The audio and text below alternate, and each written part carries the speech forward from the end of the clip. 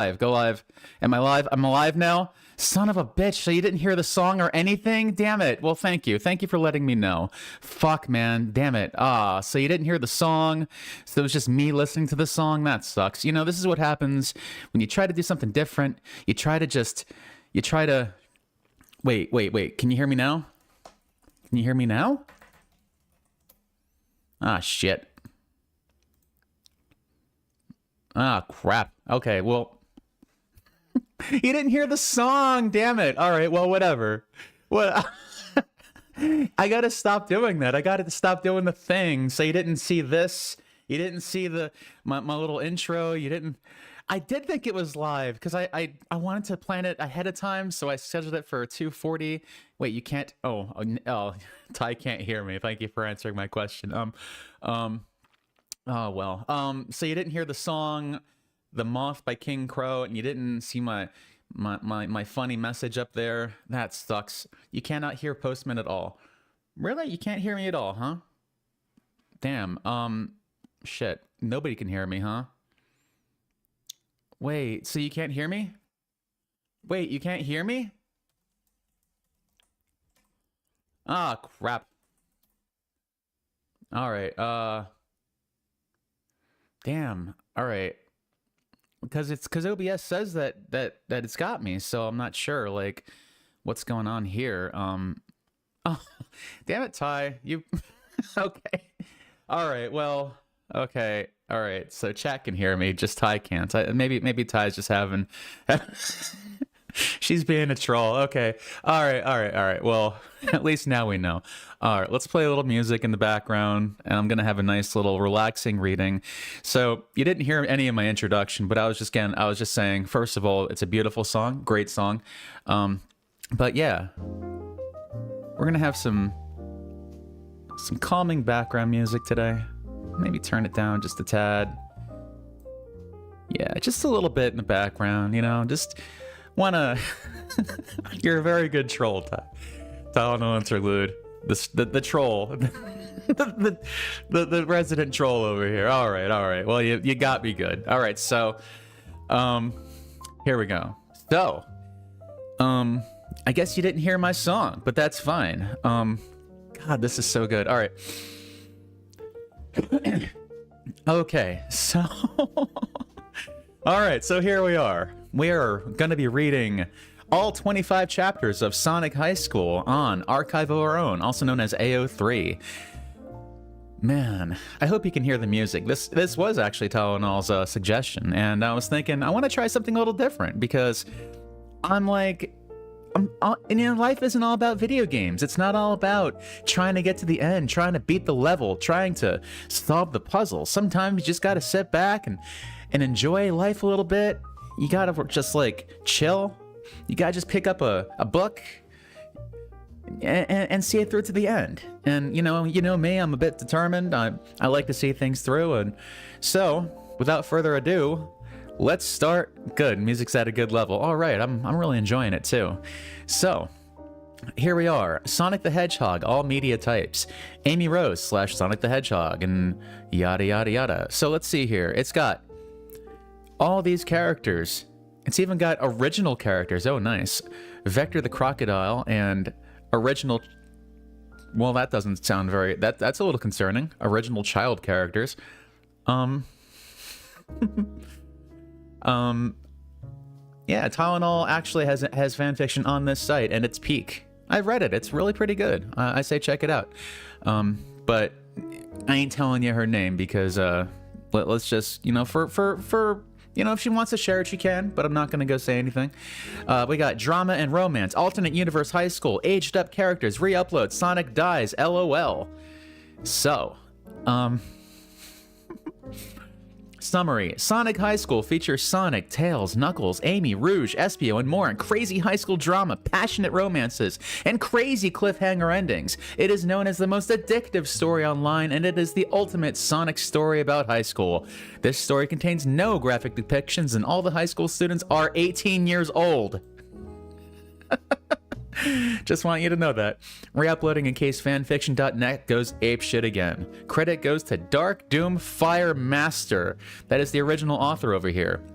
So this is actually, Dank Matter is actually the one who re-uploaded it, and Dark Doom Firemaster on fanfiction.net is the original author. So that is what you need to know. Notes, I made this re-upload as thorough as possible. Even the original genres are intact. So, Chapter 1, Sonic's Journal. I feel like I just very slightly going to increase the volume of the jazz. Let me know if it gets a little overpowering. So, Sonic woke up and looked at the clock. 7 o'clock, it said, and Sonic screamed. He screamed. I am late for school! I have to get to school now! Said Sonic, jumping out of bed.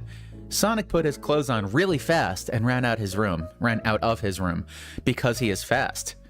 No time for breakfast, said Sonic as he ran past Sonic's mom. Guess he knows someone else named Sonic and they have a mom there. You will regret this, said Sonic's mom, leering at him from the kitchen stove, wearing aprons and oven mitts on her hands. Multiple aprons. Sonic did not care. He was late.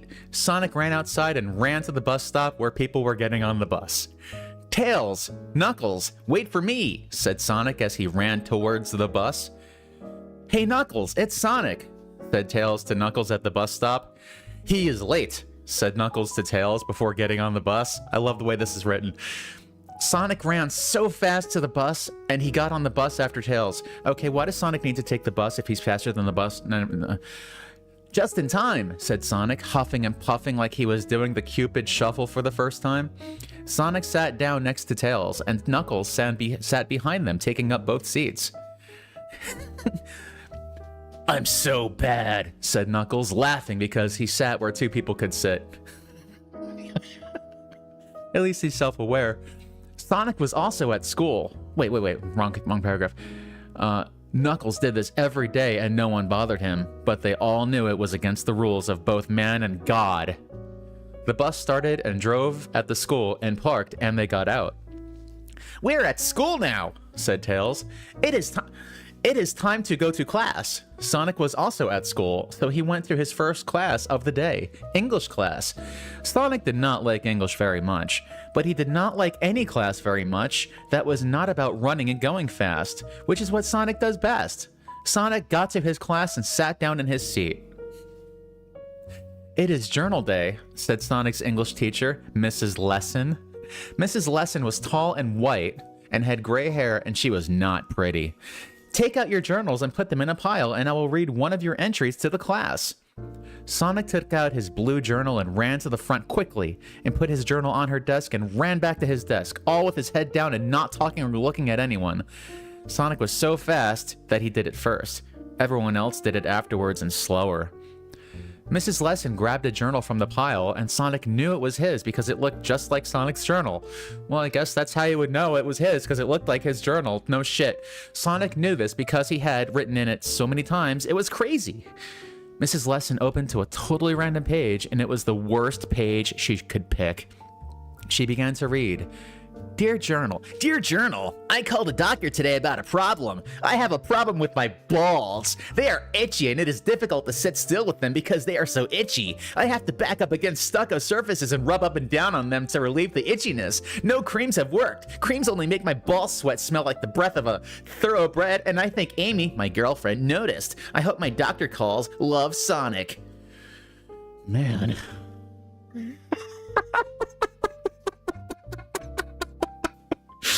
This is fantastic.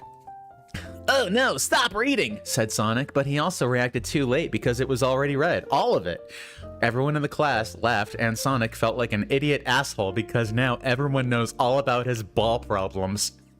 Sonic felt his rage build up inside him like a pool of lava in a volcano.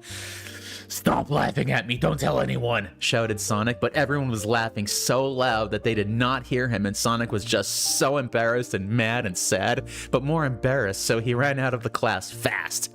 Sonic ran to his locker and opened it and screamed into it. He screamed, "This sucks!" And curse words, too. What is the problem? Said Tails. Are you mad? Said Tails. Sonic was mad, so he nodded. You should tell everyone that it is okay to have problems with your balls, and that they probably have problems that they do not want everyone to know about too, so stop laughing at me. Sonic thought Tails was right, because Tails was smart. Knuckles was there too. So he said, Sonic, what is this I heard about your having problems with your penis and balls? Sonic was so mad again, so he punched Knuckles and ran away quick.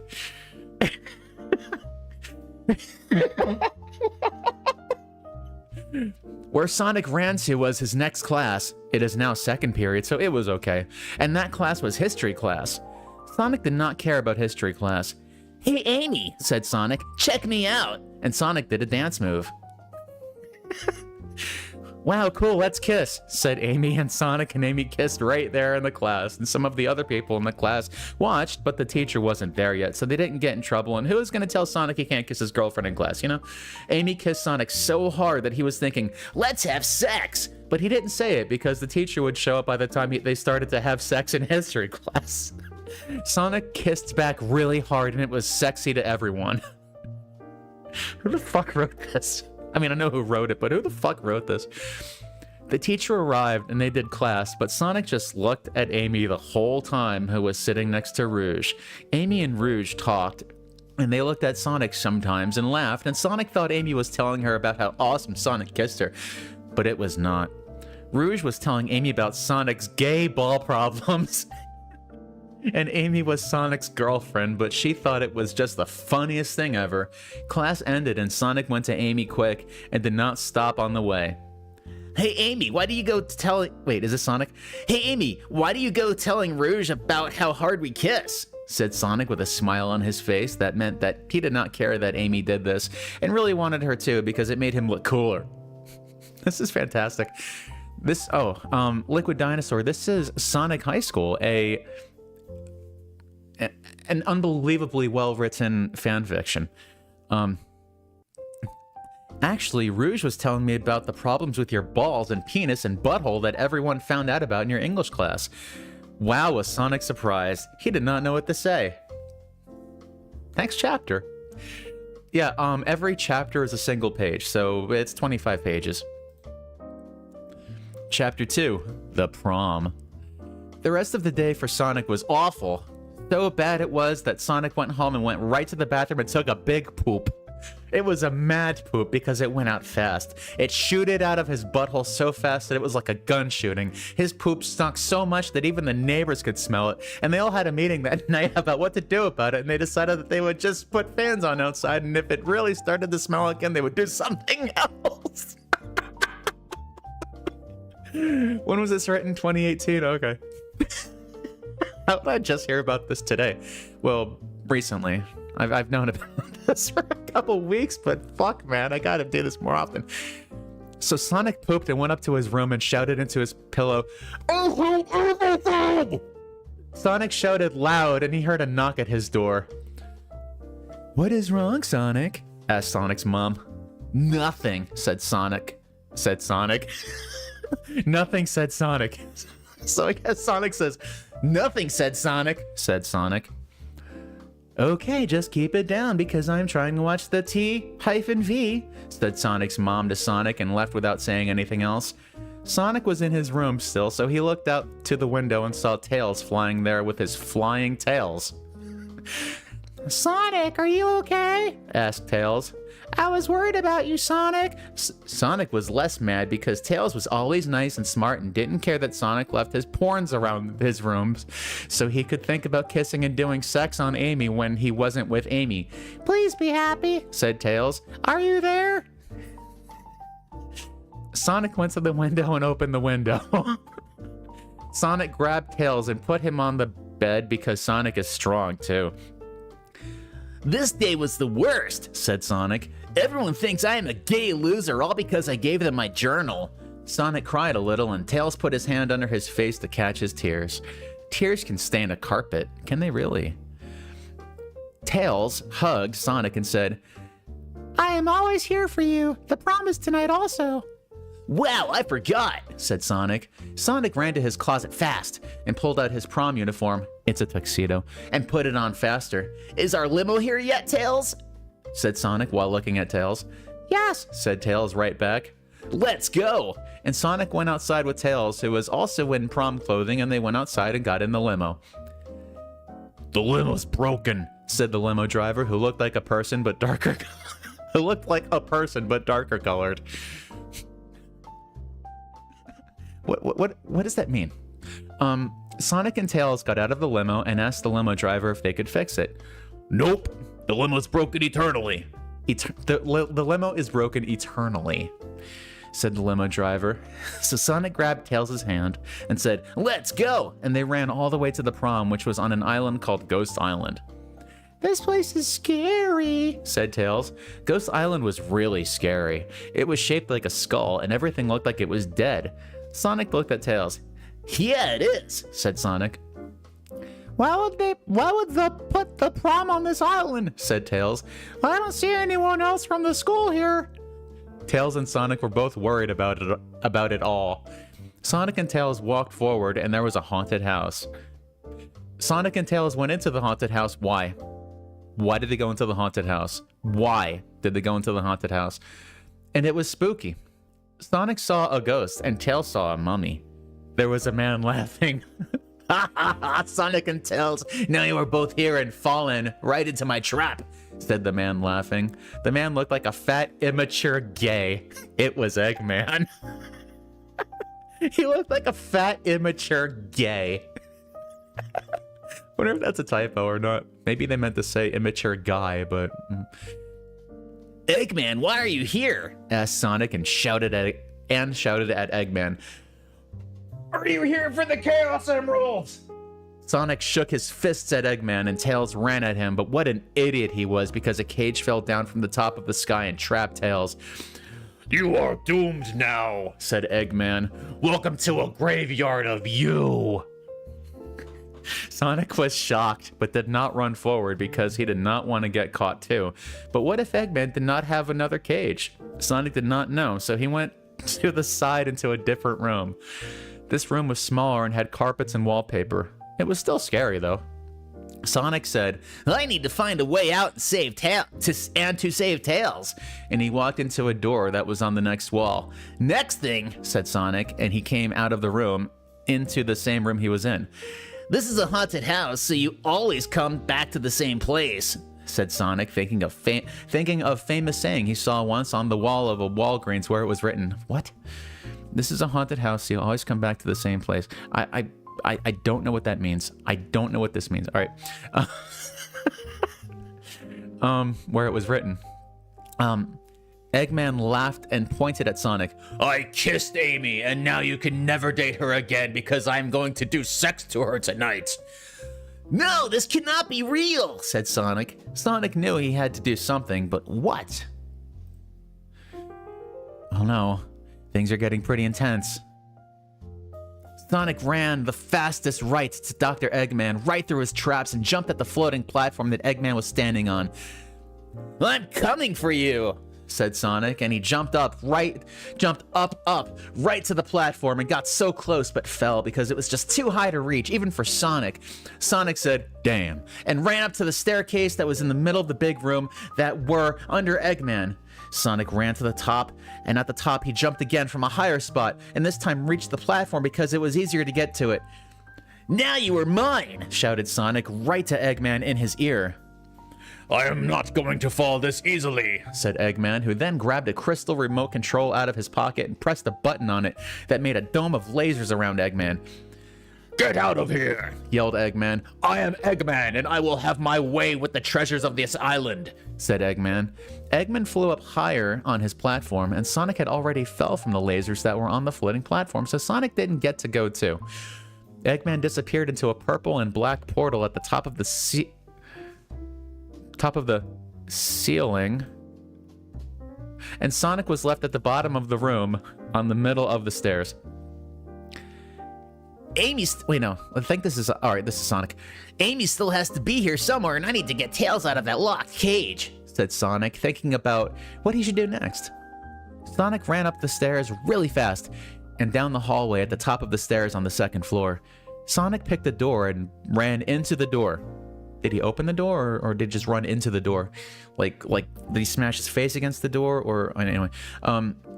The room Sonic ran into had a big picture of an old man on it, and he looked just so old that it was like seeing a skeleton right there. Sonic said, "This man probably died ages ago and left all his money from being in real estate." Real estate. It's not real estate, it's real estate. I need to drink some water. This is just too much. Oh yeah, the writer made sure to tell at the beginning of the story that everyone is over 18 years old. Like, everyone is 18. So they made a point to go and express that. For reasons we'll probably find out, honestly. So being in real estate, I don't know which state that is. I mean, maybe like the new 51st state. To his sons who build this place. Sonic thought this was not the right room to be in, so he left it and went into the next room. This was the right room to be in, Sonic knew immediately. There was a big red bed, and Amy was tied with rope around her feet and hands, and there was another rope around her head with a lock in her mouth so she couldn't open it or say anything at all. Sonic ran right to the bed without doing anything before doing that and untied Amy with his Sonic speed. "I'm so glad you're here," said Amy. "This prom is not turning out like I hoped it would be when I brought this dress." Amy was wearing a pretty red dress that was like what she normally wears, but longer, and there were 2 flowers on the 2 shoulders. Amy's dress also made her boobs look bigger, Sonic noticed. Sonic thought for just a moment that this was the perfect moment to get her to give sex to him, but he did not do it. Meow's tail still needed help. "Where's the key to open Tails' cage?" said Sonic to Amy. "We need to open Tails' cage. He can't get out of the cage." "I saw Eggman putting a key in a safe behind the picture in the room you were just in," said Amy. "So let's get to it. So let's go get it."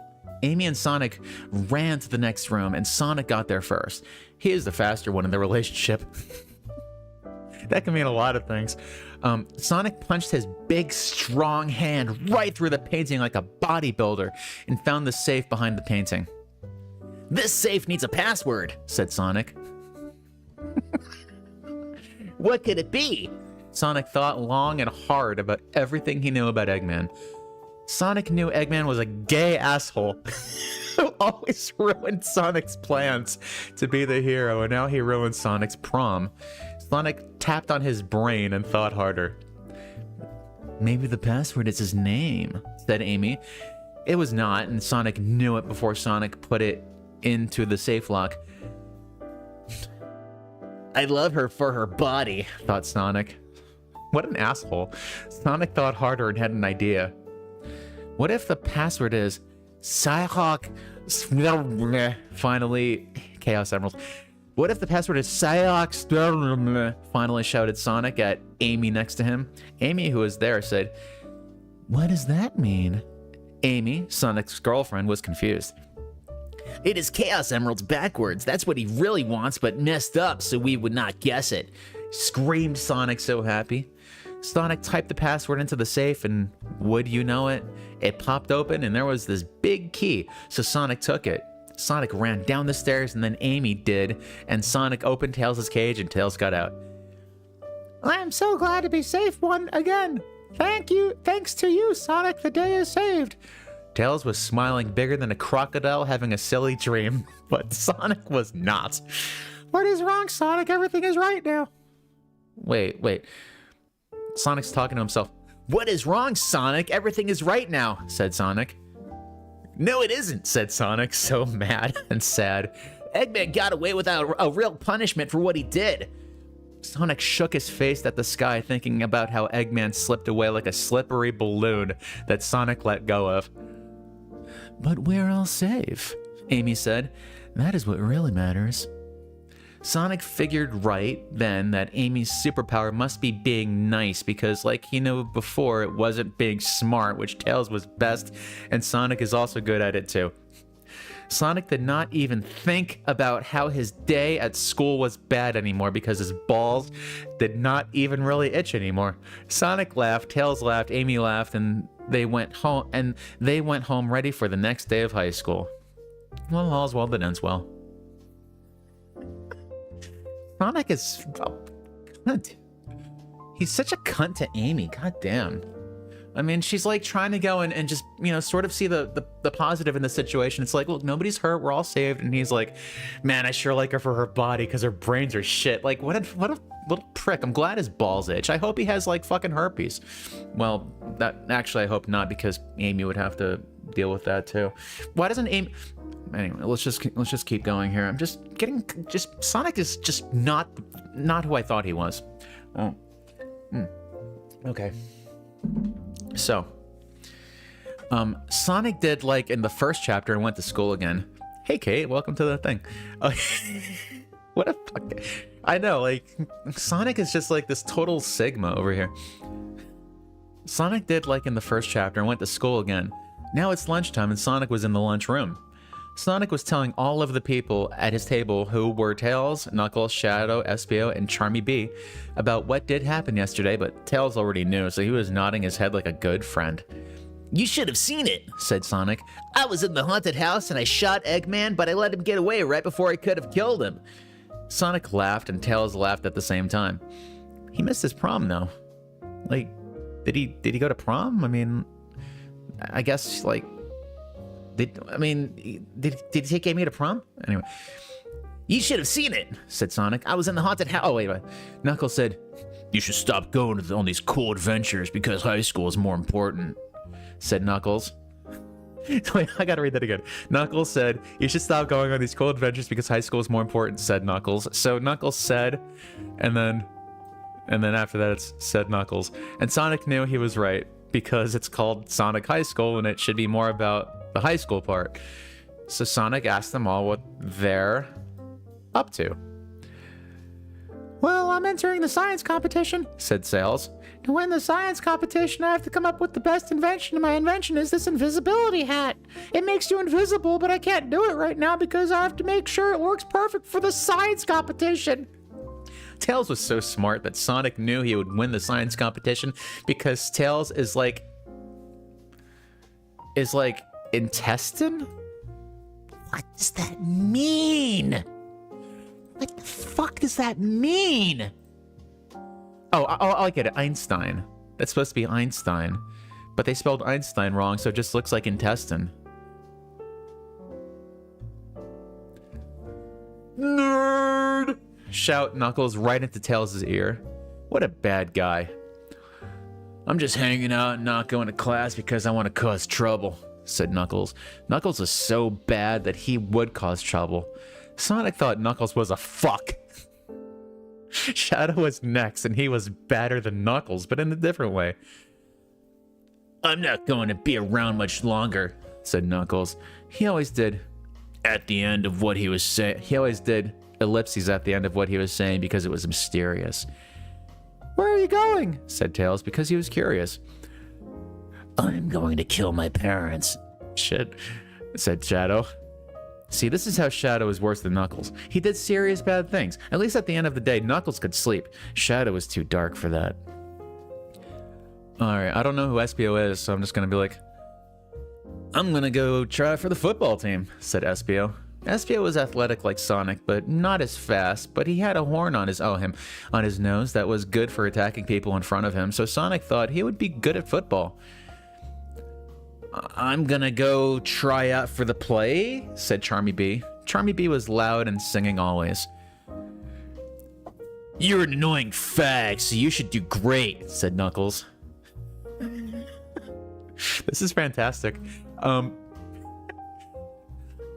not hurt my feelings, said Charmy. Charmy was used to being hectored. I think they mean heckled. So he was able to remove himself from his potent fury. Did you see Rouge just now? Said Espio. She is looking so hot in her tiny bra. Espio obviously wanted to kiss her deep. You should ask her out, said Sonic. But the prom was yesterday, said Espio. Well, that's okay. You can date anytime, said Sonic. Oh, said Espio. Well, then I'm going to kiss and sex her tonight. Espio was like a little boy looking at his mom's boob for the first time. Sonic and Tails together were both looking at each other and they wanted to help Espio. We are going to help you get a date, Said Sonic and Tails at the same time simultaneously. and we are going to do it right now. Said Sonic and Tails. Sonic and Tails got up and both grabbed one of Espio's arms and dragged him across the room. Sonic did most of the dragging because he is stronger, and put him right at Rouge. What is this about? Said Rouge with a questioning sound. She blinked her eyelids quickly like a race car. What do you want? Why are you here?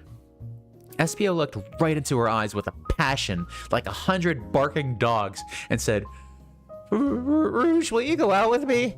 Espio was sweating, and there were drops of sweat dropping on his hands in front of her. I don't know, said Rouge and looked at Espio. Rouge gave him a sexy look that made Espio feel in love. Please do it, said Sonic and Tails together at the same time. Okay, we can go on a date tonight, said Rouge. Sonic and Tails and Espio were stoked and high-fived right there. By the time this night ended, one of them would have done their first sex. Now here's the hard part, said Espio. How do I put sex in her without getting in trouble? Sonic and Tails looked at each other and thought, uh-oh. And Espio walked out the building, holding onto Rouge's boobies because they are now boyfriend and girlfriend and it's allowed to do it.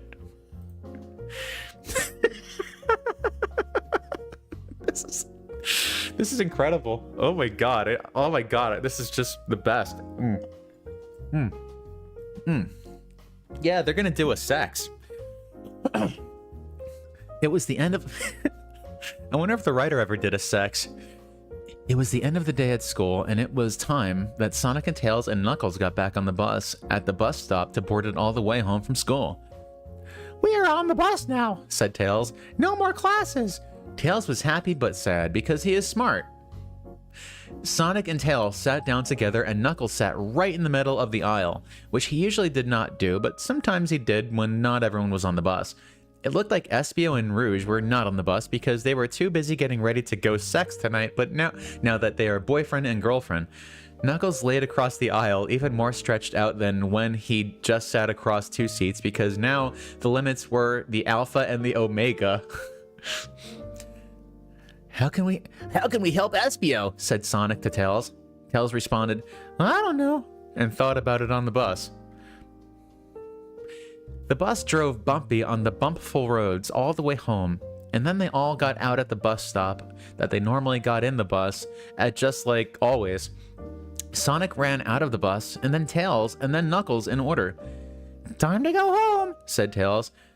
We're almost there. And they walked the rest of the way to home. When they got home, it was dinner time, and Sonic was at a different home than Tails. Was at a different home from Tails and Knuckles because they were all in different families, so they did not live together. And Sonic's mom made a dinner. Sonic's mom made Chinese food, and Sonic ate it, and at the end, there was a fortune cookie. And Sonic broke it open and ate the cookie part and kept the paper that was inside that held a magical fortune on it. Sonic looked at the fortune and read it to himself inside of his head. The path to glory begins at the base of your friend's What? The path to glory begins at the base of your friend's penis, said Sonic inside of his head reading the fortune. Fortune cookie paper, and he knew it was a good sign for what was about to happen tonight when Espio and Rouge went to sex. Then the phone ringed. Sonic ran to the phone and picked it up and said, hello, into it. It was Tails. I have an idea, said Tails on the phone to Sonic, who was listening but not speaking. I can give Espio my invisibility hat that for the science competition, and he can use it to do sex for Rouge. I don't like this. Sonic smiled so wide, like the King of Fire finding out he burned down New York City with only his fire powers. I don't even know what the fuck it's saying, man. I really want to know who wrote this. Like, I want to just sit down and talk to who wrote this and just ask, like, what color is blue in your world? Like, when you look up at the sky and it's not cloudy and you see the sun, like, do you see blue, or does your blue look kind of like, is it like polka dots? Is it green? Like, like when you look at your hand, do you have like like a face in your hand that talks to you, or like do you hear like leprechauns telling you to burn things down and like your shoulders, or like do we experience the same reality or not? It just makes me. I mean, where was I? So no, fire powers, right? Sonic and Tails went to Espio's house later, which was not too easy to walk to normally for most people, but Sonic is super fast, so he ran there and helped Tails get there too, seeing as Tails is not as fast as Sonic. They knocked on the door and Espio came out of the door. Here is my invisibility hat that you can use with Rouge tonight to make sex in. It makes it impossible to see and impossible to hear you when you are wearing the hat, or when someone who is wearing the hat wants you to also be impossible to see and impossible to hear, screamed Tails, whose voice was a little hoarse from ordering food with the lunch lady whose hearing was lost in an earthquake in her childhood. Tails had to say the things he wanted so loud, and he would still say, "What?" And Tails wondered why she even had ears if she was going to use them. Why? All right, so I would assume that Espio and Rouge are going to consensually have sex. So why the fuck does Espio need to be invisible for this? This is very concerning. So Espio grabbed the invisibility hat from Tails' hands and said, "Cool, thanks," and kept going, so Sonic and Tails left and wished them luck from far away from their own homes. Yeah, I'd want to get away from that too. Back at home, Sonic thought that it would be good that Espio would get sex into Rouge, so then he could explain it to Sonic, and Sonic would know how to find Amy's sex spots even better, because otherwise he would have to read about it online, because all he knew about was kissing, which wasn't really sex, but it was also probably kind of the same thing, and Sonic would just read about it online before talking about it anyway, and he would know the right words for the things then. Sonic sat on his chair that was in front of his Sonic computer and opened up Sonic Instant Messenger and messaged Amy, who was doing the same thing but at her home, and said, "Hey Amy, I want to finally become true boyfriend and girlfriend by reaching sex this weekend." Jesus Christ. Sonic waited for a long time at his computer, and it seemed like Amy was not there because she did not respond to anything. Sonic played games online and beat all the final bosses because he was like an alien sent to Earth to destroy records set by others. Then Amy finally responded. What Amy said was, "No way!" And Sonic was so shocked that his brain must have felt like a total idiot.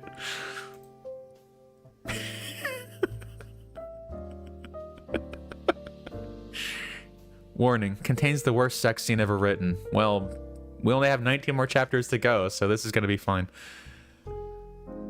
No, everyone has Sonic Instant Messenger. Amy doesn't have Amy Instant Messenger. I wonder if Tails has Tails Instant Messenger. This is going to be bad. This is going to be bad.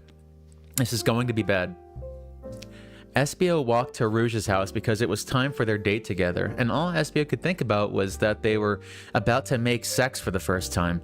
Espio looked at the computer and read about what to do and what the right words were so he would know how it works and how to say it right so no one would make fun of him. It was Rouge's house he was at now, and it was in front of him. Espio knocked Rouge's house door. "I hope she's home," said Espio, and she was. She opened the door just then. "Hello, I'm home," said Rouge, looking always sexy in her tiny baby bra and big cool boobs. Espio thought she looked like the hottest woman in the world that he could see from here. "Where are you taking me on our date tonight?" whispered Rouge in a sex-filled voice. Espio had thought this one over on the way over so he could say it right the first time and get her to do what he wanted. That's sex. "Well," said Espio, "just let me put on this science hat and we will begin sex." Smooth. Rouge looked shocked, but she probably was excited too. Espio could tell they both had an erection. "What?" said Rouge in a shocked way. "Right here?" Espio said, "Yes, this hat was made by Tails specifically for our date. It makes it impossible to see and impossible to hear while I'm wearing it." Espio did a cool face at her because being smart can be cool too as long as you're not a nerd ass. Rouge said, "Okay, let's go inside," and gently grabbed Espio's hand, but he pulled it back and she fell, causing him to fall, and they both together fell onto the grass, where they rolled around in it until they were about in the middle of Rouge's house's front lawn, so there was plenty of room around them for activities. "No," said Espio, "I want to make sex in you right here." and Espio put on the invisibility hat so nobody could see or hear them. Invisible, you can still hear when you're invisible, like that's not how it works. So nobody could see or hear them, and a whole new world of possibilities were optioned to them. So they could do sex in whatever way they wanted, and it was time to start sex right now. Espio revealed his penis to Rouge, who looked at it. How? They're invisible. Rouge said, "Cool," and took out her vagina. Espio's penis was really big from looking at Rouge, like when he is in church, and it's so boring, but you just get a boner anyway. Rouge's vagina looked like a surprised ghost. Espio's penis approached Rouge like a plane flying at the airport, but instead of being full of businessmen, it was full of Espio's creamy Italian salad dressing. I need to drink some water. Wow. So, here it comes, cried Espio, ramming his mauve agenda into Rouge's vagina spot.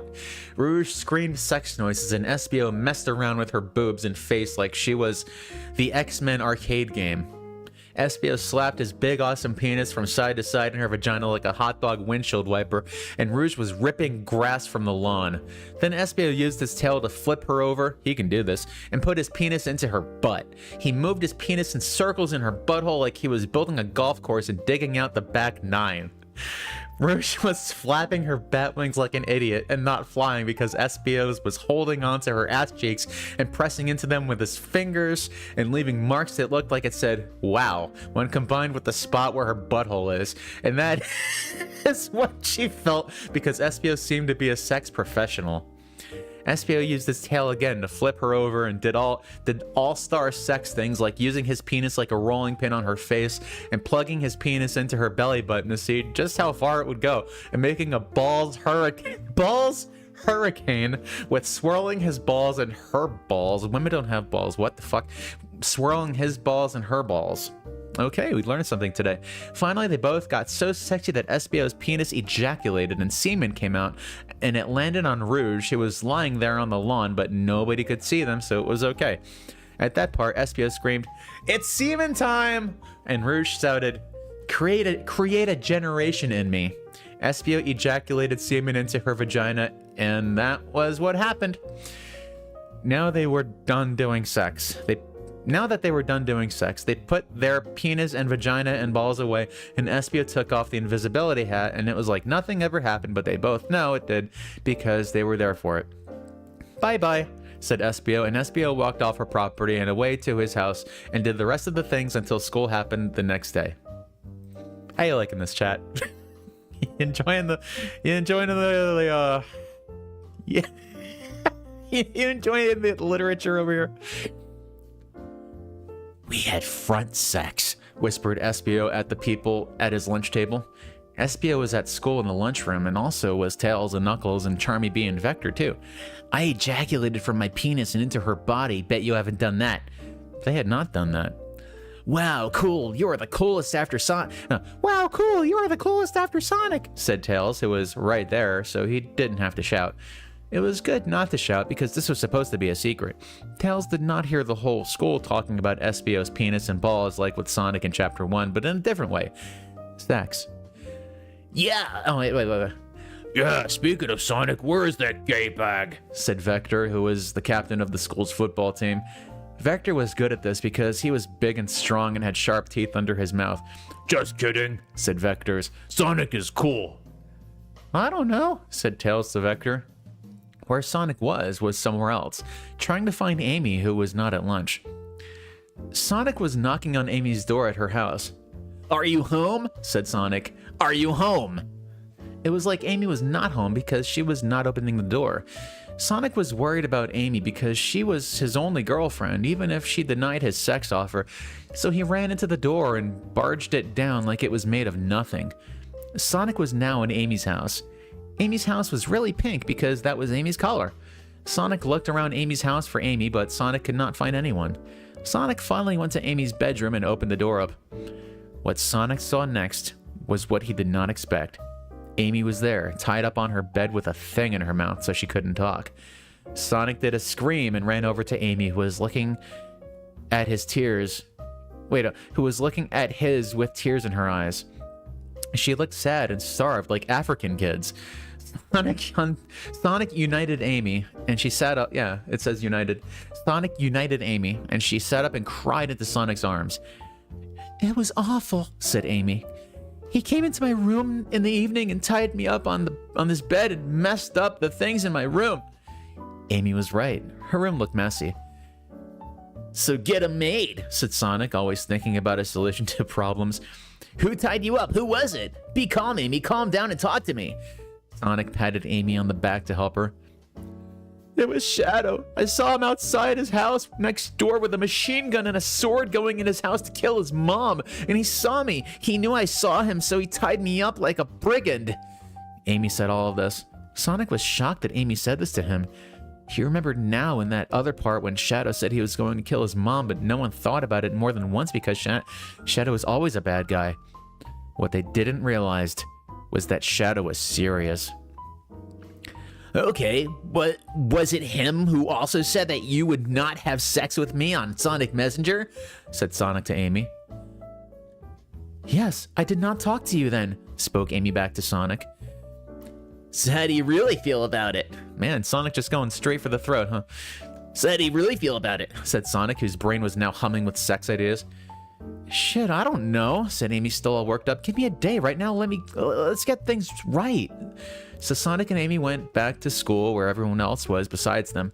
Sonic and Amy saw Espio walking around between a lot of other people. "Hey, here you are," said Espio to Sonic and Amy. "I had sex with Rouge last night. Do not tell everyone," said Espio. "Oh, that's right, you did. I almost forgot," said Sonic. "Hear that, Amy?" And Amy was like, "Yup." You gotta tell me all about it later so I know what to do to Amy." "Do to Amy." "So I know what to do to Amy," said Sonic, and then turned around. Sonic heard a sound coming from down the hallway where someone was coming. It was a really fat guy that looked so huge to him. The fat guy got closer and closer until they could see who it was. And it was Rouge. "Wow, you are so fat now," said Espio. "What's that about?" Rouge looked mad and surprised at Espio. "Well, you got me pregnant," said Rouge. "Oh my god," thought Sonic to himself without saying it with voice. "She is pregnancy fat. That means she will have a baby." Amy was smiling for real to Rouge. "That's so nice. I hope you have a great baby." "I hope you have a great baby," said Amy. Sonic tried to be a good boyfriend and said, "Hope your baby's cool," and smiled. Espio looked more worried than everybody else. "So am I gonna be your baby's dad?" said Espio, worried and excited both. "Better believe it, fag boy," said a voice that sounded just like Shadow's. "Shadow!" Sonic shouted. It was Shadow there. "Surprised to see me," said Shadow. "We know what you did to your mother," screamed Amy like a crazy man. "It was—" Shadow cut her off and did not let her finish saying the sentence. "You did not see anything. I am Shadow and I know how to commit crimes. You think I have not killed a person before? I have." Shadow crossed his arms and sneered at Amy, looking at her. But I saw you," then Amy said. "You saw nothing. I stopped you," Shadow said. "It doesn't matter. You were on your way inside your house to kill your mom," said Amy. Amy shook around because she was all nervous, and her smaller than Rouge's but still good boobs wiggled a little, and Sonic thought it was cool to see, and he wanted to support her. "I did not kill my mom. I was going into my house to protect her from Dr. Eggman," Shadow said. "Oh, okay," said Sonic, and Sonic and Espio went to class because it started and they were still in the high school hallway. Well, I guess it's not a big deal to him. He was trying to ship my Ultra Chaos Emeralds, shards, to space so he could collect them in his egg space station," said Shadow to Amy in an explaining way. "We gotta do something about him. I understand that you had a reason to tie me up, but do not kill your mother," responded Amy.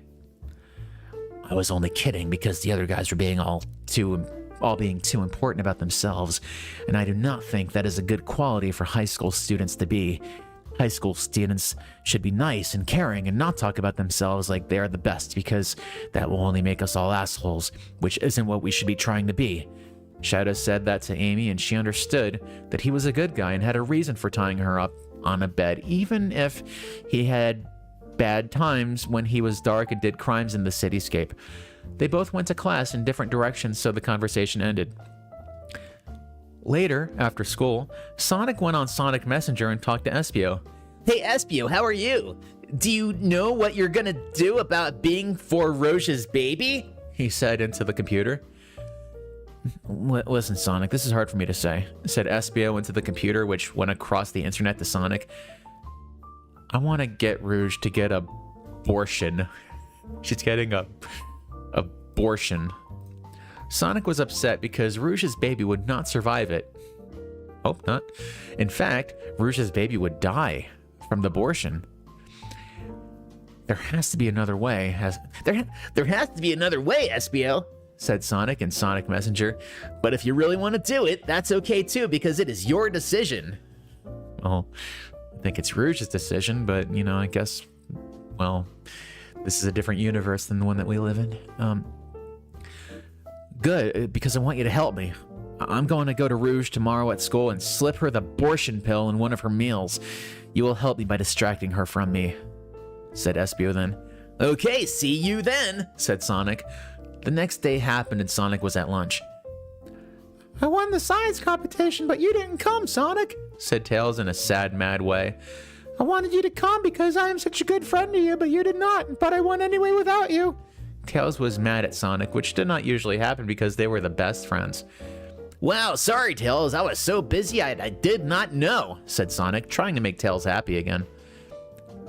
Kiss my ass, dick, screamed Tails to Sonic and flew out of the room with his flying tails. This is awful, said Sonic. He's my best friend. Sonic knew this was a big problem, but changed his mind to thinking about Rouge and Espio, and then went over to where Rouge was going to get the abortion pill from Espio. Vector was there too, which was weird because he usually was not. Okay, Espio, are you ready? Said Sonic only to Espio. Espio shook his head yes. Hey Rouge, how are you doing today? How was class? Do you have lots of homework? What are you eating for lunch? Oh no. Hey Rouge, how are you doing today? How was class? Do you have lots of homework? What are you eating for lunch? Sonic said to Rouge to distract her from Espio. Looks like Sonic did it perfectly because while he was asking these things, Espio put the abortion pill in Rouge's salad. Rouge ate salads because she is thin. Rouge answered the questions, but no one was paying attention because they were now glad it was done. Oh, what is this? Said Rouge, suddenly looking like a shocked woman. What is wrong? Asked Espio. He was worrying that Rouge found the abortion pill in her salad and was looking at it. I think I'm having my baby. Here it comes. Rouge said this before she could even eat the abortion pill, so everyone knew the baby was coming for real. Oh no, said all of them together but Rouge. I should read the Zootopia abortion comic next. Maybe I will, actually. This is fantastic. Yeah, she got pregnant in one day and had the baby. So yeah, in the Sonic universe, you fuck and then you have the baby less than 24 hours later. Like she was pregnant and in like her like last trimester in 16 hours. This is amazing. Rouge lied down on the ground and they put a curtain around her so no one could really see what was going on because it was going to be gross. They could see a baby start to come out of her butt and it was crying a lot. Everyone wanted the baby to shut up already because they were just trying to have lunch, but now there is a baby coming out in the lunchroom at high school. Mrs. Lesson, who was also the school nurse, said, "Get out of my way, kids. I have to help this baby get out of Rouge. Babies are too weak to do this by themselves." Mrs. Lesson went behind the curtain and helped pull the baby out of Rouge's butt, and it was still crying. Could you believe it? Rouge was exhausted from her baby, but Mrs. Lesson was not. Mrs. Lesson held the baby in her hands while it was still crying and held it out to everyone. "Look at it," said Mrs. Lesson. Rouge's baby was red and had long hair and big white fists. Oh my god, it's Knuckles' baby. Oh, she already fucked Knuckles. That's horrible. I'm gonna get some water. I'll be right back. What the fuck is this? This is Sonic High School. This is the greatest fanfiction ever written. I don't know what you're talking about. This is insane. I need some water. Enjoy the jazz music.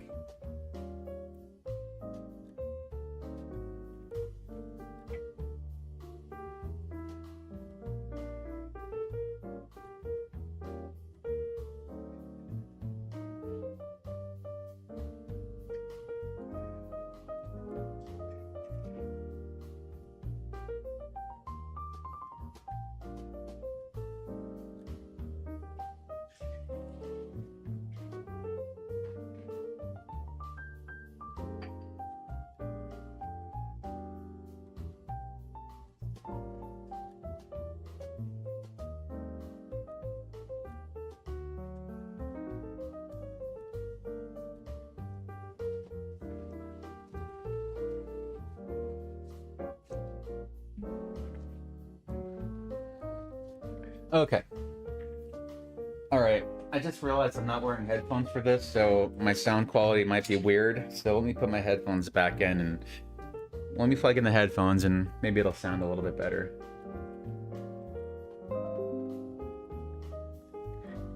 There we go. Okay. I'm sorry, I was just in such a hurry to read this fantastic, amazing novel that I didn't even think that I gotta wear headphones while I'm doing these streams so that it sounds good. So here we go. Yeah, Rouge. No wonder she got pregnant and had the baby so fast. She was already pregnant with Knuckles' kid. Rouge's baby continued to do crying louder than a monster truck. Sonic looked at the baby really close. Hey, Espio, said Sonic, aren't babies supposed to look like you? Rouge's baby doesn't look like you, but looks like someone else I know. Sonic rubbed his chin and thought about who it was that it looked like. Yeah, Espio, Rouge's baby looks like Knuckles, said Vector. Cool, I'm gonna go tell him. Vector ran like a crocodile would to find Knuckles to tell him that what he said. Rouge was still on the ground looking all tired and sore, and Mrs. Lesson was rubbing her butt because it was hurting from the baby that came out when she gave birth to her baby. This dang baby was still crying. Espio looked worried about it. You guys are right. Why does not that baby look like me? Espio went over to Miss Lesson, who was holding the baby still, and looked at it closer and still could not see himself in the baby. This does not make sense, said Espio to the baby. Just then, Vector came out of the door, and there was Knuckles too, huffing and puffing and looking surprised. Knuckles went right to Rouge and looked at the baby. Wagoo, he said, making that sound when he saw the baby, Rouge's baby, that looked like him. The baby was still crying. What is wrong with you? Yelled Knuckles at Rouge. Why did you go and have a baby? Now I gotta be your dad. He kept yelling at her with the maddest feelings. Knuckles thought about his horoscope that he read this morning, and it said, "Your biggest fear will come true, so you better watch out." Now he knew what that meant. It was about Rouge's baby because Knuckles did not want this responsibility. It is harder than having a dog. Having a baby's even tougher than having a dog. Rouge was tired, and Rouge's baby was crying, but Rouge was crying and scared of Knuckles' volcano rage and said, "I'm sorry, it was supposed to be Espio's baby. I'm sorry it wasn't because he would not treat me like this." What Rouge said sent Knuckles into the next level of his anger. He turned even redder and looked at Espio. You tried to have a baby with her? Rouge is mine. You are not allowed.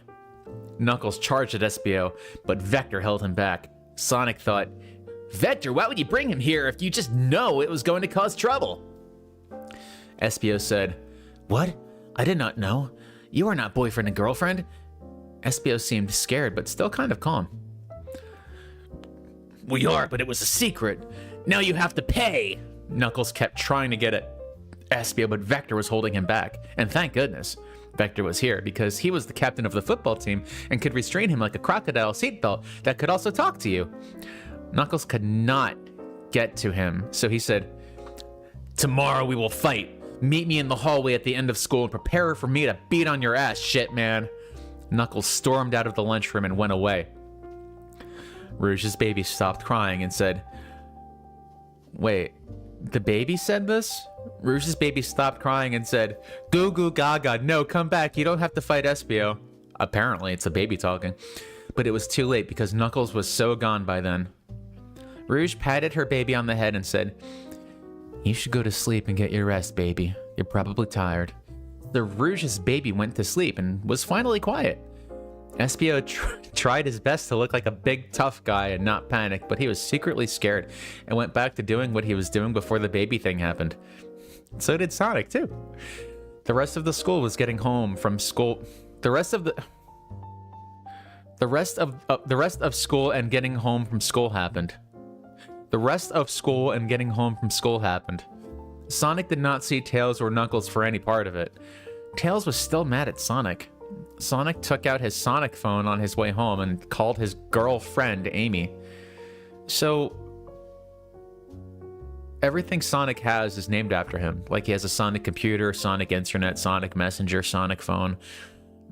Wonder what else he has. Like, does he have like? I don't know. I don't want to think about this too much. This shouldn't make me start questioning things. I really should be having conversations about this. Okay, I'm probably putting more thought into this than the writer did. Hey, Amy, so did you decide if you wanted sex? Said Sonic. You know, said Amy, Sonic, I'm just too stressed out and nervous by everything going on at high school. Things are so crazy. Damn, said Sonic and hung up the phone and finished getting home. Sonic thought he would never be a true boyfriend and girlfriend with Amy at this rate.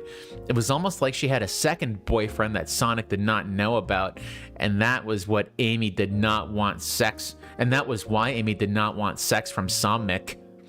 Sonic had dinner and then thought about his friends. Espio and Knuckles were both his friends, but they were intending to fight.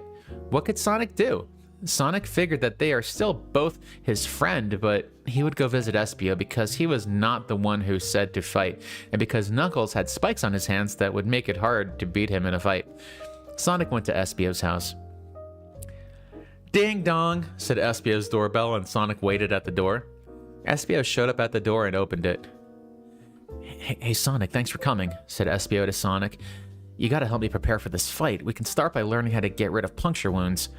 I was trying not to look nervous to Knuckles, but actually I was. Also, did you hear about Charmy Bee? Nope, I did not hear, said Sonic back to Espio.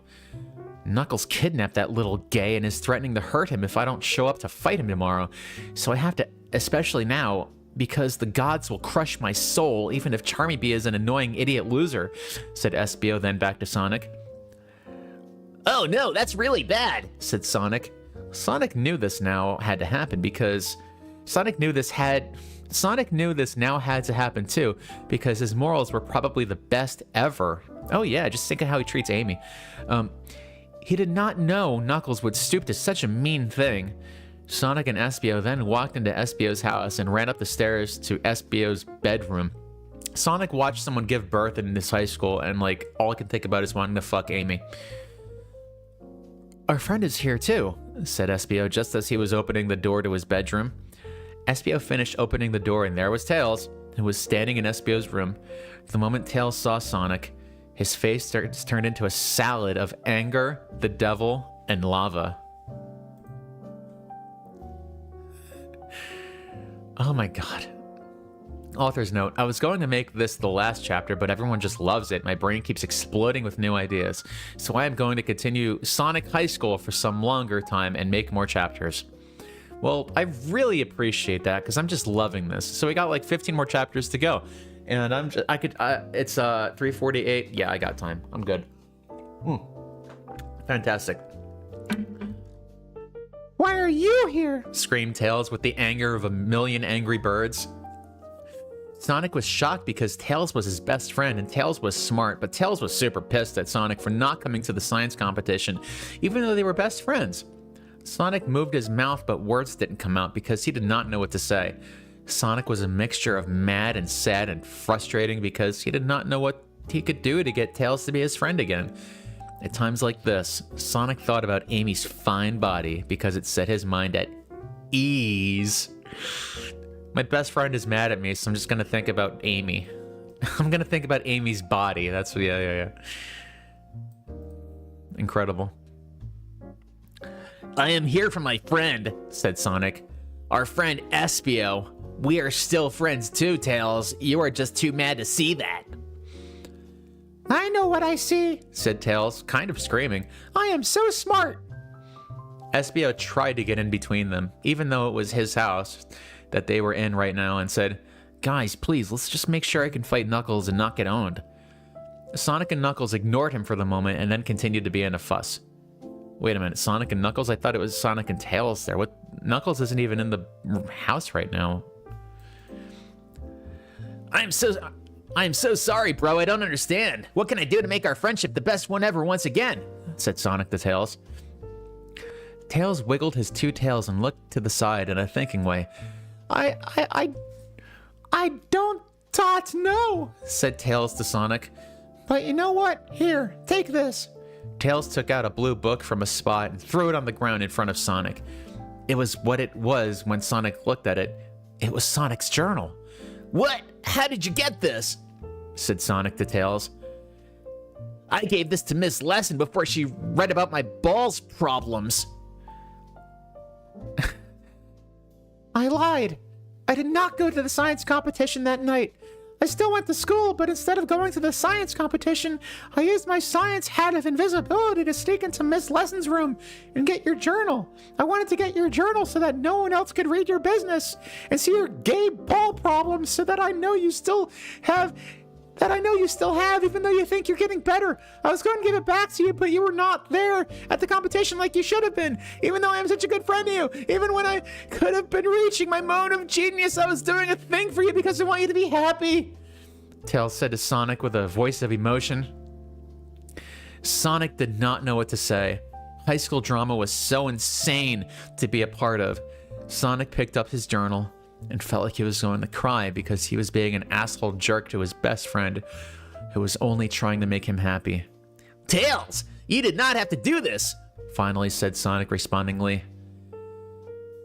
What matters is that I did, said Tails, and also that you did not care for my special day because you were too busy trying to be true boyfriend and girlfriend with Amy. Goodbye, Sonic, said Tails right before he flew out Espio's bedroom window with his flying tails, and then he did. This is so shitty, said Espio to... say that again. Said Espio to Sonic, who was now the only other person in his bedroom. I still have to fight Knuckles tomorrow, but your different kind of fight with Tails is just as crazy. That is for me to figure out with Tails, said Sonic. Let's get back to making sure you cannot be defeated by Knuckles. Sonic and Espio spent all night in Espio's bedroom, reading books and watching videos about fighting and learning how to be the best at it. By the time the night was over, Espio was ready to face Knuckles. They went to school on this new day, and school happened and was over, and now they were in the hall, where Knuckles said to meet him to fight. There was a crowd of people around him that included Sonic, who looked worried, Rouge, who looked worried and with her baby, and Vector, who was smiling. Also in the crowd was Tails, and with him, Cream the Rabbit, who was Charmy Bee's girlfriend. Cream was a little woman and pretty smart, but not as smart as Tails. Her boobs were smaller than both Amy's and Rouge's, but they were still high quality in their own way. It is surprising to most people that a gay like Charmy was even allowed to have a girlfriend, but it just goes to show you that the impossible is not what you think it is. Then Espio jumped over the crowd into the middle where Knuckles was. So you decided to come anyway, said Knuckles. Even though you know your ass is going to get torn up by my moves. I do not want to fight you, Knuckles, said Espio to Knuckles. I'm doing this for Charmy and Rouge. I am doing this for Charmy because you kidnapped him, and for Rouge because you do not respect her baby. Then let's do this, said Knuckles. Knuckles charged at Espio with his fists like an elephant running at a hunter trying to kill him for his powers. But Espio jumped out of the way and onto the wall like a pro jumper, which he learned how to do last night. Espio jumped at Knuckles with a kick move, and Knuckles punched at his foot, and they met with a purple and red explosion of power that knocked them both back. They continued to jump around and attack each other, and they did this for a while. It was difficult to watch for everyone. Rouge was in the crowd with her baby. This is so difficult to watch, said Rouge. Goo goo gaga, violence should not be a solution to conflict, said Rouge's baby, peeking out between his hands. You are right. Why do people do this like this. I hate it, said Rouge to Rouge's baby. Rouge had become a different person since she had a baby. She used to be only sexy, but now Rouge was sexy and matronly. Goo goo gaga, yes, fuck this evil world, said Rouge's baby. Rouge then revealed her boob to her baby and had him eat from it as a baby would do. Rouge's baby thought this was the best part about being a baby because not everyone would get cool boobs like this delivered to them on their doorstep like a milkman. Babies did not have much to worry about anyway, so Rouge's ace boobs made paradise a reality for baby. Goo goo gaga, I have a feeling, said Rouge's baby. You should lie down and relax. So Rouge lied down on her back and the fight continued to go on. Knuckles and Espio were both bloody and gross looking, like two waiters who were holding messy foods, and then walked into each other, causing their meals to launch into the air and then fall down on them and ruin the nice clothes they got from the store. They were breathing hard and were tired, but they kept going. Jumping and kicking and punching and running. It looked like two people doing a dance, but hitting each other also. Knuckles kicked his feet out at Espio, but Espio jumped up and dodged them, and came back down and hit Knuckles in the mouth and knocked him onto the floor/ground. Is this enough yet? Are we done? Shouted Espio to Knuckles. How will this ever end? Knuckles looked up from the ground at Espio standing over him. Knuckles had a Twinkie in his eye. He had a Twinkie in his eye. Guess it's better than having a ding-dong in your eye. As he looked up at Espio and crawled towards him, Espio did not do anything but watch him and feel dangerous. I do have to do more of these now, yes. Hey, have a great good night, Ty. I hope you enjoy the VOD tomorrow.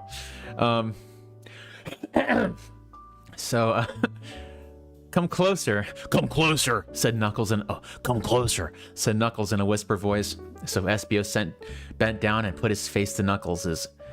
Knuckles looked Knuckles looked up and down Espio's sweaty purple body and into his eyes and said, I respect you, and then grabbed his face as gentle as a deer and kissed him on the mouth. When Knuckles kissed him, he did it extra hard, sometimes with his eyes shut, and sometimes looking into Espio's deep yellow eyes that looked like a circus of loving men. Their tongues met in the middle of their mouths like two chicken cutlets that were acting like cats that loved each other. When Espio was watching fighting videos last night, he was not expecting he was going to have to do kissing too, but he liked it. They went on kissing for a full minute while everyone watched, wondering if they were done fighting or just taking a break to kiss. Finally, the back part of Knuckles' body began to lift off the ground while his mouth was still making out with Espio. Eventually, the power became so strong that his mouth was removed from Espio and their spit was like a shiny extension cord that connected an appliance to a wall outlet. Knuckles then began to glow while floating in the air, and the whole place became a little windy. Right in time with the music. On the side, Tails said to Cream, Wow, I know what this is. This is a rare moment of science we will never see probably again in a lifetime or ever. It is called a body donation, and it was invented by Einstein. It is when someone reaches a moment of such powerful love that they can choose to restart their lives as part of the person they love. Einstein invented this by making his wife love him so much one night during a romance pasta dinner that he became a baby that was like him. But then he killed his wife, the baby, because he thought it was too dangerous to have her live on in the world without testing it in the laboratory first. It is a fact that if it looks like magic, it is not magic, it is science, so deal with it!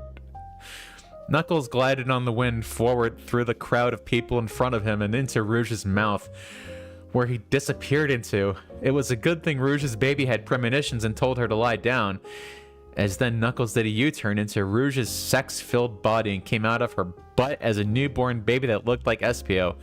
This was all science. One moment, please. Let me just get some water. I need to kind of stop for a minute. I don't know what the fuck I'm reading. I mean, I know what I'm reading, but I don't know what I'm reading. I think I'll just kind of... Huh? That baby is Espio's, said Tails. Tails, being smart, was right. Oh, here we go. Warning. Contains another shit sex scene, including one part that would theoretically rip a guy's dick off. Well, I'm excited. Tails, being smart, was right. Knuckles had done an Einstein body donation and became Espio and Rouge's baby. But was still Knuckles. Rouge picked the baby up and held him in her other arm because her baby with Knuckles before he became baby was in her other arm. Now you have two babies to look after, said Tails. Good luck. Sonic was on the other side of the hall and wished that Tails was talking to him, but Tails was still mad at him, so he was not.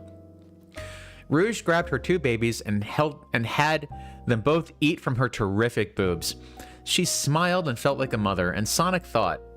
Sonic said what he was thinking and said, Rouge, you should name your babies. It will be hard to tell them apart if you do not. That's a good point.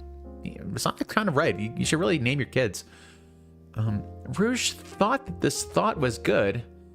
Rouge went over to Espio, who was sitting on the ground looking bad and tired from fighting Knuckles, before he became Espio's baby. Hey, Espio, what should we name our baby that looks like you? Said Rouge to Espio. It's still Knuckles, according to Tails, so we should keep his name Knuckles, said Espio to Rouge. Okay, said Rouge, and I will name my baby with Knuckles before he became a baby Knuckles Jr. because I had him with Knuckles before he became a baby, and he looks like Knuckles before he became a baby. So Knuckles and Knuckles Jr., I guess, is the name of the babies. Rouge was happy and walked out of the hall and then out of the school like a bat, and then Espio did the same thing, but in a way that was like a chameleon would instead. There is one thing that everyone is forgetting, said Sonic. Charmy Bee is still locked up at Knuckles' house. I will go rescue him.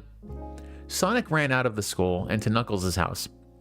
Sonic ran into Knuckles' mom on the way to his room in his house. Knuckles' mom, said Sonic. Some things happen and Knuckles look different. It'll be okay and you'll understand soon enough. Please do not worry. Sonic said this in such a way that Knuckles' mom smiled and kept cooking in the kitchen. Sonic was not just fast, but also very good at relieving people. Sonic also noticed that Knuckles' mom was kind of hot, with solid boobs that she had developed for decades. Sonic went upstairs to Knuckles' room, which was painted all red, just like Knuckles before he became a baby. There was a cage in the corner of the room, and Charmy Bee was in it. Sonic unlocked the cage with the keys on Knuckles' desk and opened the cage. Come out, Charmy Bee, said Sonic. You are rescued. Charmy walked out, and instead of flying out like he always does, he said, Thanks, Sonic. I'm gonna go home and prepare for my role in that play that is soon. I'm the lead role. Sonic forgot about the play because the play was the gayest thing in the school, but it was going to happen even if no one went to watch it. The next day of school happened, and Tails was in class with Cream. It was a very difficult science class because Tails was the smartest person in the school, and he only took the hardest classes. Cream was in the class because she wanted to be mentally challenged. You know, I feel like there's a lot of jokes I can make about this right here, but I'm just gonna move on. We have a test in this class tomorrow, said Tails to Cream. It is going to be hard, and I have to study for it to make sure I get a good grade. Tails always got good grades, but studied anyway. Tails looked at Cream, who was there. Me too, said Cream to Tails. I know, I have an idea. Why don't you come over to my house tonight and we could study? Studying with you will help me get a better grade, I just know it. This idea was the best thing ever to Tails. Tails secretly had a crush on Cream and wanted to feel the body of his sexy friend always, even though she was Charmy Bee's girlfriend. Cream was a different kind of sexy that was only really sexy to some people, but Tails was one of them. Okay, said Tails, sounding more excited than he wanted to. I will come to your house tonight. Tails was very smart, but he was not the best at getting with teenage women, so parts of life like this were a challenge to Tails. It was now this evening, and Tails was getting ready to go to Cream's house.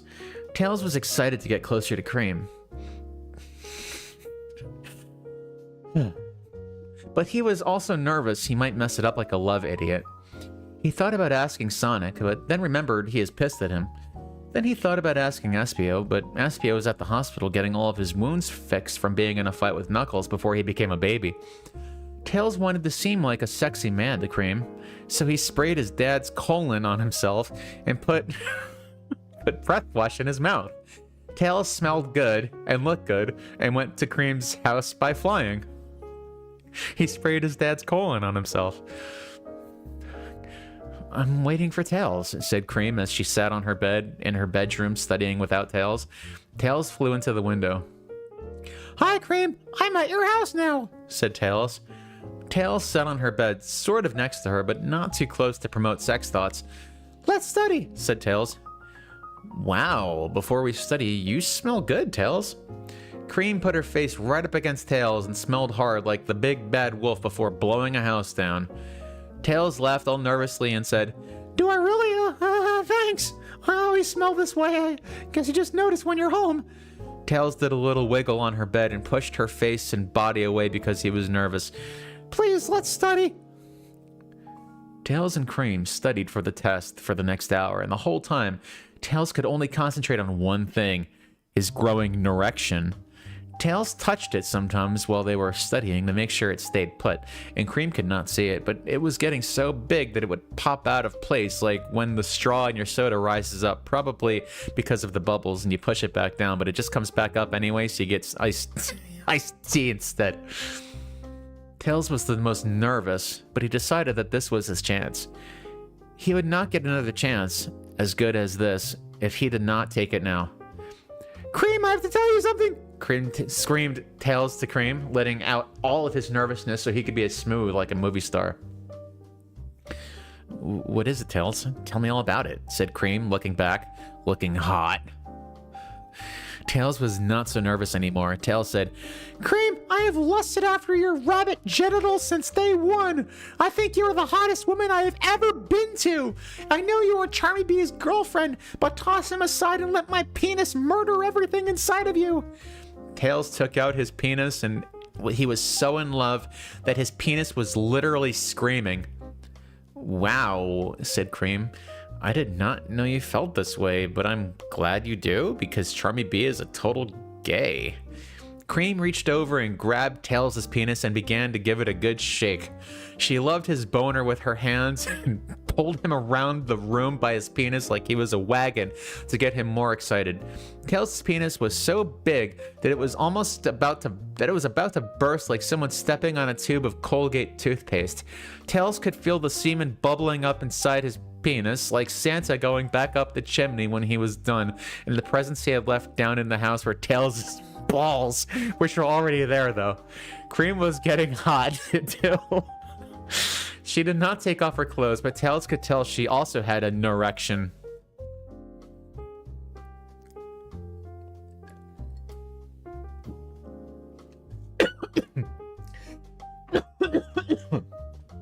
Okay. But then just as things were becoming like one of the porns that Sonic had in his room and his mom let him have, Cream stopped and said, No, I cannot do this, not while I am still boyfriend and girlfriend with Charmy. He may be a fag ass, but we are in a relationship, and I need to respect him. I will break up with him tomorrow, and then we can do sex. Cream collected her things together. I think I'm ready for the test tomorrow. Thanks, Tails. Aw, man, said Tails. Tails put his scrotum away and was sad about not getting to ejaculate his dick. Okay, as long as you promise me your sex. I promise, said Cream. And then Cream kissed Tails on the cheek. Tails thought it was cool and flew back home. Cream had an erection. It was a new day, and Sonic woke up from out of his bed and scratched his balls. He could feel the rash on his balls, and it was getting worse than before. The sickness still ravages my balls, said Sonic as he wrote it in his journal that he now had back from Tails when he took it from school after Sonic had given it away to Miss Lesson. Sonic was done complaining about his balls and went to school. In history class, he talked to Amy. Hey, Amy, said Sonic to Amy. Hi, Sonic, said Amy and kissed him hotly like a girlfriend. What is up? said Sonic to Amy. It is awful. I have bad news, said Amy to Sonic. That stinks. Do you want to have sex later? Said Sonic to Amy. No, thank you. Everything is so busy right now, said Amy to Sonic. My bad news is that I have to go see the play tonight for class. Wow, that is unfair, said Sonic to Amu. Even the principal says that play is super gay, but I guess you have to go, sorry. The school play was so gay. I wanted to know if you would come with me, said Amy in a way that Sonic that sounded like she was trying to be attractive. The play will be much better with someone else here. That is the real bad news. I don't want to go near that play, but I will so we can have sex later, said Sonic back to Amy. Amy kissed Sonic, and so did Sonic to Amy, and they made such a cute, hot couple. Then Sonic and Amy had the rest of the class, and Sonic went to another class thinking about how much it was going to suck that he has to go to the play tonight. The play was just a bunch of people doing gay things and music like a car full of losers. Sonic was now in a different class where Rouge and Shadow was also in the class. Rouge was with Knuckles and Knuckles Jr., too, like always now. Hey guys, said Sonic to them. Hey Sonic, said them to Sonic together at the same time to save time. What is new? Said Sonic to them. Charmy has been acting really weird and different lately, said Shadow in a dark way which is like him. He's probably nervous for the play, said Rouge suggestively. I wouldn't make any assumptions, but we should keep an eye on him to make sure he is okay, said Knuckles Jr. Knuckles Jr. turned out to be a really cool baby. I foresee something strange at the play tonight. The play is so gay, said everyone together, agreeing. Everyone knew it. How are you and Tails doing? Said Shadow to Sonic. Tails still hates my body inside and outside, said Sonic with almost tears in his eyes, but he was too big and a man for that. It's so hard to be best friends with someone who hates you and does not want to talk to you. I know how you say it, said Shadow. A lot of people hate me because I am dark, said Shadow. But I'm not going to be a supervillain. It is just who I am. Shadow squinted his eyes at the people around him in a way that is hard to describe and kept going. I do crimes in the city, but I am not a bad person. You can do bad things and mistakes sometimes and still be a good person, and people should just still like you for it. Unless you're really a bad person, like Eggman, who is a shit dick. Maybe one day people will see I'm a good person, even if dark. Sonic listened to what Shadow said so powerfully that it was like Sonic wrote down everything on a piece of paper and put it in a special folder and put that folder in a safe place so he could always go back to read it. Then Sonic itched at his balls. His balls were a wreck. That class ended, and the rest of the school did too, and Sonic went home thinking about how his balls were like two blimps covered in volcanoes that could fit on the blimps and itched as well. Now I just know they're doing it on purpose. Now they're just writing this crazy show on purpose. The person knows how to write. They're just being funny. This has to be like just a joke or satire or some kind of thing. Magic, blimps, volcano balls. All right. When Sonic got to his home, Sonic's mom walked up to him and said, Sonic, I went to clean your room and saw what you wrote about your gay ball problems. I'm worried about your balls and fear it could be a mortal illness, so I made a doctor's appointment. But first we will have dinner. I got more Chinese food because I know how much you liked it last time. Don't read my journal, Mom! Screamed Sonic. Then Sonic went and ate the food, and just like last time, would you know it, there was a fortune cookie, and Sonic opened it and ate the cookie part and kept the paper inside to read the magical fortune on the paper. He looked at the paper and read it, and it said, one man's pubic illness will cause the death of millions. Some people did not believe what fortune cookie said, but Sonic knew they were magic and were always right, so he was a little worried and wondered what it could mean. Then Sonic went to the doctor. Sonic did not like going to the doctor because he was Chinese, like the food Sonic had, and it made him feel nerves. Sonic went into his doctor room and sat on the chair that the doctor told him to. The doctor took out some papers and looked at him. Sonic hates the Chinese, apparently. He's racist against the Chinese. Who would have thought? Hello, Sonic. It has been a while since I saw you last. Sonic's mom tells me that you are having problems with your balls. I'm going to do some tests on you, but first I'm going to look at your papers. I see from looking at your papers that your balls and penis are the biggest in your high school. Good job, Sonic, the doctor said. Sonic appreciated the truth and nodded his head and smiled. It was okay to talk about your penis and balls with the doctor because that is what they do, even if it automatically makes them gay. The doctor made a lot of money, so being gay was probably worth it. Then the doctor started doing tests. Sonic passed all of them awesomely, and even the doctor was surprised at how Sonic was the best at everything, except being smart, which Tails was the best at, but Sonic was still pretty smart too. Then they got to the last test, which was about Sonic's balls. The doctor took out a test tube and filled it with pieces from Sonic's balls, and he tested them with machines.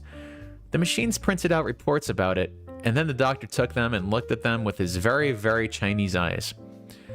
This looks bad, said the doctor, looking at the reports that the machines printed out about Sonic's balls.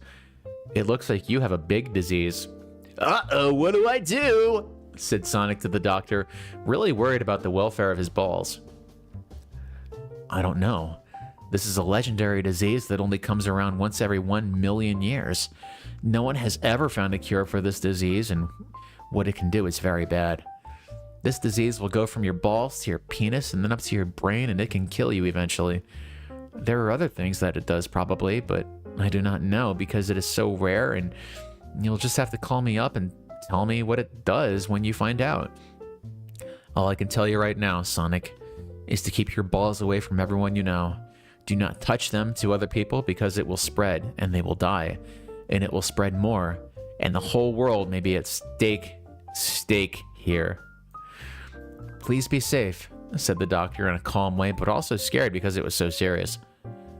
No, but I have to have my first sex with Amy. We were going to do it at the play, which I am going to from here, said Sonic, crying, sad and mad and afraid of the things. Balls are an important part of sex. Sonic was always so healthy and the fastest person ever, but some things just cannot be stopped, like this ball disease. Too bad, said the doctor. If you do that, it will be awful, and the first person to die will be Amy. You should not want your girlfriend to die. The doctor was right, but Sonic was still worried about it. Okay, well, I have to go to the play now, said Sonic and ran out with the most nervous feelings that Sonic has ever had. Sonic thought about it, and it was the most important high school drama. What is more important, health or love? A little hydration break right here, sorry.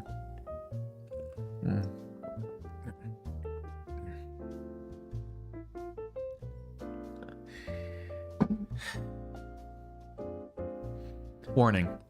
Contains hedgehog on robot car action. Well, I can't wait. A cool car raced through the city streets.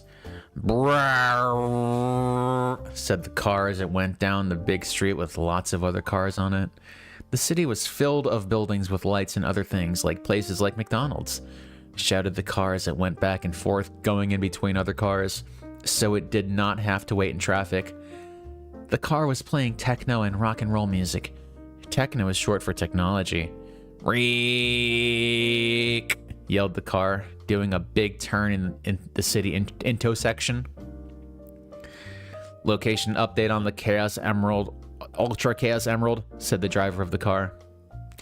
The car blinked to different things and then, in a robot voice, said, "Beep, beep, Ultra Chaos Emerald getting closer." Shadow looked at the map screen and drove faster towards the red dot. That was where the last Ultra Chaos Emerald was. Beep, beep, beep, beep, said the car in a robot voice, as Shadow got closer to the dot while driving his car. It was just around the corner now. Shadow did another fast turn at this intersection, and right to where the red dot on the map was. Beep, beep, beep, beep, beep, beep, screamed the car in a robot voice as his car dot and the Ultra Chaos Emerald dot on the map moved into each other. And in the real world, Shadow pulled up to the curb and there was a couple of gangmen. "Thanks, Omega," said Shadow as he hopped out of the car, which was black and red, and on the dark city street. He looked at the blacks standing there, and they looked dangerous, but Shadow knew they had the Ultra Chaos Emerald. Shadow took out a gun and pointed it at them and said, "Give me the last Ultra Chaos Emerald." and they looked surprised and startled. They checked their pockets, and while they were doing that, the gun became used, and Shadow shot all 3 of them. They were now dead. Shadow reached into the middle one's pocket and found what he had come for, the last Ultra Chaos Emerald. They were like the regular Chaos Emeralds, but more powerful and a secret until they were found out. Shadow hopped back into his car, Omega the robot car, and said, I got it. Now I can get one wish to come true. I'm gonna think about what I will use it on before I use it. Shadow looked at the map and said, Get me directions to the hamburger restaurant. Omega changed some screens and said in a robot voice, Beep, boop, bop, hamburger restaurant location found. It is over here. And Shadow looked at where the dot was. It was right nearby, so Shadow drove there with more loud sounds. Shadow went to the drive-thru and got a hamburger and fries and sat in the parking lot in Omega and ate it. This is great. I love this place. It is always the place that I love to come to after I finish a crime, said Shadow darkly. Omega did not need food because he was a robot shaped into a car. Shadow finished eating and threw the garbage into Omega's trash hole, where he turned litter into gasoline, which was useful. Then Shadow took his penis out. Hey Omega, check this out, said Shadow, laughing as he took his big, neat, hard penis and stuck it in Omega's trash hole. Unrecognized item in trash hole, error, said Omega. That's my penis, man, said Shadow to Omega. Penis is not trash, not allowed in trash holes, said Omega to Shadow.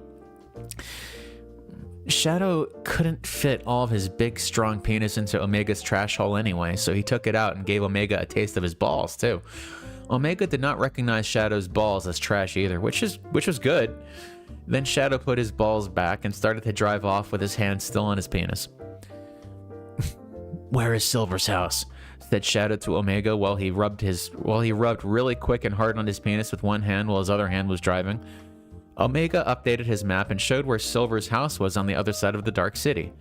Shadow kept empowering his penis with his one hand as he drove faster and more dangerously. Soon his penis was so big he could hardly see in front of him anymore, and he was zigzagging across the street trying to keep both his penis and his car in control. Then he put both hands of his on his penis and made it do all sorts of things until he was done, and his penis redecorated the inside of Omega with white curtains. Just so you know, that's my semen, said Shadow to Omega. Omega knew that already. Shadow put both of his hands back on the steering wheel and drove faster, but suddenly some loud sounds and flashing lights came up behind him.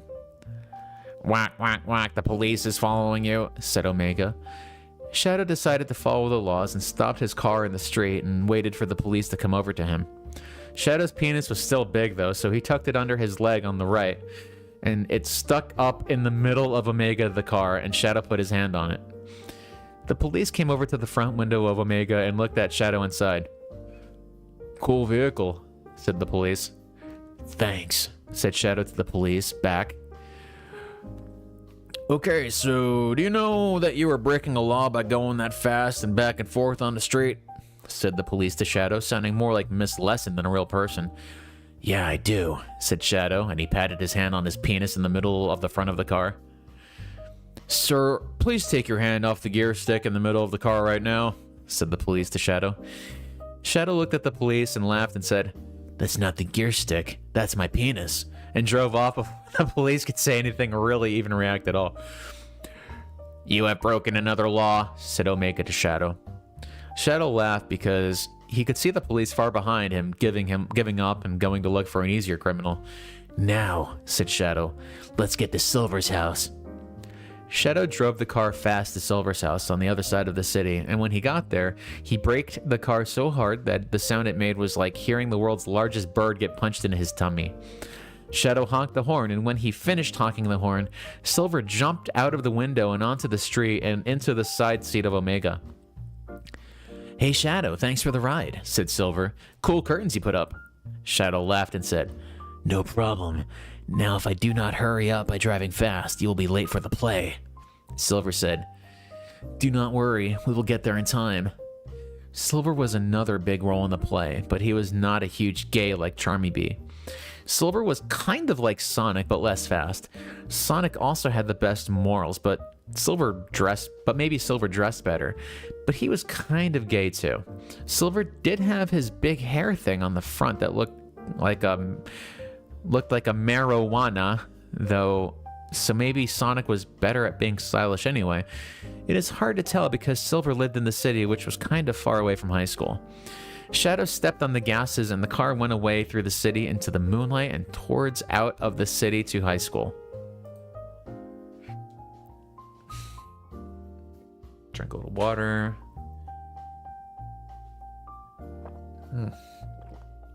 Yeah.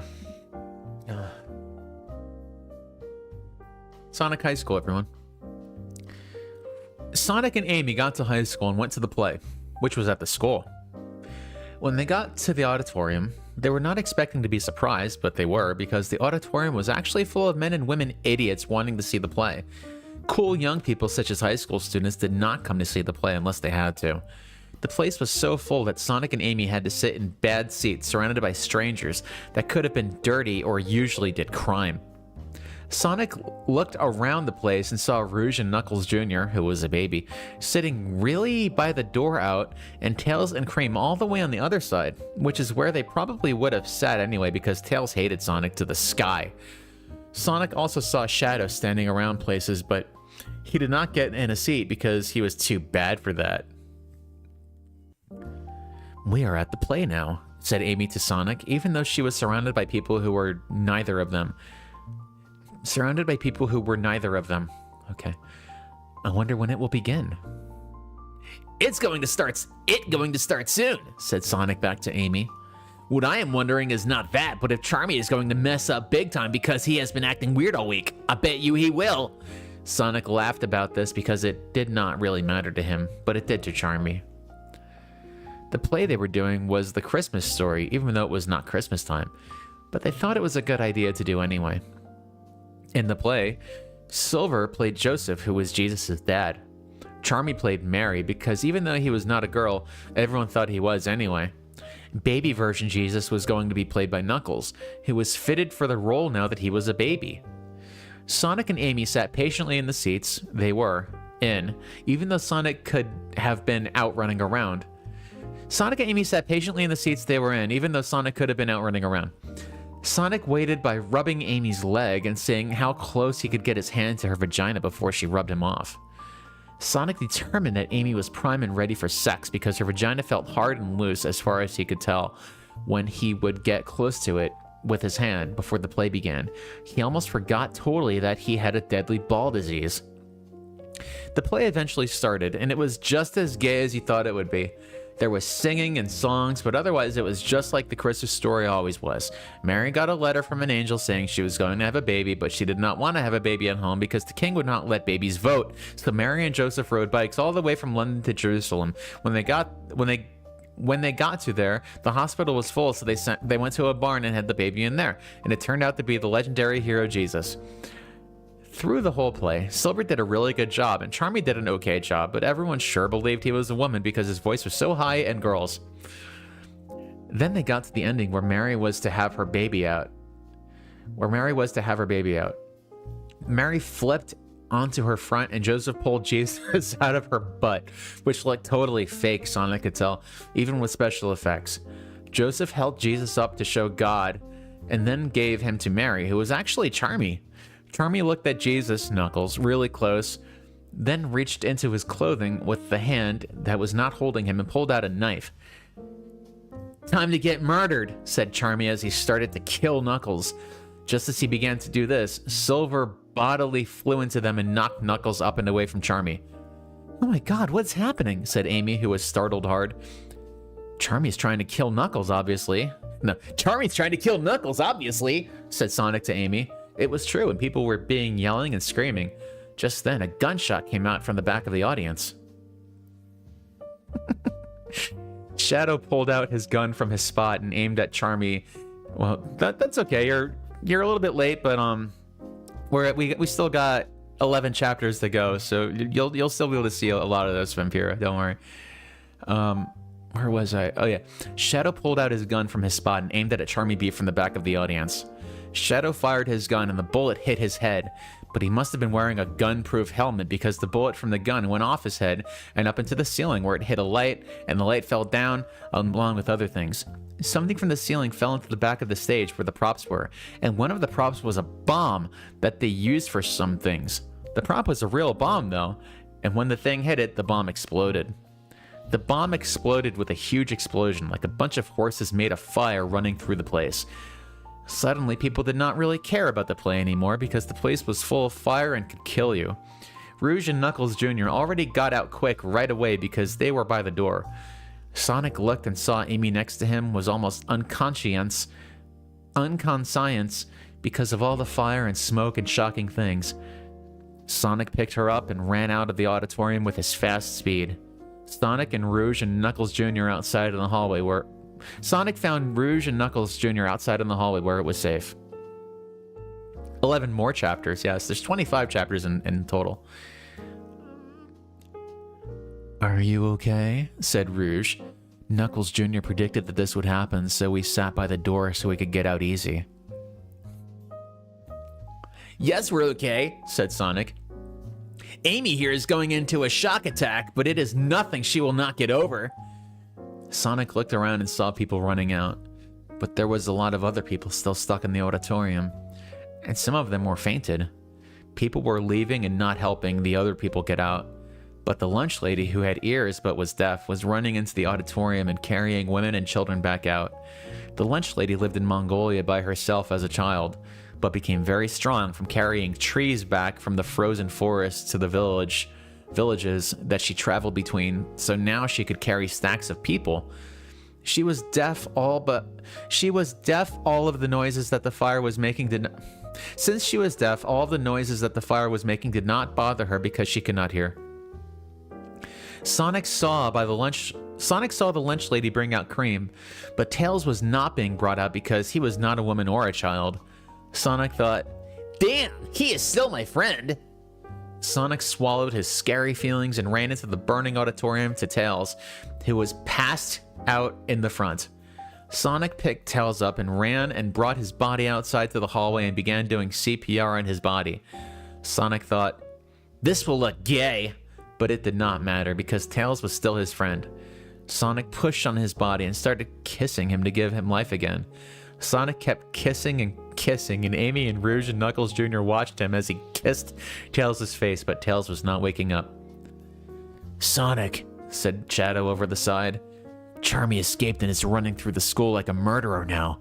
Stop CPR kissing Tails. You have to help us catch him." Then Silver gave Knuckles to Rouge and said, "He's safe now, but he needs to sleep." Rouge was so happy he could have kissed him, but he did not. Sonic looked and said, "Amy, finish doing CPR and Tails. I will let you and will not get jealous." Sonic kissed her mouth and felt one of her boobs and ran off with Shadow and Silver to go catch the guy who was trying to kill baby Knuckles that was now running around the school and could danger them all. I'm gonna get some water. I'll be right back. Ah, God. Man. You know, people say that people just don't want to read anymore, and you wonder, like, why? You know, everyone's got their Fortnite, they got their TikTok, they got their video games, they got their Marvel Rivals. Why doesn't anyone want to go and, like, read books anymore? Why don't we all read fan fiction anymore? We're all missing out on so much wonderful literature out here, expanding our minds. We're not expanding our minds anymore. We just want to sit down, watch it. Well, maybe you got to read a book once in a while. Maybe we need stuff like this. Maybe we need to be telling stories to each other. So many good stories out there.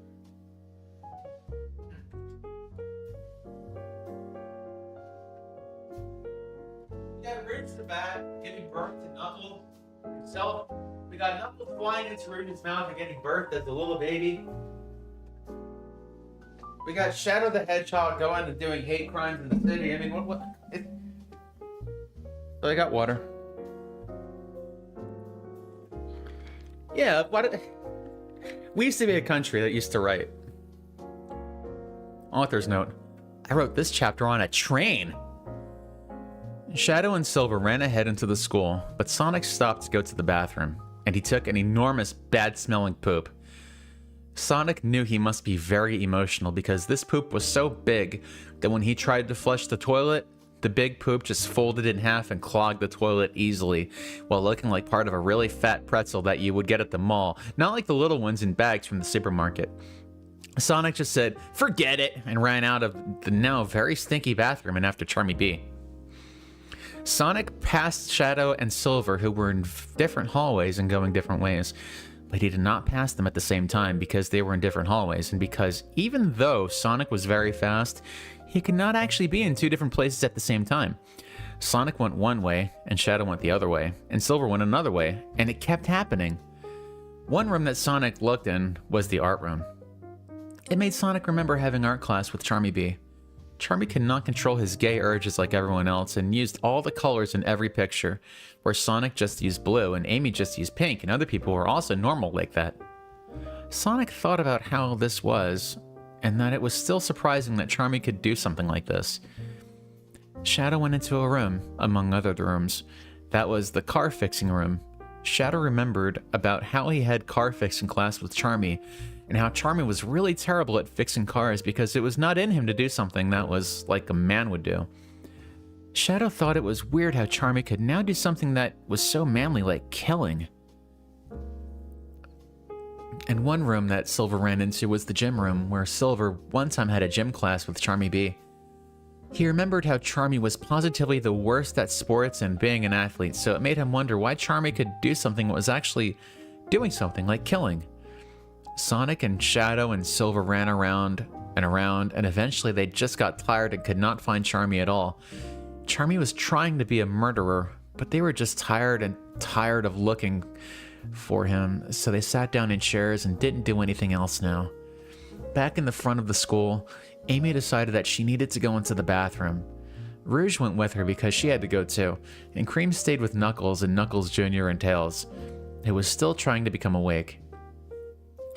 Most people had left the school by now, but there were still some waiting to get into the women's bathroom, but Amy and Rouge did not feel like waiting in line. So they just went to the men's bathroom, where normally it was that the people inside were men. Amy and Rouge were not men, so this was against the rules. As soon as Amy opened the door, a super-powered smell hit her in the face. It punched her right in the nose because it was Sonic's poop smell. "Oh my god," screamed Rouge. "What's that smell?" "I have heard this smell a million times before." "I've heard this smell a million times. Heard this smell," said Amy to Rouge, who could say this because she was Sonic's girlfriend, meaning that she has been around Sonic pooping. "This smell is Sonic's poop." Amy and Rouge went into the bathroom anyway because you can never get a break when it comes to going to the bathroom. No matter what, you always end up going, even if you try not to all night. Okay. They were holding their hands above their noses, and then Amy opened up a stall door, and inside what was a shocking thing to see, but she saw it anyway. It was Charmy B. Hey, that kind of rhymed, actually. And inside was a shocking thing to see, but she saw it anyway. It was Charmy B. "Ah, it's you!" screamed Amy in a scared and shocked way. "You're a murderer." "Not yet," said Charmy. "But now I will start to be by killing you." Charmy jumped at her from inside the stall and into Amy, and they fell back, and Charmy was on top and holding a knife and was about to cut Amy apart when Rouge came over and kicked Charmy, and he flew off her body and over to the wall by rolling. "Take this," said Rouge. She flapped her bat wings at Charmy to push all of the horrible poop air at him. It all went to him, but then Charmy got up and ran right at Amy with his knife and cut her on the legs because he is short, and then jumped back. "Ow!" said Amy. "I'm dying." Amy fell backwards and got dizzy. "No, stay with me," said Rouge. "Use your special move while you can." Amy knew what Rouge was talking about, so Amy used her special attack. Amy shouted, "Girl blood!" and opened her legs, and a stream of blood shot at Charmy. Since Amy was so good at being nice and caring, which is using her heart, Amy was able to speed up her heart so fast that her blood pumped out of the wound on her legs like a super soaker filled up by vampires. The blood hit Charmy in the face, and the body, and all over, really, and it was steaming and burning him, but he looked like he didn't care. Amy looked shocked and yelled, "How can you be so invincible?" Then Rouge said, I'll bet he can't handle my special attack. Romance bite! Rouge flew with her bat wings and went over to Charmy and bit him right in the neck using her fangs and tried to make him fall in love with her, but it did not work. It's not working, cried Amy. He must have superpowers. He is going to kill us for sure. Amy and Rouge tried to get away from Charmy, but he kept blocking them and coming at them with the knife. They were finally trapped in the corner, holding on to each other with their best in show boobs pressing up against each other and looking like the sexiest Legos ever. Then all of a sudden... What in the genuine fuck? Yeah, I know.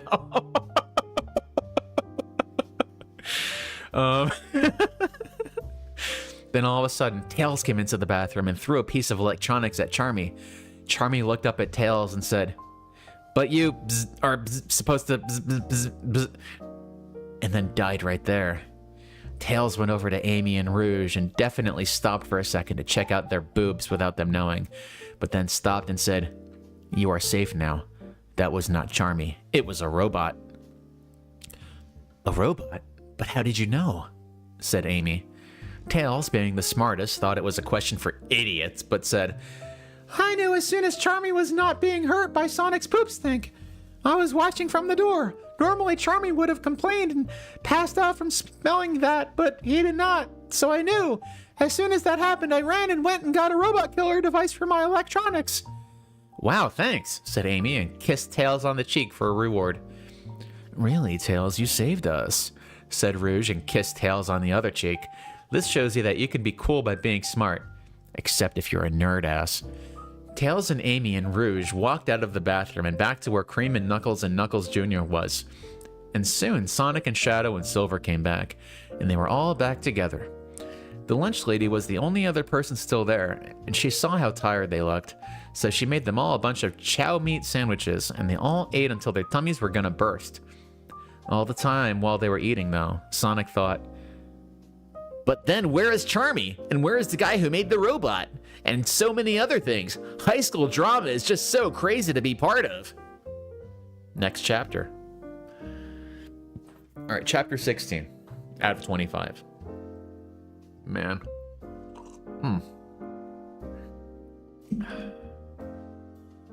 Gotta rest my pipes for a second. So, are you enjoying this fantastic show?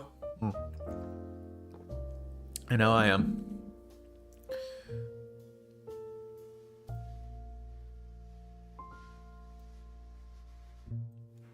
Okay.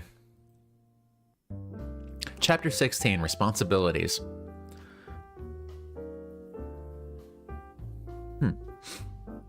It was now a new day of school, and Sonic went to it. Sonic took a peek at the auditorium where the bomb had gone off last night, and it looked like they were fixing it, so that was good. Sonic went to his first class, and his second class, and all of the classes after that until lunch, which is what he was at now.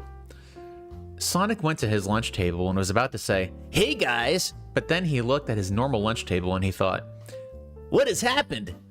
Tails was not here because he had been mad at Sonic. Knuckles was not here because he was now a baby and with Rouge. Espio was not here because he was at the hospital after fighting with Knuckles before he became a baby. And Charmy was not here because he was still in a disappearing mystery. The only people that were there were Shadow and Vector. "Hey guys," said Sonic, "what is going on with high school?" "It sure is crazy," laughed Vector while he ate his yellow sandwich. "Has anything new happened today?" said Sonic to them. "Didn't you hear?" said Shadow. "Espio is back out from the hospital. He would be here at lunch right now, but he is getting all of his work from his teachers." "That reminds me," said Vector. "Also, Knuckles is having trouble with grades. Now that he has become a baby, he has not turned in any of his homework or his tests, and he is going to fail high school and get kicked out if he doesn't do them." "Wow, that's tough," said Sonic. And then all of a sudden, the announcement speaker came on.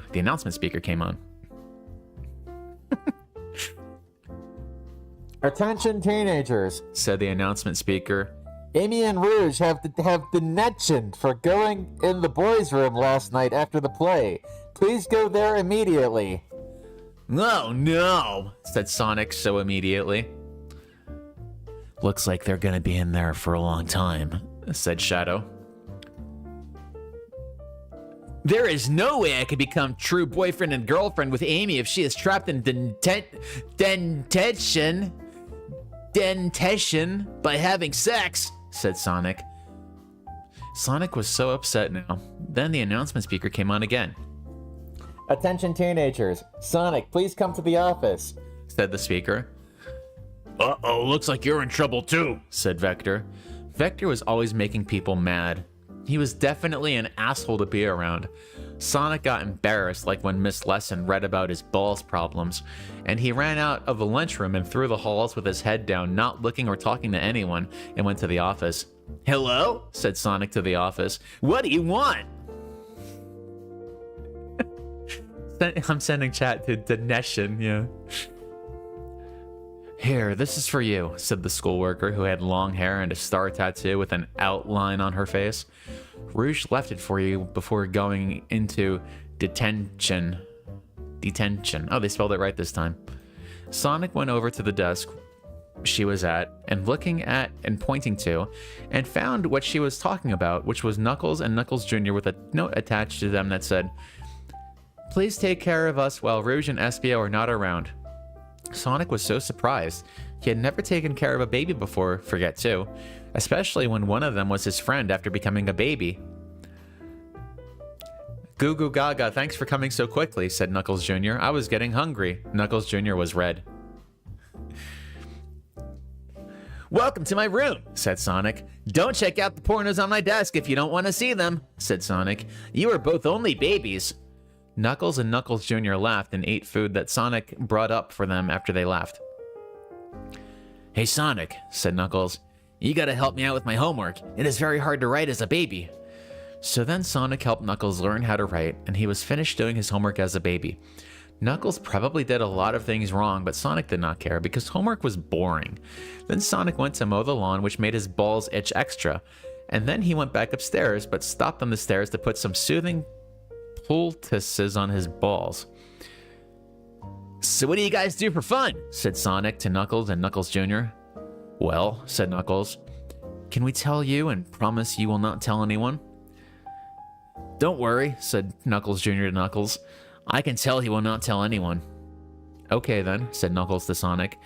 When we are alone and not being held by Rouge, we like to practice kissing on each other. It is technically okay because I am Knuckles Jr.'s dad, and dad is allowed to kiss his baby. Cool, said Sonic. Show me. So Knuckles and Knuckles Jr. got up very close to each other and kissed each other in a really good way. It was okay because they are father and son and also brothers, and that is allowed everywhere, and it is not illegal even if they are both babies now. The two of them kissing looked like two big, not sexual caterpillars pushing themselves together. It was not a sexual kiss, but it was a big gold medal kiss anyway. Fucking hell. Wow, I could tell you're both going to be romance experts when you grow up, said Sonic. I would ask you for tips, but you'd probably then be against the law. Wait, I would ask you for tips, but it would probably then be against the law. Sonic asked them to kiss one more time, and they did.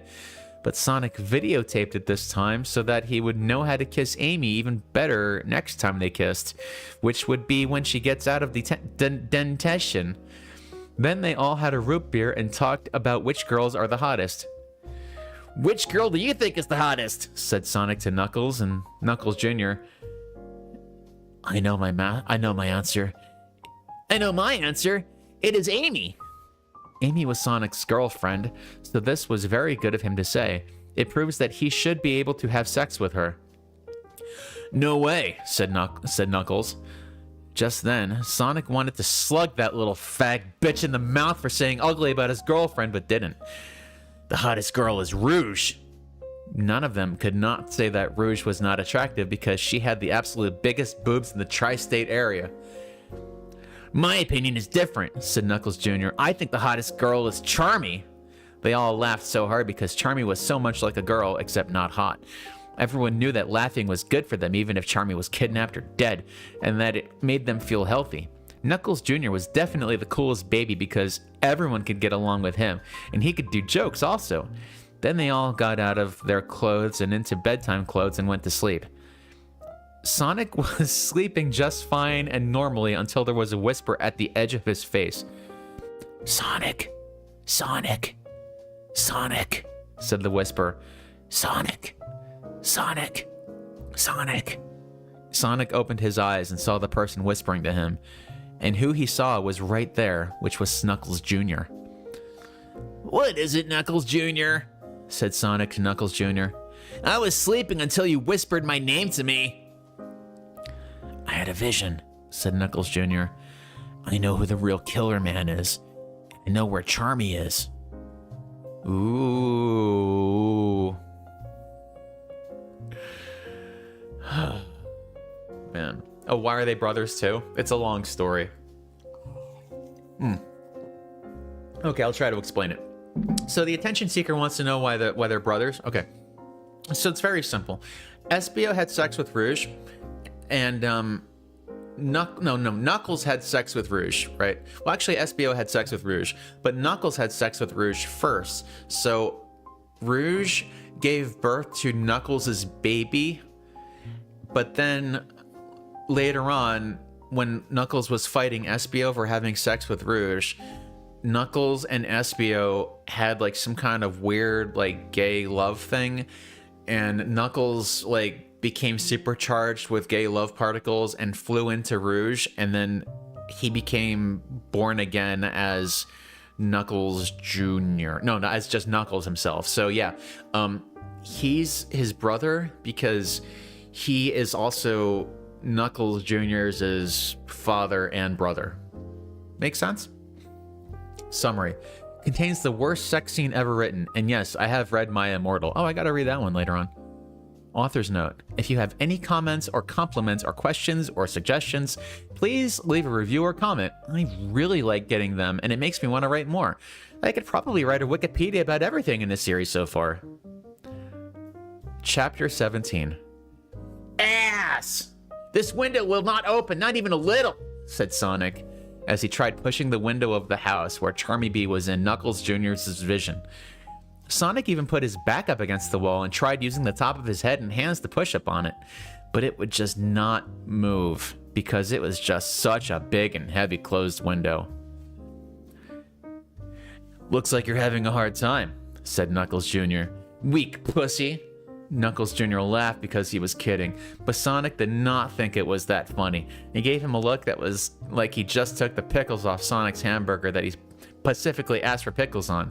In addition, Sonic really liked pickles.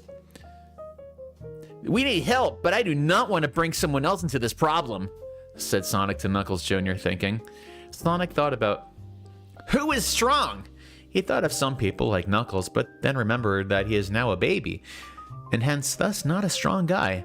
And Tails, who was not strong but probably had some strong robots, and Espio, who was probably about the same in strongness as Sonic. But Sonic did not want to ask him for help because that would be like saying, you are stronger than me, and Sonic did not want to say that to Espio. He also thought of Big the Cat, who was in some retard classes at school, but he did not want to talk to him because it was always weird. There was only one person that Sonic could think of. Come with me, Knuckles Jr., said Sonic to Knuckles Jr. It was the middle of the night, and Sonic and Knuckles Jr. went to the door of a different house. Ding dong, said the doorbell when Sonic pressed it. Press it again, said Knuckles Jr. Ding dong, ding dong, ding dong, ding dong, said the doorbell again and again as Sonic pressed it. Sonic saw the lights flashing on and off inside the house every time he pressed it, and laughed because it was so annoying and the person inside the house was probably just trying to sleep. But Sonic needed help, so too bad. Finally the door opened and there was the lunch lady from high school who was deaf.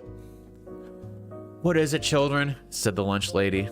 And she was deaf. When she talked, it sounded weird and kind of like Big the Cat, where you think she's retarded, but she actually is not.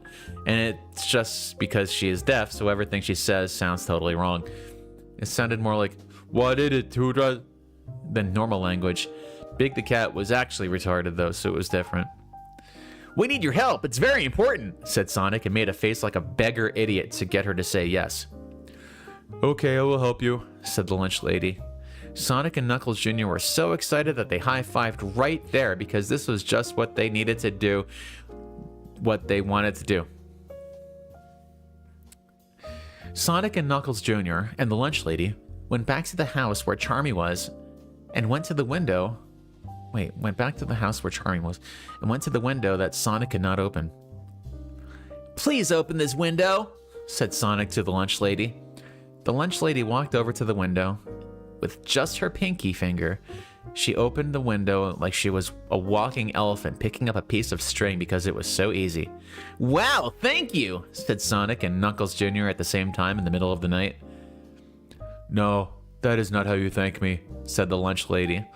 When the lunch lady lived in Bangladesh as a young woman, she learned about the ancient tradition of sex thanking, and she explained it all to Sonic. Oh no. I'm gonna drink some water here.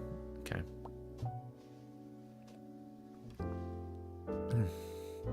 Vampira says, I mean, I'm just trying to relate to the author. I get wet over humans, so I don't understand what this is like. Yeah, like, I don't understand what this is like either. I get wet over human. Yeah, I get wet over humans, so it's like, I get the feeling that this author is a bit, I don't know if this is like they're doing it on purpose, like it's a joke, or if like they're actually just like really, really horny for Sonic characters. I mean, neither would surprise me, but I don't know. The important thing is that we're just here to enjoy. We're just here to enjoy the story. Maybe this is kind of a work of, I love wasting my tax money. Yeah, I guess that's kind of one thing to say. It's like, in some kind of way in a roundabout way, our taxes paid for this. So I guess we're just enjoying the fruits of our labor. So here we go. So yeah, sex thanking. "So you want me to give you sex with my mouth?" said Sonic to the lunch lady. "Yes, because it is ancient tradition. It is not slutty," said the lunch lady, who was also really tall. "Amy will forgive me for this," thought Sonic underneath his hair in his brain. "She would know that I am doing this for a good reason, and we have not even done sex yet, so she cannot be mad at me. And even if she is, I would let her give sex to the lunch lady too, and I would not get mad, but then we would be even." Sonic winked and gave her a thumbs up, and then the lunch lady pulled her dress down and sat down on a tree stump and opened her legs. Yeah, also remember, Sonic has a Ball's disease, and it's very deadly. So, Sonic looked at the lunch lady's vagina, and it looked like a sideways piece of lasagna in between two dogs walking down and away from it. Sonic thought her vagina was really attractive for a middle-aged lady and put his head closer to it. Sonic had never done mouth sex before, but he had read about it online and maybe looked at some pictures or videos really quick, but then closed them before he would get in trouble with Mom. Sonic tried to think about the videos to know what to do, but it turned out Sonic was quite the sex man. It turned out that Sonic was quite the sex man. It all came naturally to him anyways. Sonic opened his mouth and chewed on the lunch lady's vagina really hard, like Pac-Man running into the bottom of one of the ghosts nonstop. She was totally quiet while he did this, but she was beating on the ground and making huge holes like meteors, and even hit a tree nearby and it broke in half because she was so in love with Sonic's abilities. Sonic nibbled on her outer vagina and it tasted like a birthday cake. His penis even popped up during this like a meerkat, looking out for its family on Meerkat Manor. He kept on going closer into her vagina and making sure to get every part of it on the way down, like a window washer in New York City washing windows, but instead it was her vagina, so it was sexy. Sonic also kissed and sucked on her vagina like he was trying to appreciate the secret sauce in the lunch lady's roast beef sandwich without opening the sandwich. Sonic even used his tongue and scooped eggs out of her vagina that were made during the female reproduction process. He kept going further into her vagina until he was able to fit his entire head in. The aristocrats. It was really dark inside her vagina because there weren't any lights. But it was clearly where the sexiest parts of her were. It was spacious like an empty factory from all the previous sex thanking people had done to her. Sonic was able to get them, sex spots, all using his mouth and nose and forehead, pleasing her and making her fall in love with him. He was rolling his head around in her vagina like he was doing a hula hoop on his neck. She was so impressed that Sonic thought she would email everyone in Bangladesh to tell them how good Sonic was at sex thanking.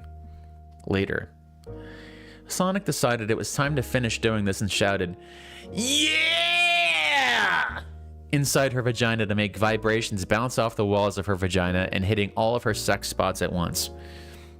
The lunch lady was so excited that she pulled the tree stump that she was sitting on out of the ground.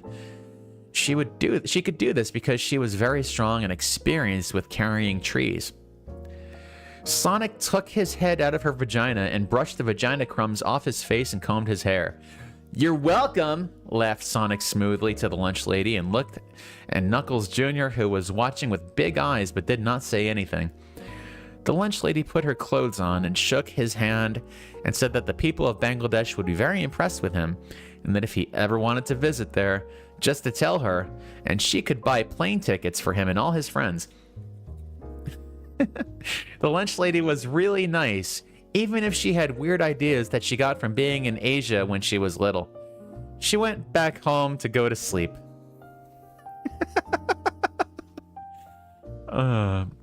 Sonic and Knuckles Jr. then went inside the open window. "He is in there, I know it," said Knuckles Jr., who was pointing at a closet in the room that they were in, which was now inside the house, and it was a bedroom inside. Sonic and Knuckles tiptoed over to the closet and opened it up, and what they saw was surprising and shocking and scary. It was Charmy Bee's body, all dead and bloody and rotting and cut up into pieces. "Wow, he's completely dead," said Sonic, who was so shocked that he could not think about anything else. It was true. This time it was really Charmy, and he was dead. "Oh my god, I am seeing so many shocking things for the first time today," said Knuckles Jr. Sonic went down and picked up a piece of his body and saw bite marks in it. Sonic was about to say something, and then all of a sudden this happened. "What are you doing, idiots?" shouted Vector. "How did you get in here?" "That window, bitch dick," said Sonic as he felt a sudden rage build up inside him like the foam from cream soda going over the top of the glass when someone pours it like an idiot ass. That rhymed. "What is wrong with you? Why did you do this? Why are you the murderer?" "Haha, let me show you how," said Vector as he ran at Sonic and Knuckles Jr., chomping his teeth in the style of an alligator. It's getting serious.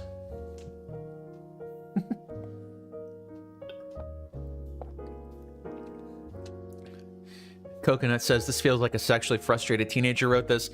In the best case scenario, this would be a sexually frustrated teenager. That's best case scenario. Worst case scenario, sexually frustrated 40-year-old. Chapter 18, The Murderer. Vector ran at... No, this is a sexually frustrated person with fetishes I needs to address in CHB. Vector ran at Sonic and Knuckles Jr., who were there in his room with his teeth going a million miles an hour? Hour. I like that. Hour. O-U-R, hour. "Here comes your death, straight from my mouth," said Vector as he ran at them, still going. "Ah!" shouted Sonic. Sonic was fast and able to do it, so he ran forward and between Vector's legs, under his body, and hit his head into Vector's penis while sliding through. He was still holding Knuckles Jr., the baby. Sonic ran to another wall of the room, but Vector ran right back at him with his big crocodile bite move, and Sonic dodged him again, and it kept happening again and again.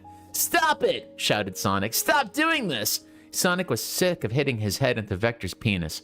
It was beginning to leave a mark, and it was embarrassing to Sonic to have someone else's penis mark on your head. "This better come out before school," said Sonic, rubbing the mark Vector's penis left on his forehead. Spelled forehead wrong, but, you know, I mean, this isn't even really a bad misspelling. I've seen worse than this thing. "No, you must die," said Vector, and continued to be the murderer that he had turned out to be. "No, stop, come on," said Sonic, yelling, and he was getting so mad. But Vector ran at him another time, and Sonic kept hitting his thick green crocodile dick, and it kept getting harder now every time he hit it. Sonic guessed weird things like this were sexy to Vector. Sonic kept hitting his penis and making it harder and harder until one time, Sonic slided under where his penis and stuff was and hit it with his head again, so semen ejaculated out of his penis and across the floor in a big long puddle like a slip and slide covered with mayonnaise. "All right," said Sonic. Vector looked shocked, like he did not even notice that his penis was turning into a hard penis.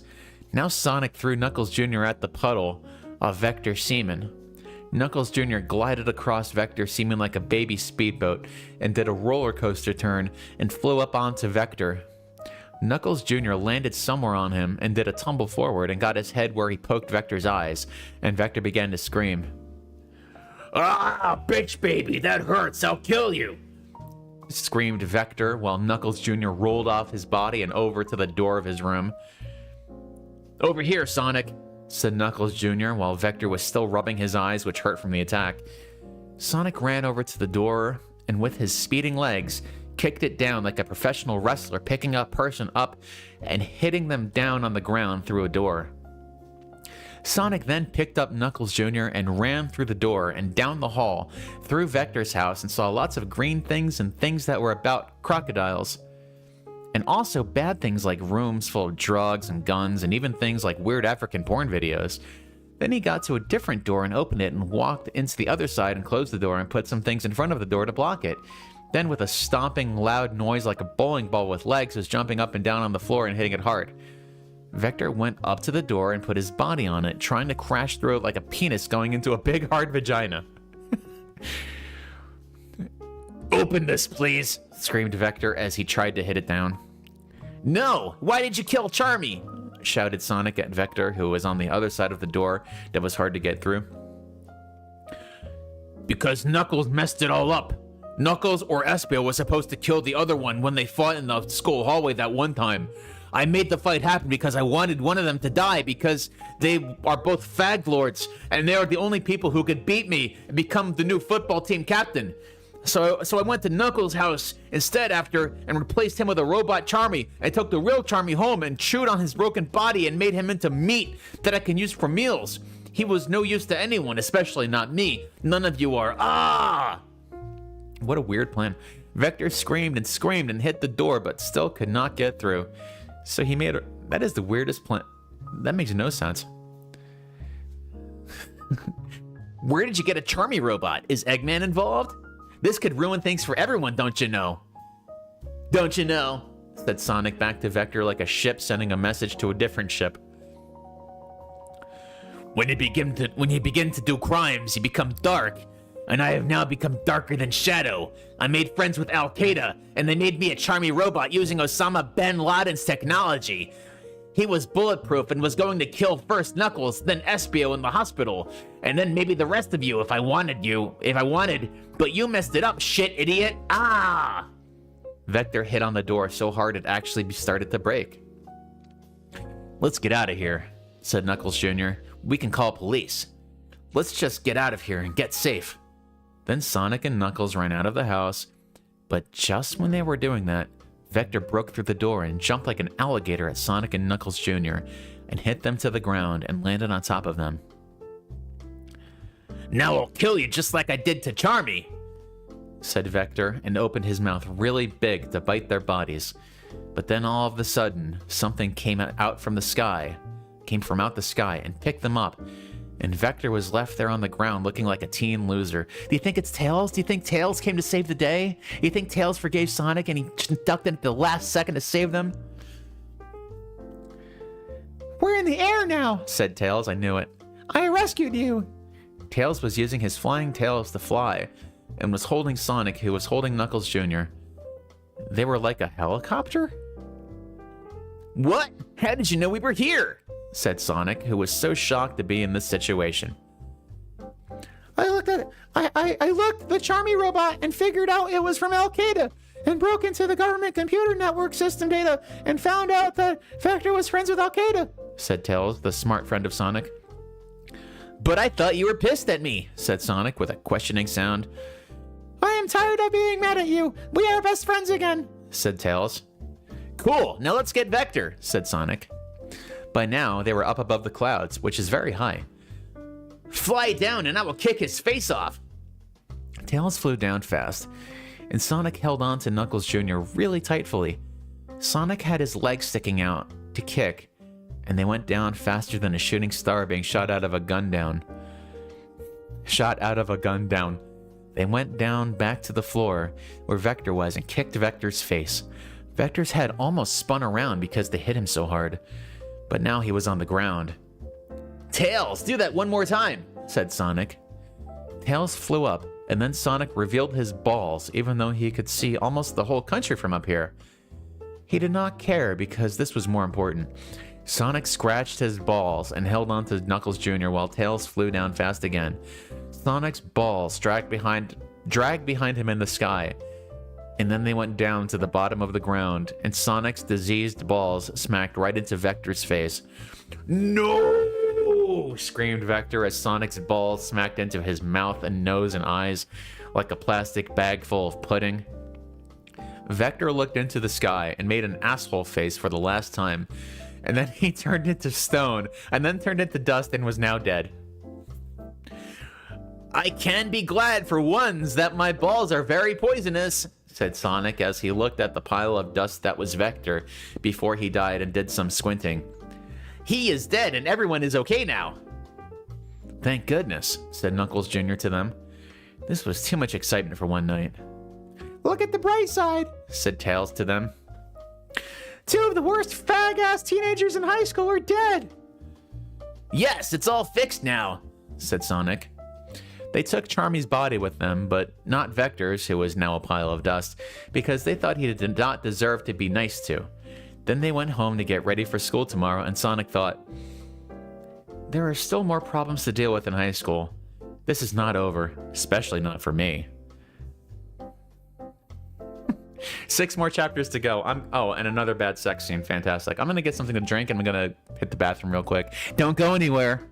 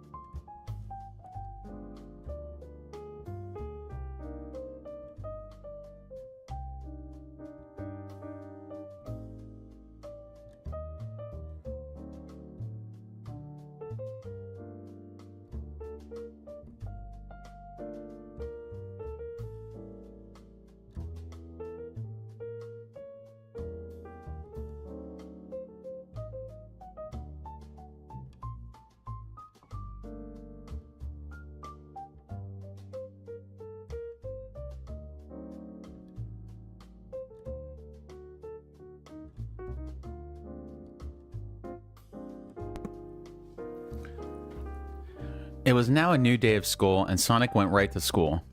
Sonic had Knuckles and Knuckles Jr. in his backpack since he still had them after explaining what happened to Knuckles yesterday. Sonic scratched his balls along the way, and they were only getting worse. You look like spoiled meat, said Sonic to his balls. Sonic got to school, and the first thing he did was bring Charmy's dead head to the theater club, because that was Charmy's favorite thing. And Sonic thought Charmy would like it if they used his face for a mask for the next play now that he is dead. Then Sonic took the rest of Charmy's body and put it outside in a trash can so nobody would look for it and try to find it and it could be safe and alone. Sonic went to his first class. I guess he's not gonna call Charmy's parents or the police or maybe bury him or give him a funeral. Okay, respectfully, yes, of course.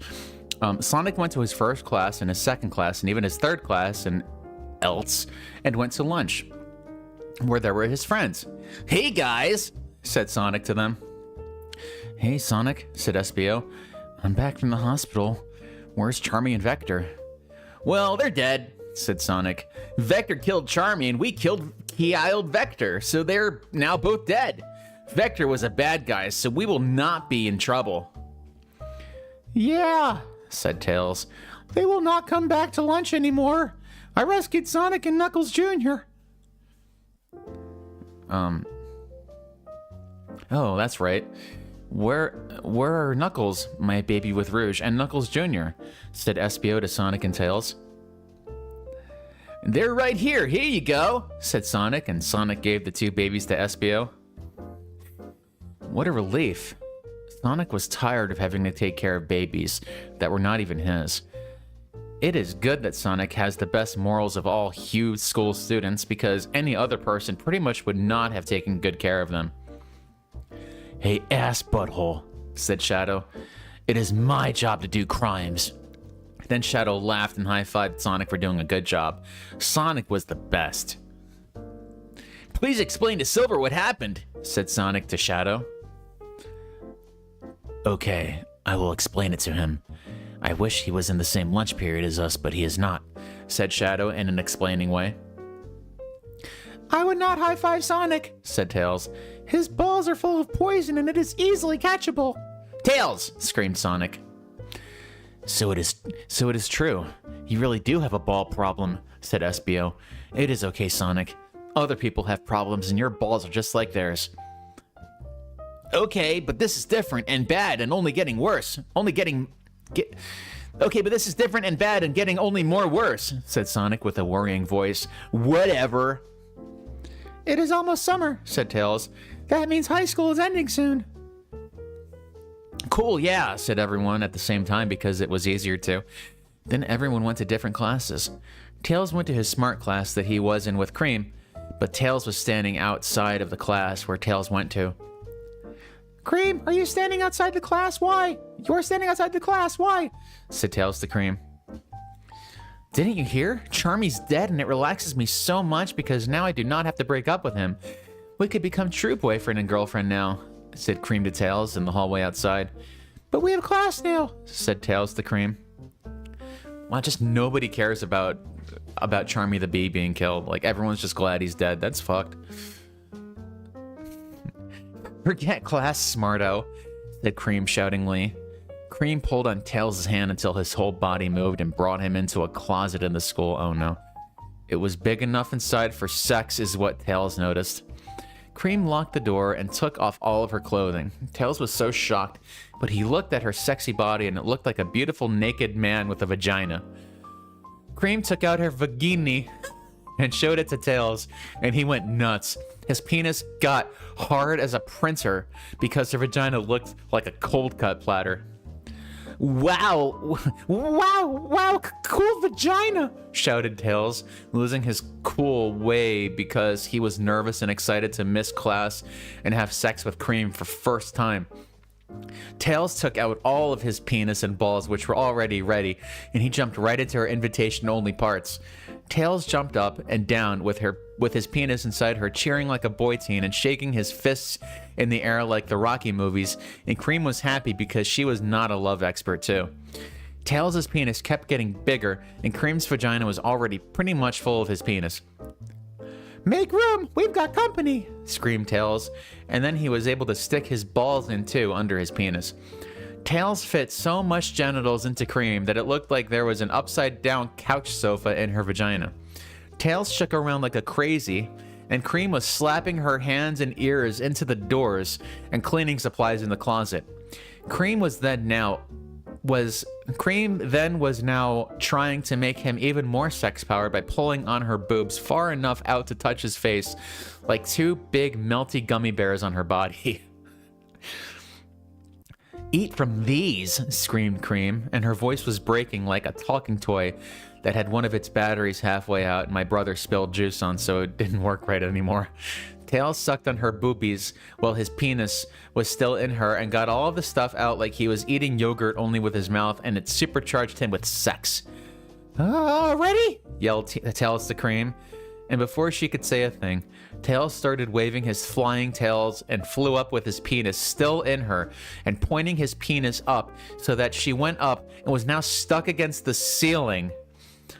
I'm about to make my semen. Get ready," said Tails, loud over the sound of his own tails was making.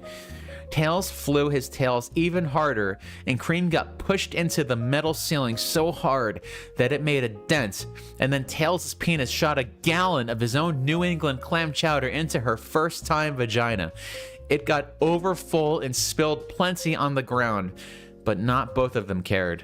Tails slowed down his tail's speed, and his penis got smaller, and so did her vagina, and they were both out of breath. We are true boyfriend and girlfriend now," said Cream and hugged Tails. Tails was so happy and shocked that he became true boyfriend and girlfriend before Sonic did with Amy. Cream put her clothing back on and left Tails. Cream put her clothing back on and left, and Tails put his on too. Then he looked at his penis and saw a golden ring on it. "What is this? What is it doing here? A big gold ring?" said Tails, and he took off the bracelet with his penis. Why was this in Cream's vagina? He thought about it, and because he was smart, remembered where he saw this thing. At the end of school, Tails ran to Sonic privately and said, Sonic, look!" "What is that?" said Sonic to Tails. "A big gold ring. Cool, let's sell it for cash." "No," said Tails to Sonic. This is Amy's bracelet, and I found it in Cream's vagina." "What?" said Sonic to Tails. "How did this get in there?" He took the ring and had it. "I can only think of one thing," said Tails to Tails. I guess he said it to himself.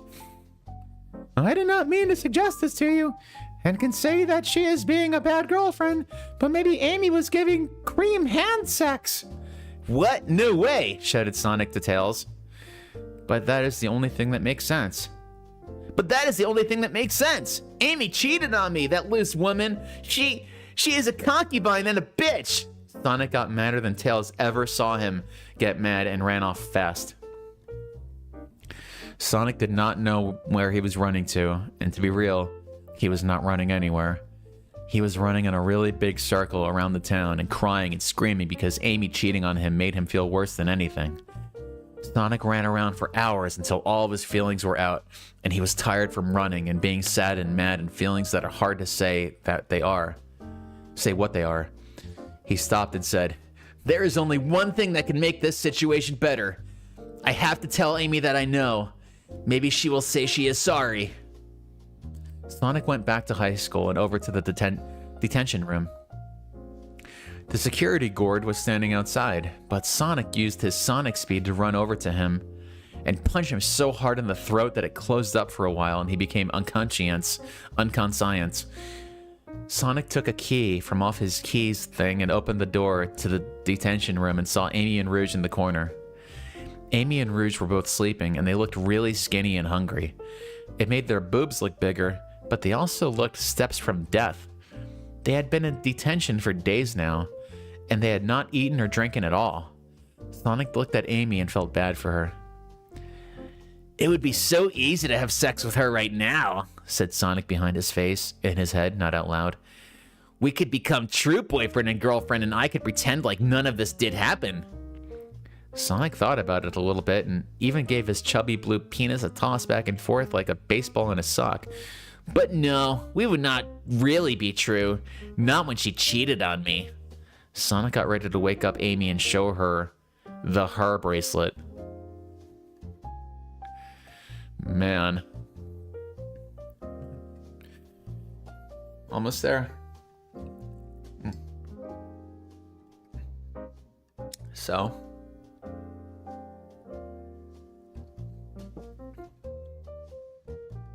summary. For some reason, I read this chapter with "This is Halloween, this is Halloween" in my head. I don't know why. And anyone who asks, is dodecahedronal gay? Author's note. I am so happy because it is now summer now. Woohoo! I am done with school for this year. And here I come, 8th grade. Oh, Jesus Christ. Also, I will be away on vacation next week. Session next week, so I will not be able to write another chapter until after I am back from being on the session. Sorry. Sonic High School, Chapter 20. Wake up, said Sonic to Amy as he kicked her a little on the ground. Where she was lying, looking like a dead woman, but she was not actually dead. Wake up! Amy opened her eyes and blinked and rubbed her eyes, and then she sat up a little. Sonic? She said in a voice like a person who was living poorly. Is that you? Amy looked so old and dead from being in detention. It looked like she did not eat or drink at all in a week. Yes, it is. Now listen, said Sonic angrily to Amy, who was still on the ground looking up while looking dying. Do you know where I found this? Sonic held out Amy's big gold bracelet from her hand that she was not wearing, so it must have been hers. What? Said Amy to Sonic, looking confused and tired. That is mine. Where did you find that? Amy coughed and sounded like diseased African kids. Wow, idiot, I just asked you that, said Sonic to Amy in an angry and annoyed way. So you're gonna tell me where this bracelet was? I don't know, said Amy to Sonic with a crackly sounding voice. It was up Cream's vagina, that's where, said Sonic to Amy. Why was your jewelry in another girl's vagina? Screamed Sonic. I, said Amy, trying to say what she wanted to in a response to Sonic. Say you're sorry to me, shouted Sonic at Amy. No, Sonic, I, said Amy in still a slow dying way like that. Fuck you! If you are not gonna say you're sorry for cheating with me on another girl's vagina, then we are done! Shouted Sonic, with all of his rage running out of his mouth like a train full of swords. Sonic did not even notice he was crying, which was out of his eyes. Sonic, don't, said Amy like a weakling, but before she could say the rest of her words, Sonic ran out of the detention room and shut the door behind him, so they were still in there, and he did not rescue them. Sonic ran as fast as he could to his home and slammed the door behind him, and screamed into his bed and cried and punched things and was just so emotional. Sonic could not take all of this pain from being betrayed by his girlfriend, the person he was one day going to go and get married to and have children with and live in a house with and be with together. Sonic knew it was not fair that this would happen, and that he also had the deadliest disease in the world and would end up dying before everyone else. He cut his wrists a little, but did not do it too much because it was dangerous, like they said at the presentation at school. Sonic cried so hard that he fell asleep, and then he woke up a little while later and looked in the mirror at himself. He did not want to see him anymore because that was all about him being ruined by other people. Even when he was the nicest to everyone, Sonic reached into his drawers and pulled out a black hair dye. Sonic filled up the bathtub with this dye, and it looked like a portal to Evil World. And then he took a bath in it, and when he came out, all of his fur was black. There was no blue on him anymore anywhere. He looked like Shadow, but only similar. Sonic looked into the mirror again, now that he was not blue anymore. He did not say anything, but only looked at himself and looked angry. but not at himself, but at everyone else. Then Sonic next jumped out of his bedroom window instead of going around and down and using the front door. It was bad, like something Shadow would do. Sonic ran away to the tattoo store and looked at their tattoos. They were all gay. He did not see one that he wanted, but then he went to the tattoo man and threatened him until he let him into the secret back room of tattoos for free. There were a lot of cool tattoos back in the back room, like ones with guns and cigarettes and motorcycles and middle fingers, and some with also curse words on them. But Sonic knew which one he wanted finally when he saw it. Sonic got "fuck girls" tattooed right across his chest because he was sick of being ruined by girls like Amy and Cream, who let Amy into her vagina, so it was the fault of her too. Sonic ran back home and waited the next day, kicking and punching things the whole time like a badass. It was now the next day of high school, and new Black Sonic went to school, looking like an angry black man instead of a nice blue man, like he was every other day. This was a new Sonic, and everyone better watch out because he is sick of the world. Sonic was walking in the hallway, and he saw Sonic. No, Shadow was walking in the hallway, and he saw Sonic. "Hey, Sonic," said Shadow to Sonic. "What is up with your new black fur?" "Don't talk to me," said Sonic in a voice. Don't talk to me, said Sonic in a voice darker than Shadow when he was committing crimes. He sounded so angry. "What are you trying to copy off me now?" Shadow laughed and smiled, saying this to Sonic. Sonic gave him one look, and almost like being black gave him powers. Sonic punched Shadow right in the mouth on his face, and Shadow went flying across the room and hit the wall and was all bloody. Sonic kept walking like nothing happened at all, but other people were looking and were now becoming scared of the new Black Sonic. Sonic went to... Chat's loving this. Sonic went to all of his classes but did not talk to anyone. Even Miss Lesson and other teachers looked afraid of Sonic because he was now scary. Sonic did do some things though, like shove a teenage idiot in his locker and then punch a student who had autism for laughing at him. Sonic did not go to lunch though. He just went outside where no one was and masturbated on his penis, and thought about his angry feelings, which were like giant bees flying around on fire. Then Tails came outside. "Sonic, I was looking for you and I found you. Why are you not at lunch?" said Tails to Sonic, who was sitting on a curb thing. "Why?"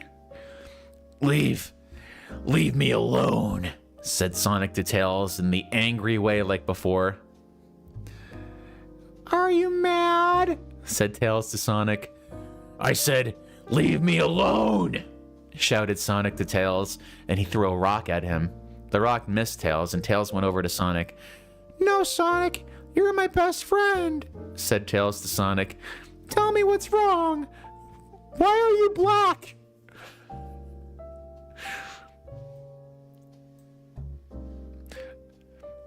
Sonic looked mad and frustrated, but let off a little and opened up to Tails like a book opening.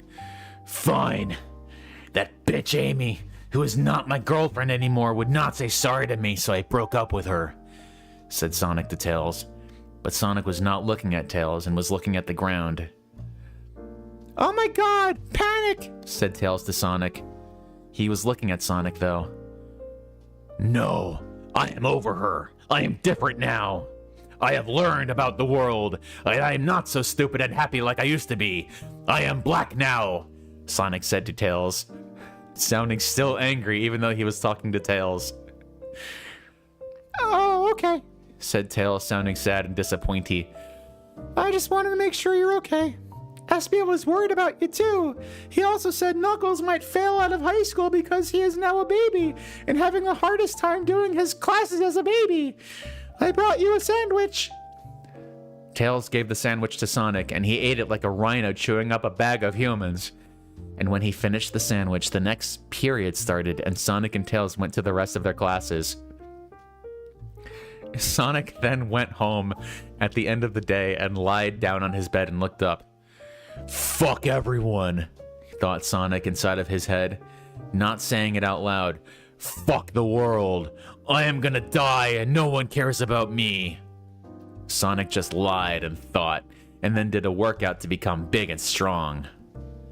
Sonic sat down at the end of it, tired and sweaty, but now strong. What can I do? Thought Sonic. Wait, Amy and Rouge gets out of detention tomorrow. Sonic looked at his body in front of him and then said, I'm gonna make that bitch pay. Chapter 21, Evil and Bad. This is getting bad.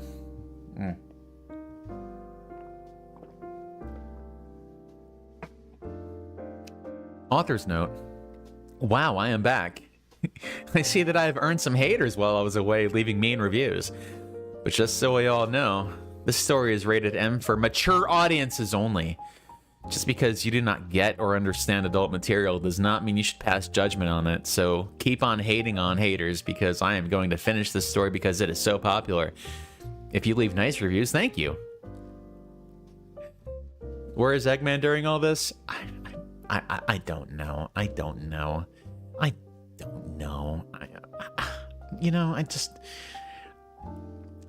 Good for Eggman for not being involved in any of this. Maybe he's the only one with some common sense in this situation, I believe. Sonic woke up out of his bed and onto the floor, and was still angry. Now Sonic was Black Sonic, and he had a tattoo. Sonic got ready for school by putting on scary things like chains and spiky collars that made him look bad, and went to high school. Sonic went to his classes but did not do what he was told to do in class. He did not talk to anyone, and instead, he went on the computer and looked at videos of cigarettes and knives. Sonic then arrived near the lunchroom. I just want to ask, all right, question for the chat, okay? Who of all the people who are listening, who OBS says 9 people are listening right now, who in the chat who's listening thinks that this is going to end up with Sonic doing a school shooting? How many of you think that's where this is going?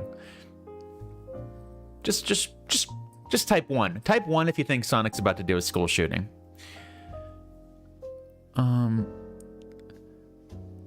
Okay. Sonic then arrived near the lunchroom, which is where they were having lunch. Sonic's friends. Sonic just looked in from outside while everyone was inside. And no one was outside. But Sonic, like an alive snowman that looks in your window on Christmas, Sonic saw Amy and Rouge looking still skinny, but now eating food in such a happy way. Sonic could hear them talking. Wow, I'm so glad we're out of detention, said Amy to Rouge. Yes, thanks to Silver, we have been escaped from detention, said Rouge to Amy. Everyone thinks that's where this is going. It looked like Silver did the hero thing to do and saved Amy and Rouge from detention, and now they were out. Sonic was not happy about it, though, being black. Haggard bitches, said Sonic to the window next to the door that he was looking through into the lunchroom from outside. Sonic saw Tails and Espio and all of the other people go over to Amy and Rouge, laughing and smiling that he hung out with before he turned black. And he got mad and sad and left. Sonic walked by the lunchroom's food area, which was a different room but attached to the lunchroom, where there was a separate door that could get you into this part, where the food was made. Sonic walked by and looked in, and the lunch lady... I like how lunch lady is capitalized. Lunch lady, like that's a proper name, was there giving food to all the teenagers, and she saw Sonic and looked surprised at how he looked, now with black fur and tattoo. But then she got over it and waved and smiled. Sonic looked away and kept walking, and behind him the lunch lady looked sad and disappointed and worried. Sonic left the school completely, which is really bad and will get you in big trouble, and went to the Chinese restaurant. Sonic got some Chinese food and ate it. And with his food came a magical fortune cookie, where there is a piece of paper inside with a magical fortune on it that tells the future.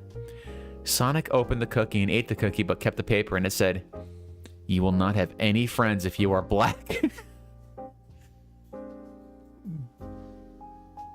Unbelievable. This is incredible.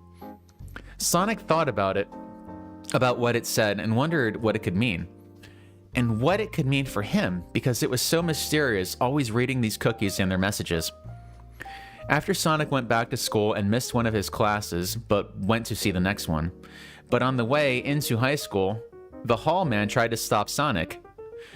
But Sonic punched him right in the face so hard that he almost died and got past him. Sonic finished his school day and then went home and punched things, leaving holes in everything that showed he was stronger than everyone now. Sonic also looked at porn that was not like he usually did, but now with things like Africans and dragons. Sonic was becoming so scary.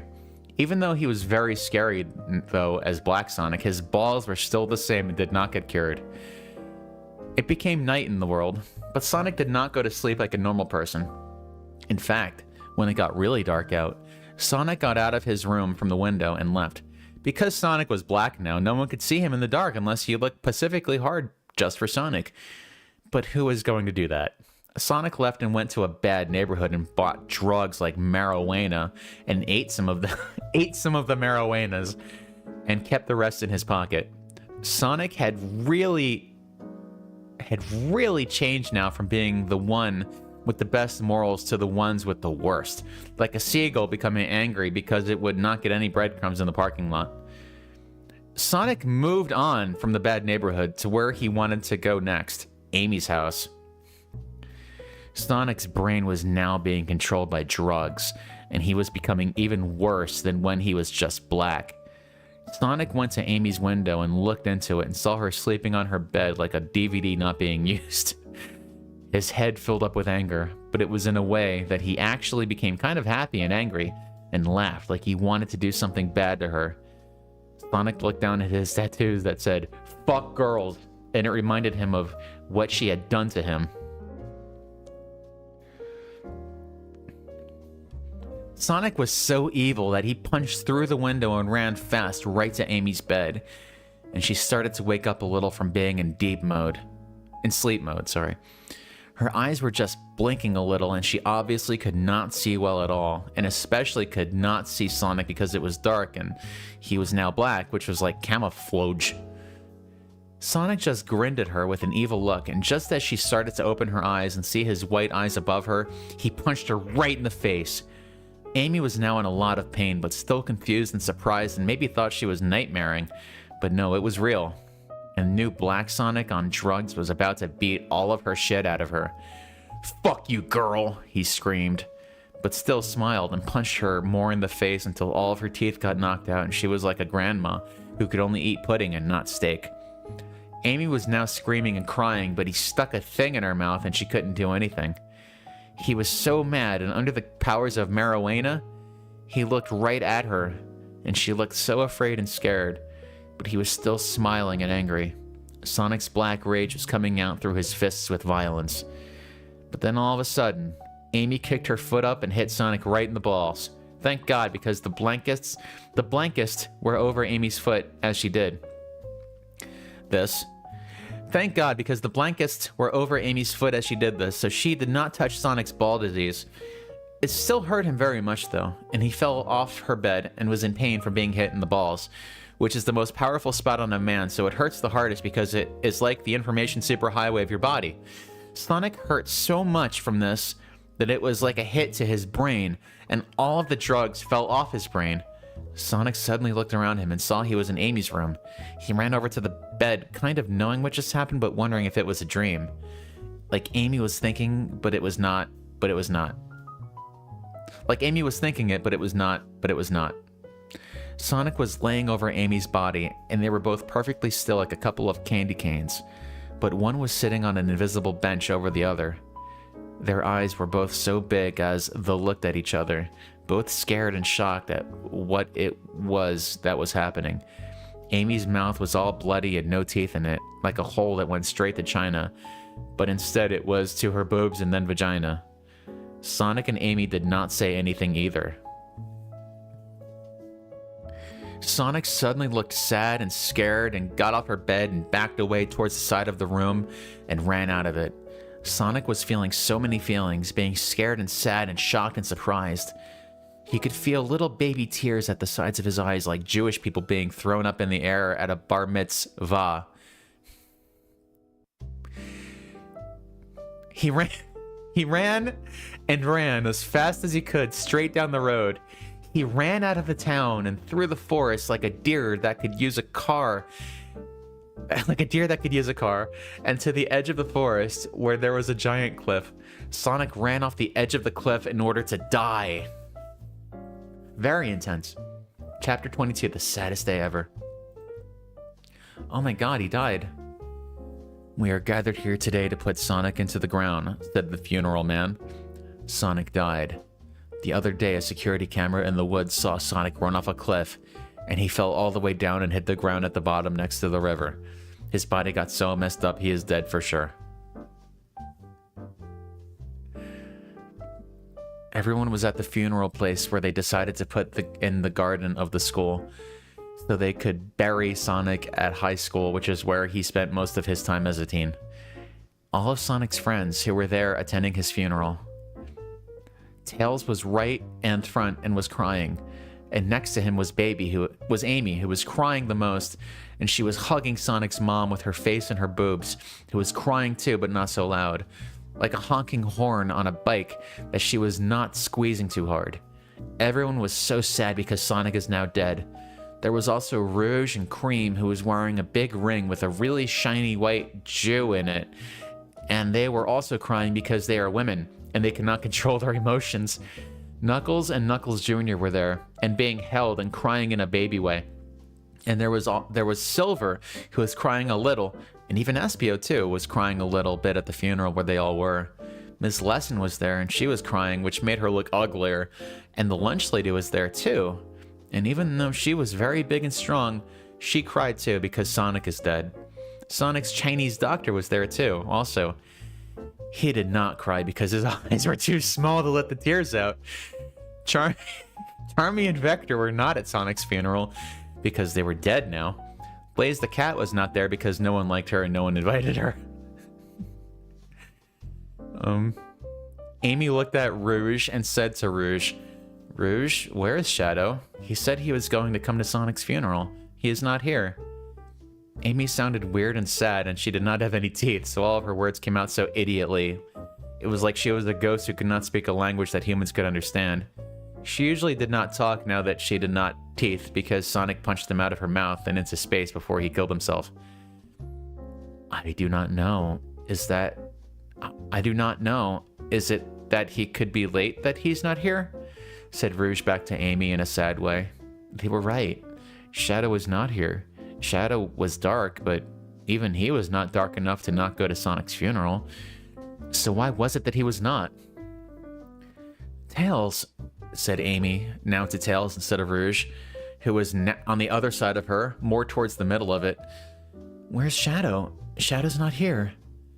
Tails looked really sad and crying some, and everyone thought he was going to kill himself in a few days because he is so sad, and his best friend is now his dead friend. I do not know, and it is pissing me off.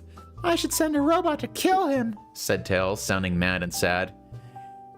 Amy made a sad and disappointing face and said, High school drama is so crazy. Then the funeral man went back to the front like a standing racehorse going to the front and started talking again. Hello, family and friends and teenagers. We are now going to talk about why we love Sonic so much and we miss him. Everyone please come up and say a nice thing about Sonic so we can remember him before we put him down. Tails got up first and went to the spot where he was and said, Sonic was my best friend. He was the coolest and fastest, and he always knew what to do when we were bored and wanted to have fun. We lived in different houses, but it is like we did not, because we saw each other on the bus. I miss Sonic. Tails started to cry more, and everyone thought that was sad, and Tails went back. Then Amy and Sonic's mom both did not go because they were both crying too much, and Amy was embarrassed of her no teeth at all. Then got up Rouge, who was holding Knuckles and Knuckles Jr. Like a sexy pelican carrying 2 watermelons in its mouth. I'm going to miss Sonic so much, said Rouge. Forgot to do the quotes. So I guess, like, alright.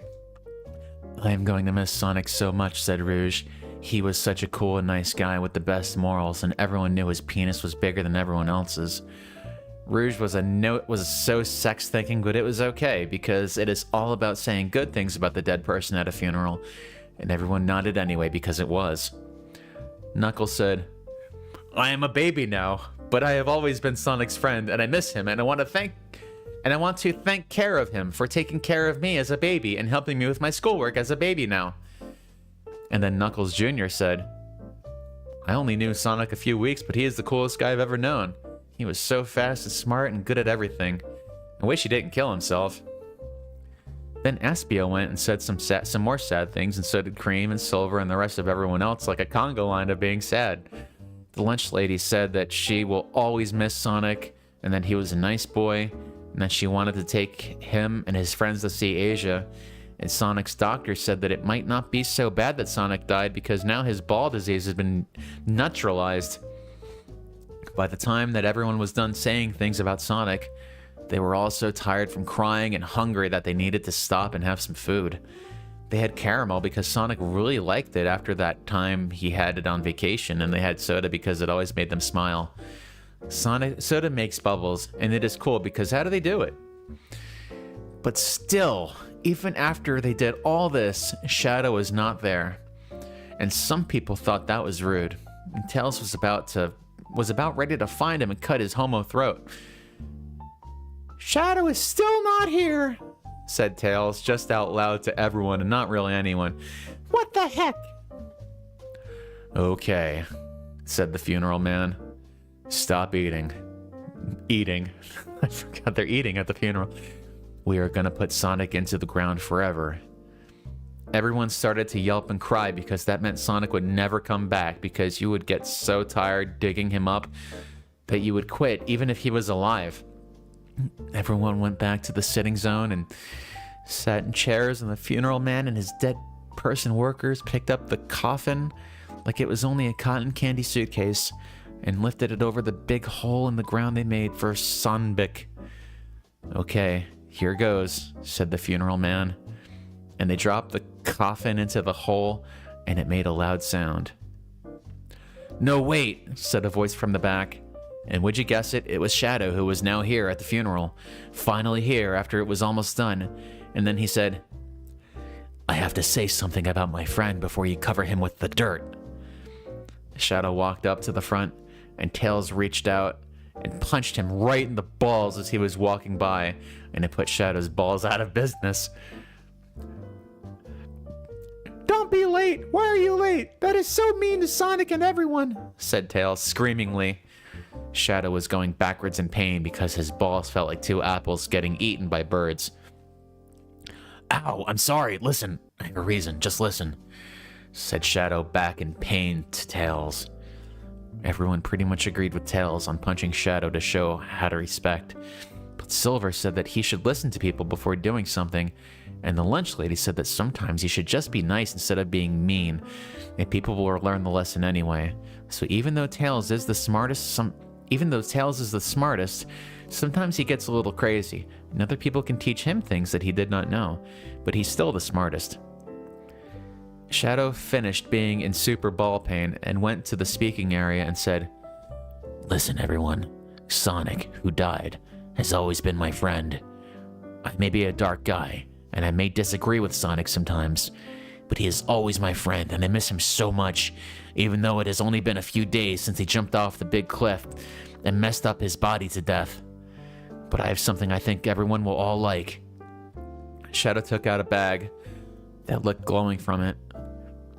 I spent my whole life collecting the Ultra Chaos Emeralds, and these are them. What they do is grant you one wish when you use them, and then you have to go hide them before you die, and after 100 years, someone else can find them and use them. Well, it is time that they are used once again. Shadow held the bag of them up in the air and said, Ultra Chaos Emeralds! I call up the gods and use you to bring the powers down and give them to me to grant my wish. I wish. And he did a dramatic stop, and everyone looked shocked and amazed and surprised at what he was going to wish for. What would Shadow wish for? Is it going to be for a lot of money? Shadow raised his face up. I wish to bring Sonic back to healthy life. The bag glowed really hard, and everyone was making a big deal and talking and going around. The funeral man and his people got up Sonic's coffin out of the hole and put it back in front of everyone. The funeral man used his tool to open the coffin, and there was Sonic. He talked to him, shook him, and checked for a heartbeat. But no, fairy tales are not real, and Sonic was dead.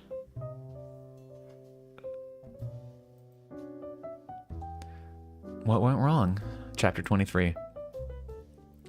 Wow, I feel like such an idiot, said Shadow inside of him to himself, not speaking out loud.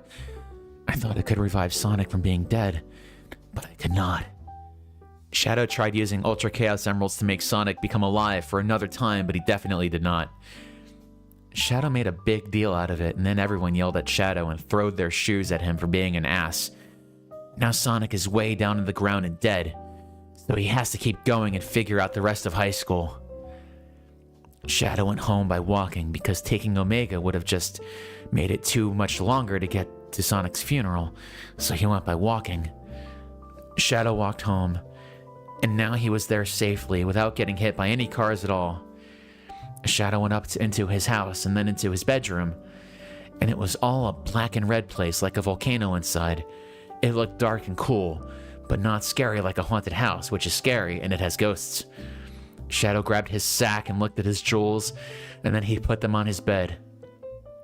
Shadow looked at them, the Ultra Chaos Emeralds. Wow, they're so big and pretty. Wow, they're so pretty and big. But why do they not work? Said Shadow. Shadow looked at them more, further, and then he screamed because something was shocking to him. He knew what was wrong with the crystals, and what it was that one of them was missing. It was easy to see now that they were not in his bag because the one that was missing was the white one, which looks less colored than the rest of them because it is not powerful in color like red or yellow or green. Shit, shit, shit, screamed Shadow at his bed, where the things were. Where's the last crystal? I cannot find it. It is not here. Where did it go? Shadow was screaming and going positively nuts about it all. Shadow felt like a mother kangaroo who lost her baby after it left her front pocket and left it behind at the jungle, where there were dangerous things that would eat it because the crystal was so cool looking and big that anyone would take it if they saw it, even though the law said that if something is there, you have to bring it to the police so that they can take it and show it to everyone to see if it is there. See, if it is theirs, and if it is, they can have it without being nervous due to losing it. Shadow was so pissed because this did not happen, even though he lost it. I have to find it, screamed. I have to find it, screamed Shadow like an opera singer seeing a ghost. Like an opera singer seeing a ghost. Shadow quick went to Omega, the name of Shadow's car, and got in it and touched him to make the map appear. Omega, set your trackers to find the last Ultra Chaos Emerald because it is lost. Omega made all kinds of beeping and computer noises, sounding like a bag of technology. Beep, boop, here it is, said Omega to Shadow, sitting in him in the driver's seat, and on Omega's map screen came a red dot that said the last Ultra Chaos Emerald was there. It was not in the cityscape like before. Now it was much closer, so Shadow drove so fast. Shadow finished and got to the place where the red dot was beeping about. Wow, is it a house? Wow, it is a house? Said Shadow. Does that mean someone stole the Ultra Chaos Emerald and put it in their house? Is this true? Shadow got out of the car and went to the side of the house. It was only a little dark outside because it was not late enough or at night to be the darkest possible. So Shadow went to the window and looked inside. It looked normal, not like a crazy place. Shadow climbed up the side of the house into a window that looked like it was where the dot was coming from, and Shadow opened the window and broke inside. Ow, ass, said Shadow as he got in, hurting his foot a little. Ah! Screamed the person who was there in the room that Shadow broke into. Cream! Screamed Shadow at Cream, who was it. Shadow? What are you doing here? Should you not be making a big fool out of yourself at the circus like you were trying to do at Sonic's funeral? There was so much disrespect coming from you. Cream stomped her feet and made a pissed face at him. No, Cream, you do not see. Said Shadow, thinking but like an idiot, so he came out and saying a bunch, sounding not correct. What do you want? If it is nothing, please leave my home before I call the police, said Cream to Shadow. I am here to seduce you, said Shadow, finally deciding upon a thing. Shadow took out his big... Jesus Christ. Shadow took out his big, black, cool penis. It was smoking at the end like he was just finished getting ready for a big sex opportunity. Oh my god, said Shadow, looking shocked. What? Shadow felt a little nervous, but did not let it show on his face or his torrid genitals. Yes, Cream. I want to pay for all of your children to go to school. But first we have to make some children, and I'm going to do that right in your vagina, okay? Cream looked a little hesitant at first, but then said, You know, I accept this. I know I am true boyfriend and girlfriend with Tails, but I feel bad for you when he kicked you at the funeral. And I want to make you feel better, said Cream, putting on a wink with her eyes. Cream took off her clothes and then fell out 2 boobs and a vagina. Wow, you look so sexy, said Shadow, pretending to think she is the hottest. Shadow took his penis and planted it right into her mouth. First we will do this. What? Yeah, exactly. What? Shadow put his penis into Cream's mouth and put it in and out and tried to see how far he could stick it in. Shadow's penis was so big it looked pregnant, and it looked like an anaconda having lunch at Subway. Shadow got so far he almost filled up her lungs and she was coughing. Ellen was holding onto her vagina for dear life because it was so... Who the fuck is Ellen? Because it was so sexy. To her, it felt like she was trying to eat too many pixie sticks. To Shadow, it was like he was trying to sharpen a pencil. Shadow's penis was really big around, like an air-conditioned vent in just a building. I'm just trying to figure out who Ellen is. I guess it's like... I hope this isn't someone he knows in real life. The author. It's hard to believe this was written by like a real person, too. It was hard for Cream to get a word in edgewise, but when she did, it was when Shadow took his penis out for only a tiny moment in geologic time, and she screamed, Shadow, I'm drowning in the power of your penis. I am so in love.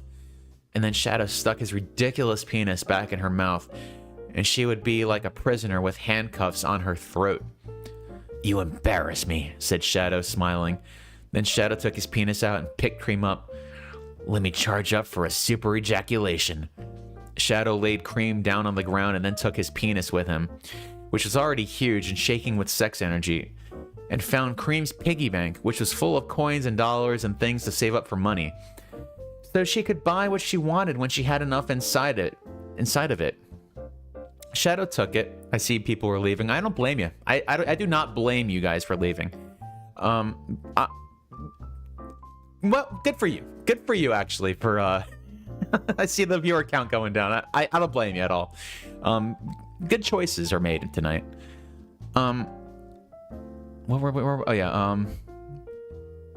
Shadow took it, and using his muscular penis, smashed a hole right through the piggy bank, so now it was sitting on the top of his penis like a hat. Shadow's penis looked like it belonged in a fashion show. Huh? What are you doing? Said Cream, who was confused, but sounded so happy from doing sex still, that she was smiling and laughing. Shadow lifted her head up so she could see her big, heavy piggy bank on his penis, but was not weighing because his penis was so strong. I am doing this for good, Cream. Sorry. Then Shadow swung his penis at her head on the side like a hammer and hit the piggy bank into her head and knocked her unconscious. Cream was now on the floor, not responding to life, and Shadow took the piggy bank off of his penis and stuck his penis in her vagina to finish his boner ejaculation. Shadow rammed his penis back and forth because she was not responding and using her vagina to make his penis feel better. He had to do all the sex, and he stuck his penis so far up that he accidentally bumped her heart with his penis, but she was still okay. Shadow's tumescent penis finally exploded into an ejaculation, and 999 screaming ghosts rushed out of his penis like he was opening Pandora's box and flew through her body and out her mouth and escaped into the atmosphere and left stains on the carpet. Okay, now it's time for what I really came for, said Shadow out loud. I can't believe I read that. I can't believe those words came out of my mouth, actually. Shadow did not even bother putting his penis back where he found it, and instead went to work looking for the Ultra Chaos Emerald. He looked through all of her things, and even behind pictures and posters. Cream had a lot of posters on her walls of things teenage women liked, such as the famous boy band One Sonic Direction, and famous television shows like Gossip Sonic and Pretty Little Sonic and iSonic, and famous books like Sonic Twilight and 50 Shades of Sonic. Shadow looked through all of these things, and even in her lip gloss and purse full of teen girl blood diapers, and could not find it. Then he got to her jewelry cabinet, I guess that's cabinet, and opened it. And there he saw the big ring with the big jewel that Cream was wearing at Sonic's funeral, and it was actually the Ultra Chaos Emerald. "Yes, I found it! How did this get here?" shouted Shadow, picking up the ring and taking the Ultra Chaos Emerald out of the ring and into his hand. Then, when Shadow was standing there with Cream unconscious on the floor and filled with nudity, and his big fat penis hanging down from his body like a dog going down the stairs, and a big shiny crystal in his hand, Tails flew into the window and thusly the room. Tails heartily even looked at the situation and said, "It is okay. I know exactly what is going on." I need to get some water. I'll be right back.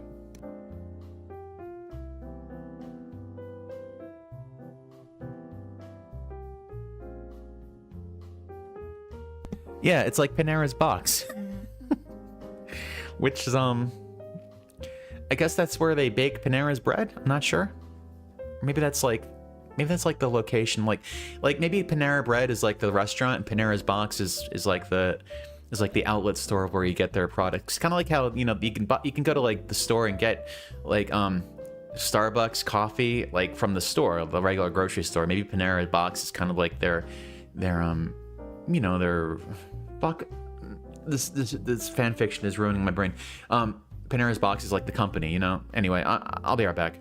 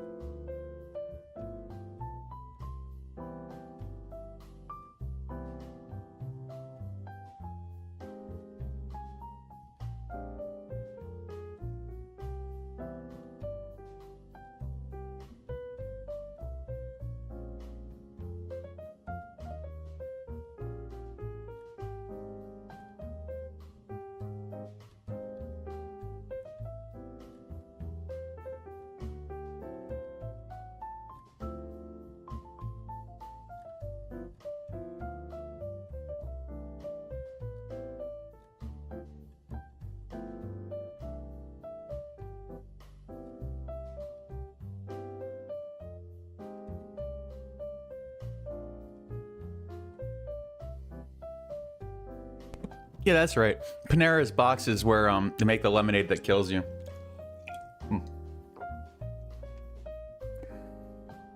All right. So, Chapter 24, Tails' Song, contains a song that's worse than all the sex scenes combined. All right. Tails was sitting in the back of the car where Amy was sitting in the front seat where you do not drive it. And Sonic's mom was sitting in the front seat on the left where you do drive it. Wait, let me put my headphones back on so I can listen to this beautiful music. There we go. Gotta get in the mood, you know? Cool. The car was a SUV. They were all dressed in nice clothes because they were this chapter and one more chapter. I'm actually very surprised Sonic didn't do a school shooting. He just killed himself. So, all right. Kind of surprised me, actually. The car was a SUV. They were all dressed in nice clothes because they were driving back to Sonic's house from Sonic's funeral. Tails looked like a secret agent because he was wearing a suit, but he must have been the saddest secret agent ever. "I am so sad," said Amy in a crying way, sounding like the complete collection of teen idiot quotes because she did not have teeth. She was only talking now that there were most people not in the car.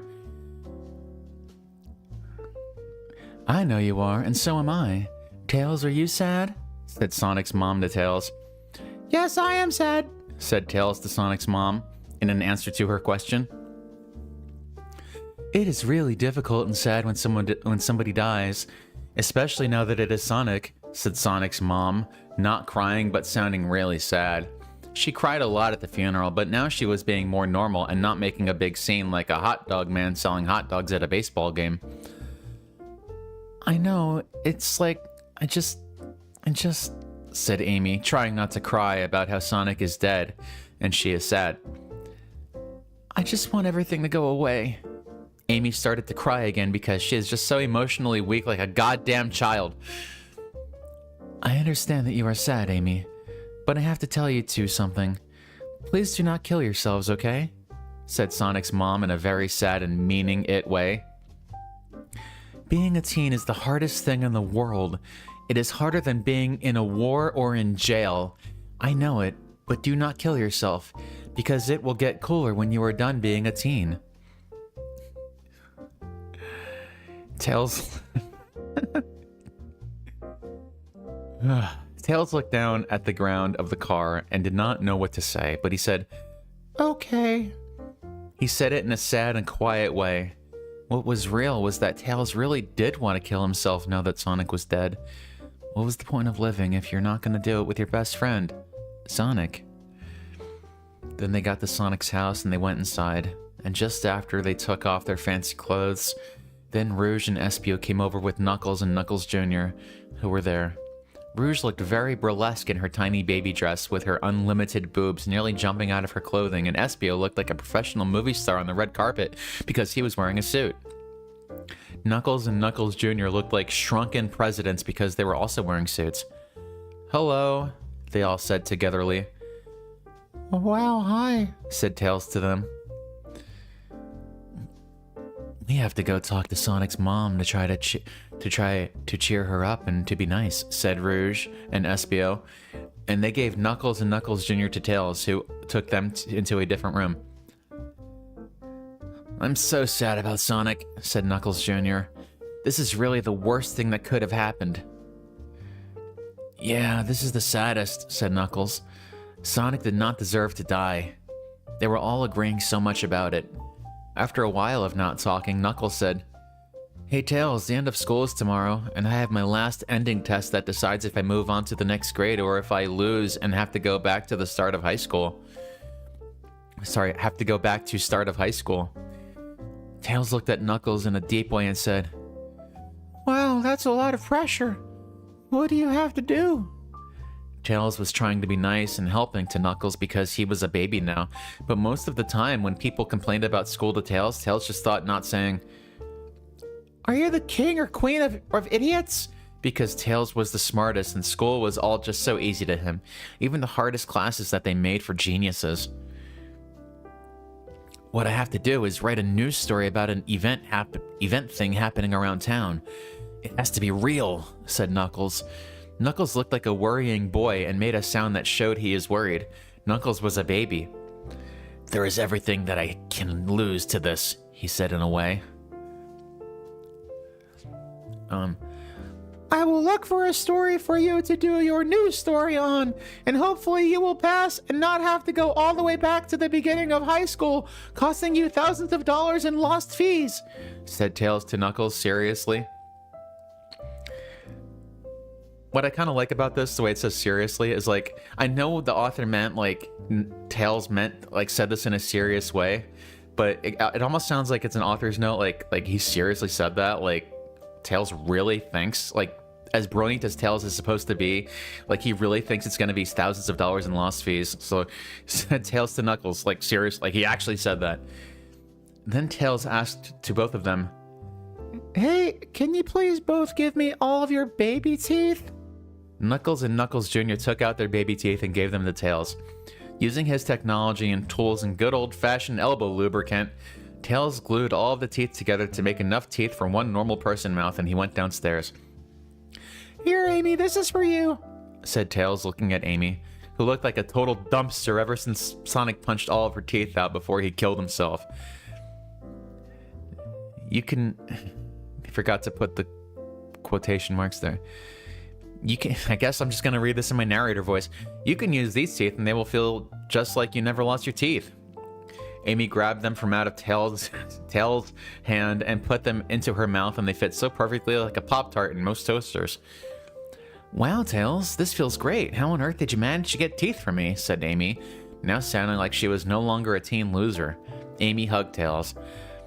No need to worry. You can just thank the modern efforts of science.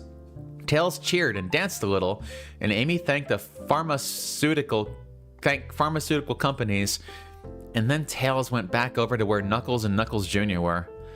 Then Tails went to Knuckles Jr., who was also there, and started to do a conversion with him. Hey, Knuckles Jr., how are you? Said Tails to Knuckles Jr. Good, said Knuckles Jr. But sad, of course. I did not see this coming at all. Knuckles Jr. hugged his legs to his body like an imaginary tree that could bring its roots up and use them as legs. Yeah, what is your deal? Are you really psychic because you're just a baby? Said Tails in a curious way. I find I seem to be able to see the future sometimes, but I cannot always control it. As you said, I am just a baby, but when I get older, I can probably use my powers to win the lottery and become the CEO of Progressive Car Insurance, said Knuckles Jr. Knuckles Jr. was also saying this to Tails. Okay, said Tails. Tails also thought inside his hugest brain that now he did not want to kill himself anymore. He was still sad, but talking to babies made him realize that there is a lot more to come in life and good things, and if Sonic is dead, it is not the end of the world, but only the end of Sonic, which is sad. Tails went downstairs into Sonic's garage by himself and found Sonic's electrical guitar and had it. Sonic used to play songs on this, said Tails to the ears of the world, thinking about when Sonic played cool rock and roll songs. Tails put the guitar on his body and held it and thought for a minute, and then began to play a song. He played a sad song that was not mad or happy sounding, but it was not a slow song. It was a medium song that did not go too fast so you would dance, or too slow so you would fall to sleep. Then Tails closed his eyes and just knew the words that he wanted to sing as he felt them, and he sang them out loud while playing this song that he just made up. And the words of the song he just made up went, alright, I'm not gonna sing it, but I'm gonna be like, maybe. Being a teen is so hard. You have to learn how to drive a car. And if you hit anything, it is you to jail they will bring. You always have to go to school. It is definitely not for fools. And everything is even harder because my best friend died. Oh wow, my best friend died. I just want to hide. High school drama is so hard to be a part of. It has crazy things like friendship and love. It is the worst. It makes me want to burst. You have to get a date or everyone will laugh. And in a lake, they would push you off a raft. Girls wear makeup and guys get tattoos. And there are so many possible drugs to do. There are also bullies around. And sports with balls that are round. And everything is even harder because my best friend died. Oh wow, my best friend died. I just want to hide. High school drama is so hard to be a part of. It has crazy things like friendship and love. It is the worst. Makes me want to burst. I'm doing a middle finger at God. But God is not real and the world is odd. I'm crying so much that my tears could make a cave. We cannot be scared. And you must be brave. I'm tired of teens going on diets and being mad and starting riots. And everything is harder because my best friend died. Oh wow, my best friend died. I just want to hide. High school drama is so hard to be a part of. It's crazy things like friendship and love. It is the worst. Makes me want to burst. Oh, wow. My best friend died. I just want to hide. High school drama. It's so hard to be a part of. It has crazy things like friendship and love. It is the worst.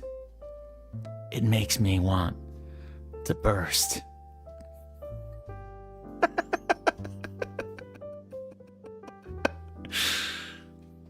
Tails is singing, sounding like a beautiful butterfly telling its life story to a little boy who fell asleep on a bench in the park without losing his money to a common thief. Tails finished singing his song and he saw all the tears that were now at the bottom of his feet on the ground in a pool so big that he could invite a cruise ship to do its first cruise in the pool. But then all of a sudden, Tails turned and saw Knuckles Jr. at the door to the garage. That was really sad to hear, said Knuckles Jr., but it is a healthy way to get rid of your emotions instead of killing yourself. Then Knuckles Jr. walked forward into the room and tripped in a way that the door behind him closed and was now locked, and they were in the room, so they were locked in there. Oops, said Knuckles Jr. like an idiot baby. Oh no! Screamed Tails out loud. If only we had a lockpick, said Knuckles Jr. then. Then all of a sudden, everything came to Tails and he realized what just happened over the past events. That's it! That's it! Using this information and my big intelligence, I know what is happening! Shouted Tails. Tails got so excited that he spun his flying tail so hard that he went right through the locked door, so it was open now, and went out of Sonic's house and went directly to Cream's house without even celebrating at an ice cream place first. Final chapter. This is it. Finally, fully imported. Also contains a sex scene you wish was child porn, so the feds will arrest you and take you away from it. Jesus Christ. Okay, at least it's almost over.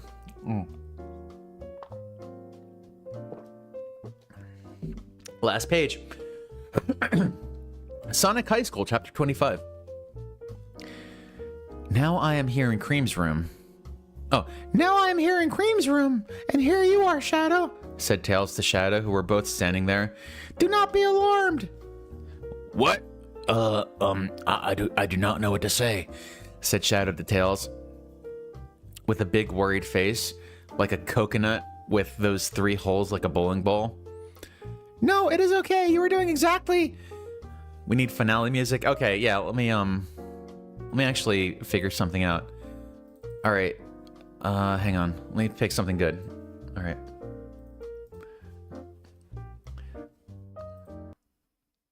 Okay, let me find some kind of way to send it off.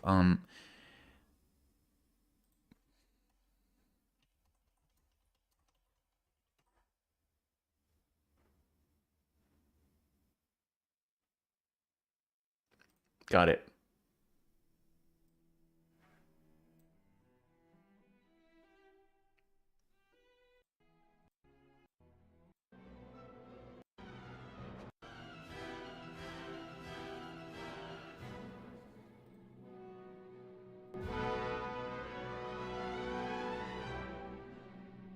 How long is this? Yeah, okay, we'll have time.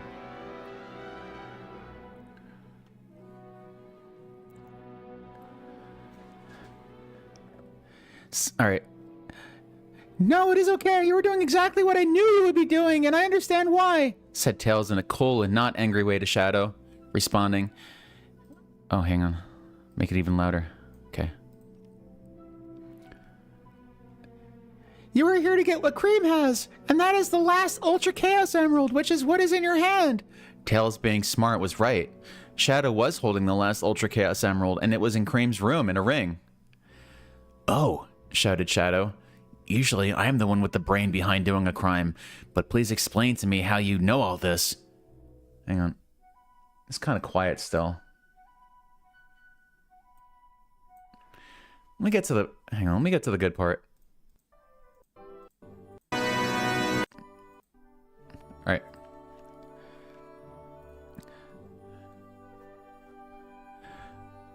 Well, said Tails loudly like a rock star, it all started when Amy and Rouge got locked away in the detention zone. Tails then sat on the windowsill and explained the whole thing. That was how Amy's bracelet ended up in Cream's vagina and why Cream has the... Kind of loud. And why Cream has the last Ultra Chaos Emerald, and why Sonic did not come back to life when Shadow tried to use them. Amy and Rouge were in detention, and Cream wanted to help them before they turned into starving women whose reproduction systems died because they did not have enough nutrition to create a child ever again. So Cream decided to be a good friend, like I have always been to Sonic, and she went and broke into your, Shadow's, room to steal a lockpick. She knew you would have a lockpick because you were always saying about how you do crimes in the city environs. So Cream went and broke into your room and stole a lockpick, but then she was there. She also saw the Ultra Chaos Emeralds and took the white one because it looked like riches. Wow, she's a stealing bitch, screamed Shadow to Tails' listening body. What is wrong with the succubus? Shadow stomped his feet and bothered to put his penis back now that it was small from listening to Tails talk and not have pretend to crime rescue sex with Cream. Pretend crime rescue sex with Cream. Just wait and listen, fag nips, said Tails to Shadow, still a little mad at Shadow for being the asshole at Sonic's funeral, but mostly forgiving him now for doing this. Then what happened was Cream, as a Hall's monitor, was able to go to the detention room because she had the power as an inside agent. She had put the lockpick away up her vagina as a hiding spot because who was going to look there even if a burglar comes to take her carried goods? She went over to Amy in a sneaking way and moving her mouth without saying the words by not making sound, but still making it look like she was talking and not saying them in her head either because she was still doing it with her mouth so you could see. Told Amy to reach up into her vagina. Cream's vagina was so small and Junior... Wait, I guess it's still him talking. Cream's vagina was so small and Junior at the time because she was not in love. So when Amy stuck her hand up Cream's vagina, her bracelet got stuck in there and it stayed up there. And she could not even get the lockpick anyway because Cream's vagina was basically like a pencil case full of peanut butter. It was too hard and small to get up there. But it was good at holding things like Spider-Man. So Amy's bracelet was in there and Cream had to leave before she became the biggest suspect ever. And Amy did not notice her bracelet was gone because she was so hungry and needing soda. And she put a new one on when she got home anyway. So it was like she did not notice. And then when Sonic died, Cream was wearing the last Ultra Chaos Emerald. So it did not work because the jewels have to be touching for a man to get off a wish. Wow, it makes so much sense and so obvious, said Shadow to Tails with a big eye face. I can't believe I did not think of that first. Maybe I am so dark that it's hard to see sometimes. Haha. Shadow laughed and blackbirds flew above outside like planes running up high with invisible legs. Yeah, but now we have to use them. We have to bring Sonic back to life. Tails creamed at Shadow. But first, we should get Amy because she is Sonic's. But first, we should get Amy because she's Sonic's girlfriend, and she should be there if we're gonna bring him back from hell, shouted Shadow in an idea way. Tails and Shadow held hands and ran out the window, and then Tails flew them with his flying tails to Sonic's house where everyone was.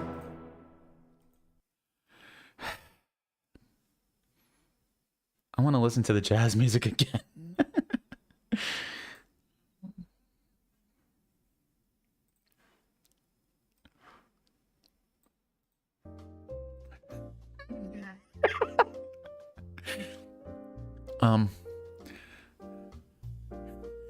Tails and Shadow got there and slammed the door open like a football team, making a slammer's noise.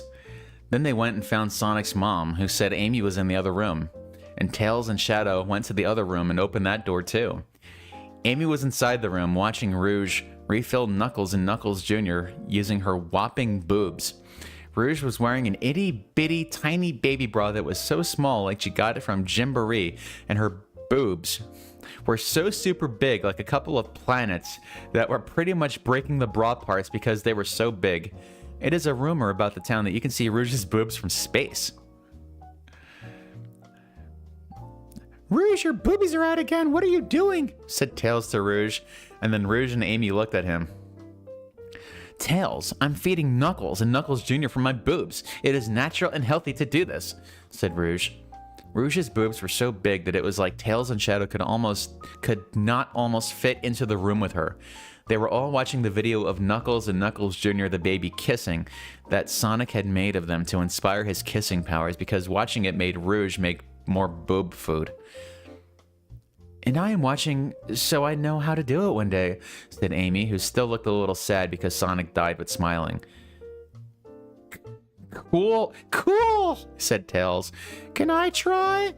Tails and Shadow went over to Rouge's boobs, but by the time they got there, this happened. Oh no, they're empty, sorry, said Rouge to Tails and Shadow. It is supposed to be for babies most of the time, anyway. Or if you're in love. Oh man, yelled Shadow to the clouds. Next time, said Tails, winking at Rouge and her illegally sized boobs. Anyway, we are going to bring Sonic back to life, come on. What? No, not again, you beguilers. Amy screamed at almost punched one of them in the face for doing another disrespect to Sonic's dead version. Listen, woman of the night, said Shadow in a disrespecting way.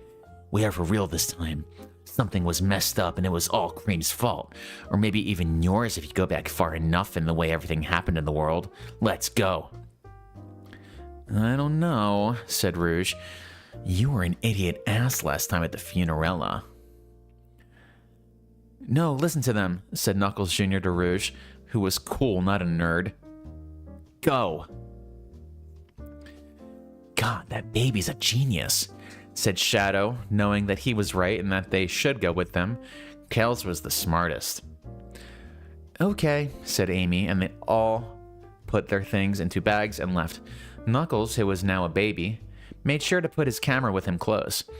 Then they told everyone in the house who was there from the funeral, which was all of the important people that you know, and they ran faster than a boulder to high school where Sonic's funeral was, and where he was put in the ground, but not covered up yet because they did not get to start, because the funeral was only a few hours ago, and they did not have to do it right away because it was the safest neighborhood, not like the city where Sonic's body would get stolen and sold for drugs and motorcycles. Everyone ran so fast to the funeral spot at the high school, and when they got there was Sonic's coffin in the hole. Here we are at the funeral spot now, said Tails to everyone, of course. We gotta get it out, but how? Screamed Amy and started to cry like a girl tea kettle. God damn it, Amy, said Tails in a mad serious voice. Stop acting like a children. Tails thought Amy was being the Kraken of drama just because Sonic was dead.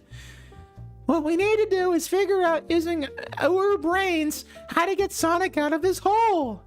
Tails rubbed his chin with his smart hands and tried to get his genius brain running like the engine of 10 red cars. Excuse me, let me get through, please. Oh, this must be Big the Cat. Excuse me, let me get through, please, said a big retarded voice from the back of the group of people standing around Sonic's hole. Oh, the lunch lady. Oh, the lunch lady, shouted Tails in a happy way. Hello, children, said the lunch lady, who was also at Sonic's funeral and Sonic's house after the funeral. Let me just read chat for a second. Yeah, they definitely stopped trying to be serious after Chapter 1 and just went full crazy mode on it.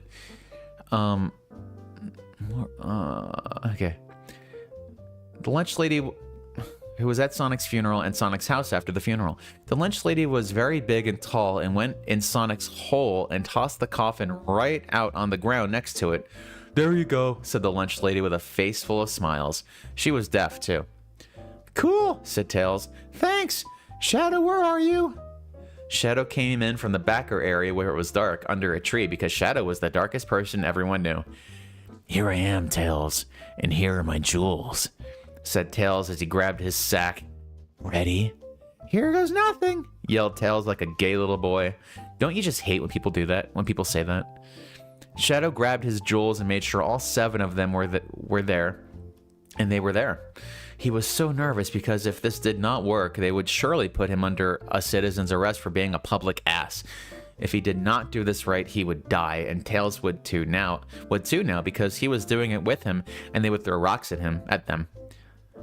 Using these Ultra Chaos Emeralds, said Shadow, I wish up out the gods to grant my wish that you bring back Sonic back up to normal healthy life here. The bag glowed a whole lot and made screaming noises, and a big stick of light came down from the sky and hit the bag, and all the Ultra Chaos Emeralds started to go crazy. They were making sounds like frogs and trains and horses and hitting into each other and shooting out lights and being basically the circus. Shadow and Tails were squinty with their eyes like the Chinese doctor who touched Sonic's balls. Wow, screamed Amy. Oh my god, screamed Rouge. Cool, screamed Espio. What? Screamed Knuckles. A miracle, screamed Knuckles Jr.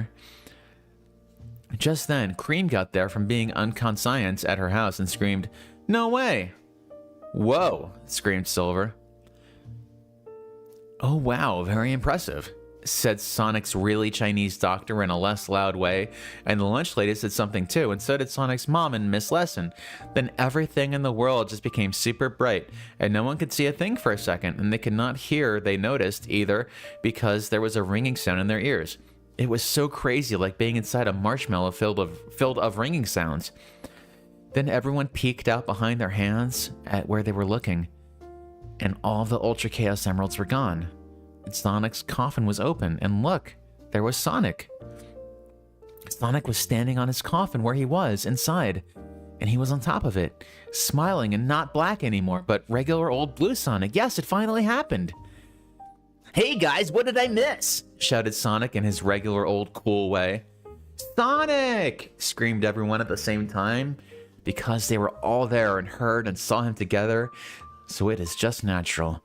They all ran at him, and he went down from the coffin, and everyone was hugging, and it was so beautiful to see. I heard Eggman was laughing at my funeral. What an ass! And said Sonic and laughed because he was the most living person ever now.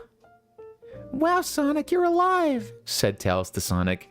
You bet, said Sonic and high-fived him, which is already after they hugged because they are best friends, but Sonic hugged everyone else too. Wow, Sonic, you really are the fastest, said Knuckles Jr. You came back to life in 2 days. You beat the world record for fastest coming back to life because it took Jesus 3 days. Knuckles Jr. was right. Sonic was the fastest, and it is now proved completely. Sonic, I miss you. I forgive you, shouted Amy, crying and happy. Amy cried so much. She was such a loser about emotions. Amy, I was thinking a lot about you when I was dead, said Sonic before typical gay girl Amy cut him off in a rude way. It doesn't matter, Sonic. I want to become true boyfriend and girlfriend with you now, screamed Amy and did, holding on Sonic's hands. Sonic looked surprised. Now? Right now? said Sonic with a question voice. Yeah, right now, yelled Amy. Let them watch. This is true love. Oh, okay, here. We need some better music for this. Hold on. Okay. This is gonna be a thing, isn't it? I already saw the word genitals, so I think it's time to put on some more music. What am I going to listen to for this one? It's gonna have to be something horrible. Something terrifying. All right, so music.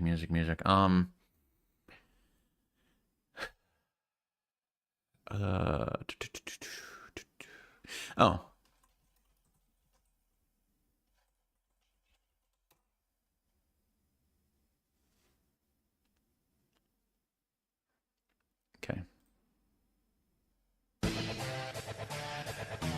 Okay. Let me turn it down a little bit. I don't want it to be too loud or anything. Okay. Yeah, sex! Shouted Sonic, and he finally revealed his penis. Oh, hey, here we go. Amy leaped, and then Amy leaped out of her clothing, except her underwear, like a horse jumping out of a plane, and landed in front of Sonic's body, ready for his grand genitals. And Sonic already had all of his clothes off by the time that she started to jump because he is the fastest. Yeah, sex! Shouted Sonic, and he finally revealed his penis. His penis instantly grew to dangerous levels. He swinged it around and everyone had to duck or jump over it. Sonic's penis was just the biggest penis anyone ever saw. It was like he had the World Trade Center sitting on his balls. His balls were super big too, like beanbag chairs full of olives. Yes, my measurements were correct, said Sonic's extra Chinese doctor. His penis and balls are definitely the biggest available. Amy was so filled with sex and arousing that her boobs were rock hard. She opened up her legs, and she was still wearing a panty, but her vagina was really hard too, like a trap door to the love basement. Sonic did not care, and he shot his incredible penis right into her vagina through her girl clothing, and she felt his love immediately. His penis was ice cold, and it was so big that it made it up her body and into her mouth, and she could taste it, and it smelled like money and ice cream. I love you! Screamed Sonic, ramming his penis in and out of her body like a drain cleaner. I love you too, screamed Amy, trying to make words while Sonic's penis rearranged her internal organs. Sonic took his penis out and beat her boobies back and forth with it, and she loved it. Sonic's pensai was so strong that it made her roll back and forth, and by now she was so in love that her vagina was shooting whipped cream. Wait for me! Shouted Sonic, laughing like a millionaire. Sonic did legendary sex moves to Amy, like picking her up with his penis and doing tricks, and brushing her teeth with his penis, and letting her walk on it like a tightrope walker, but with his penis. He even put Amy and him into his coffin, and he wiggled his penis back and forth in her vagina, while in the coffin like a beef slinky. Sonic's penis was so big and long and wide that you could fit families inside of it. If you think You're too good at this, Postman. Thank you, Frank. If you think you have seen a bigger penis, you have not, because Sonic was in love now.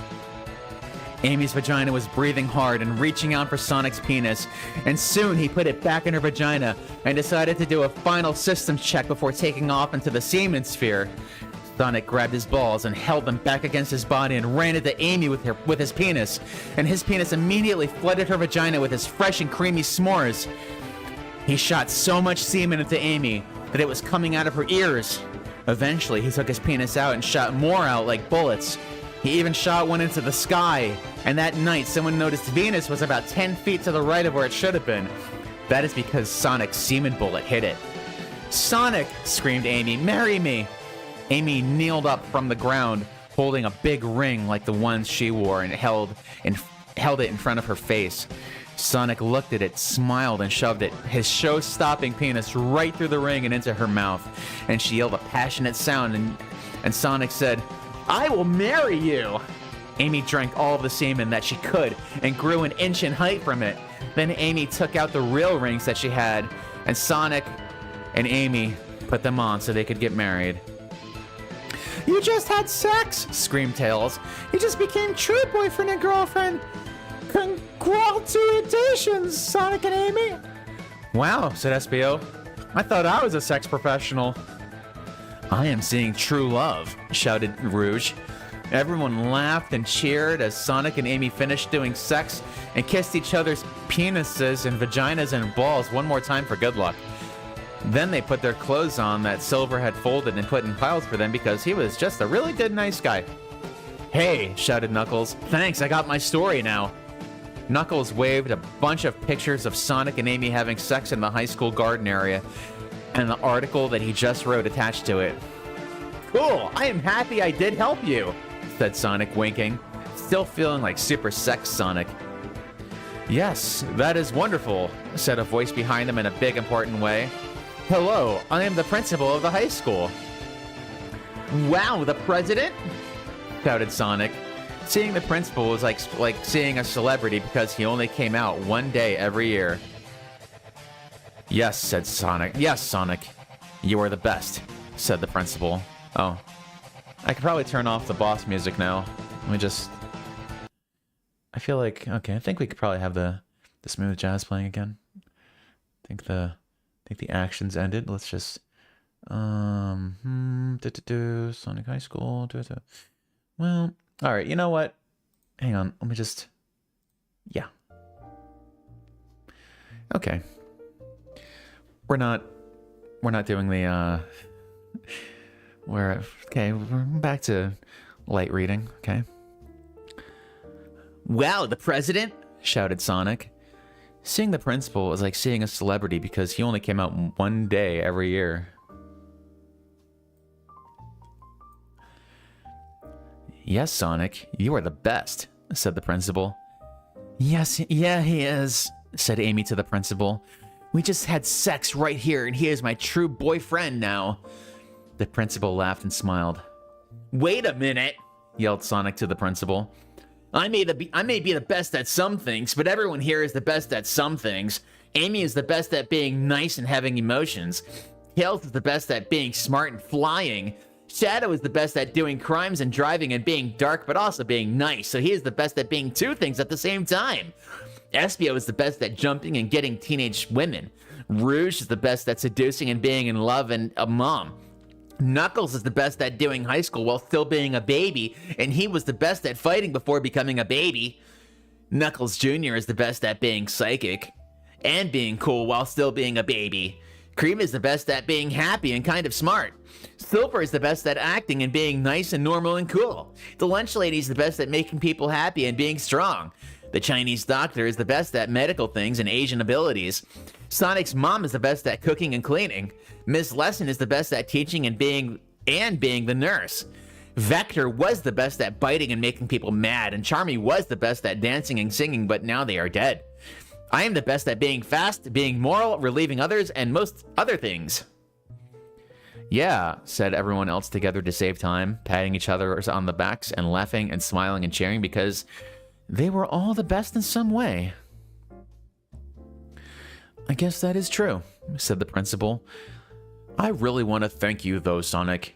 You really have the best morals. Everyone needs to learn from you about what high school is really all about. It is not about drama and being mean and being crazy and being mad or sad or making other people mad and sad. High school is about falling in love and getting married and maybe having kids. Thank you, Sonic, for showing everyone this. Also, Knuckles, I am very impressed with your story, even though you are just a baby and you passed this year of high school and do not have to go back to the start and pay thousands of dollars in fees and charges. Knuckles cheered and hooray like a baby, and the principal shook Sonic's hand and could not help but look at how big Sonic's penis was even when it was not out. Hey, said Tails to Sonic and everyone. Today was the last day of school. It is summer now. Yeah, cool, great, shouted everyone together at the same time. Good, said the principal to everyone. And then to Sonic. Now I can do what I want to do, and that is rename high school and you're owner. The whole big group of everyone laughed and smiled and walked away toward the sun, ready to go have summer before they would have to return to the new Sonic High School. That's why it's named that. Okay, that's where the title came from. Cool. Author's note. Wow, I am so sad but kind of filled with relief that this is the end of Sonic High School. I got sad at the end and I wanted to make sure it came out just right. I hope you all enjoyed this story as much as it was that I did writing this story. If you have any ideas for another shorter fanfiction you want me to do, send it to me in a message and maybe I can do it in the future, but I need to take a break for now. If you just want to talk, you can send me a message because it will send me an email that you sent me a message, so I will always know where you are. Please tell all your friends about this story and spread it on the internet so everyone reads it and it becomes even more of a worldwide pheromone. Thank you. And thank you, everyone who stayed for this. You're welcome, Liquid Dinosaur, he says. Postman, I want my 4 hours back. Well, you're welcome. I'm glad Hey, how do you think I feel? Yeah, it was, this was great. I had a great time. Kind of feel sad it's gonna be over, you know? I feel like we all learned something from that. You know, we got some literature in here, some classic literature. This was great. So, guess that's the end. I feel kind of bad, but what are you gonna do, you know? Anyway.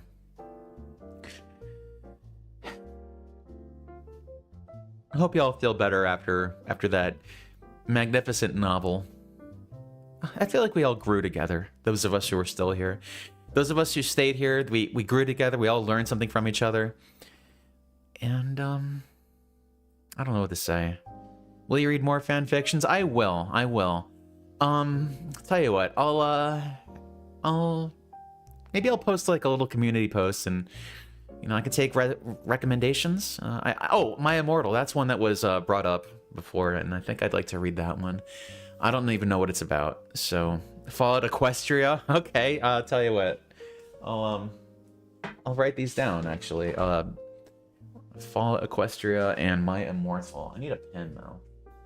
I need a pen. Hang on, let me get one. I'll be right back. Pen. I need a pen.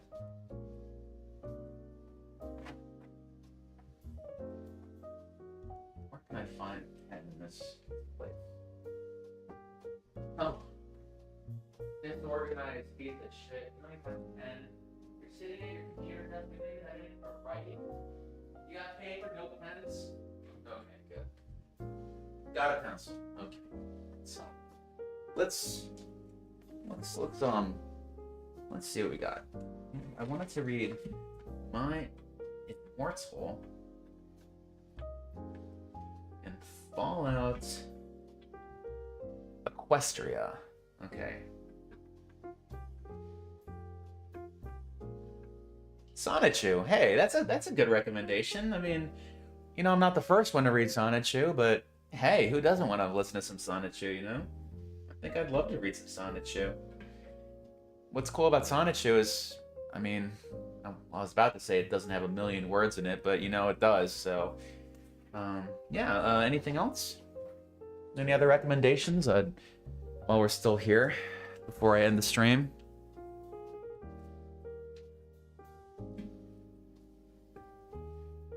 I could make this a series. I'd be happy to. Let's see, what time is it now? 6:50? Yeah, I mean, it's getting late. I haven't even eaten dinner yet, so all I had when I came home from work was a salad. So like, yeah, I need to relax a little bit. I've been yapping for 4 hours. I'm pretty tired, so gotta give my throat a rest. All right. I sound like I smoke, and I don't even smoke anymore. Used to smoke a lot of weed, but that's not me anymore. Just wanted the mental clarity. Don't even drink anymore. I just drink coffee. Maybe too much coffee, but coffee. That's kind of my vice now. Coffee and junk food.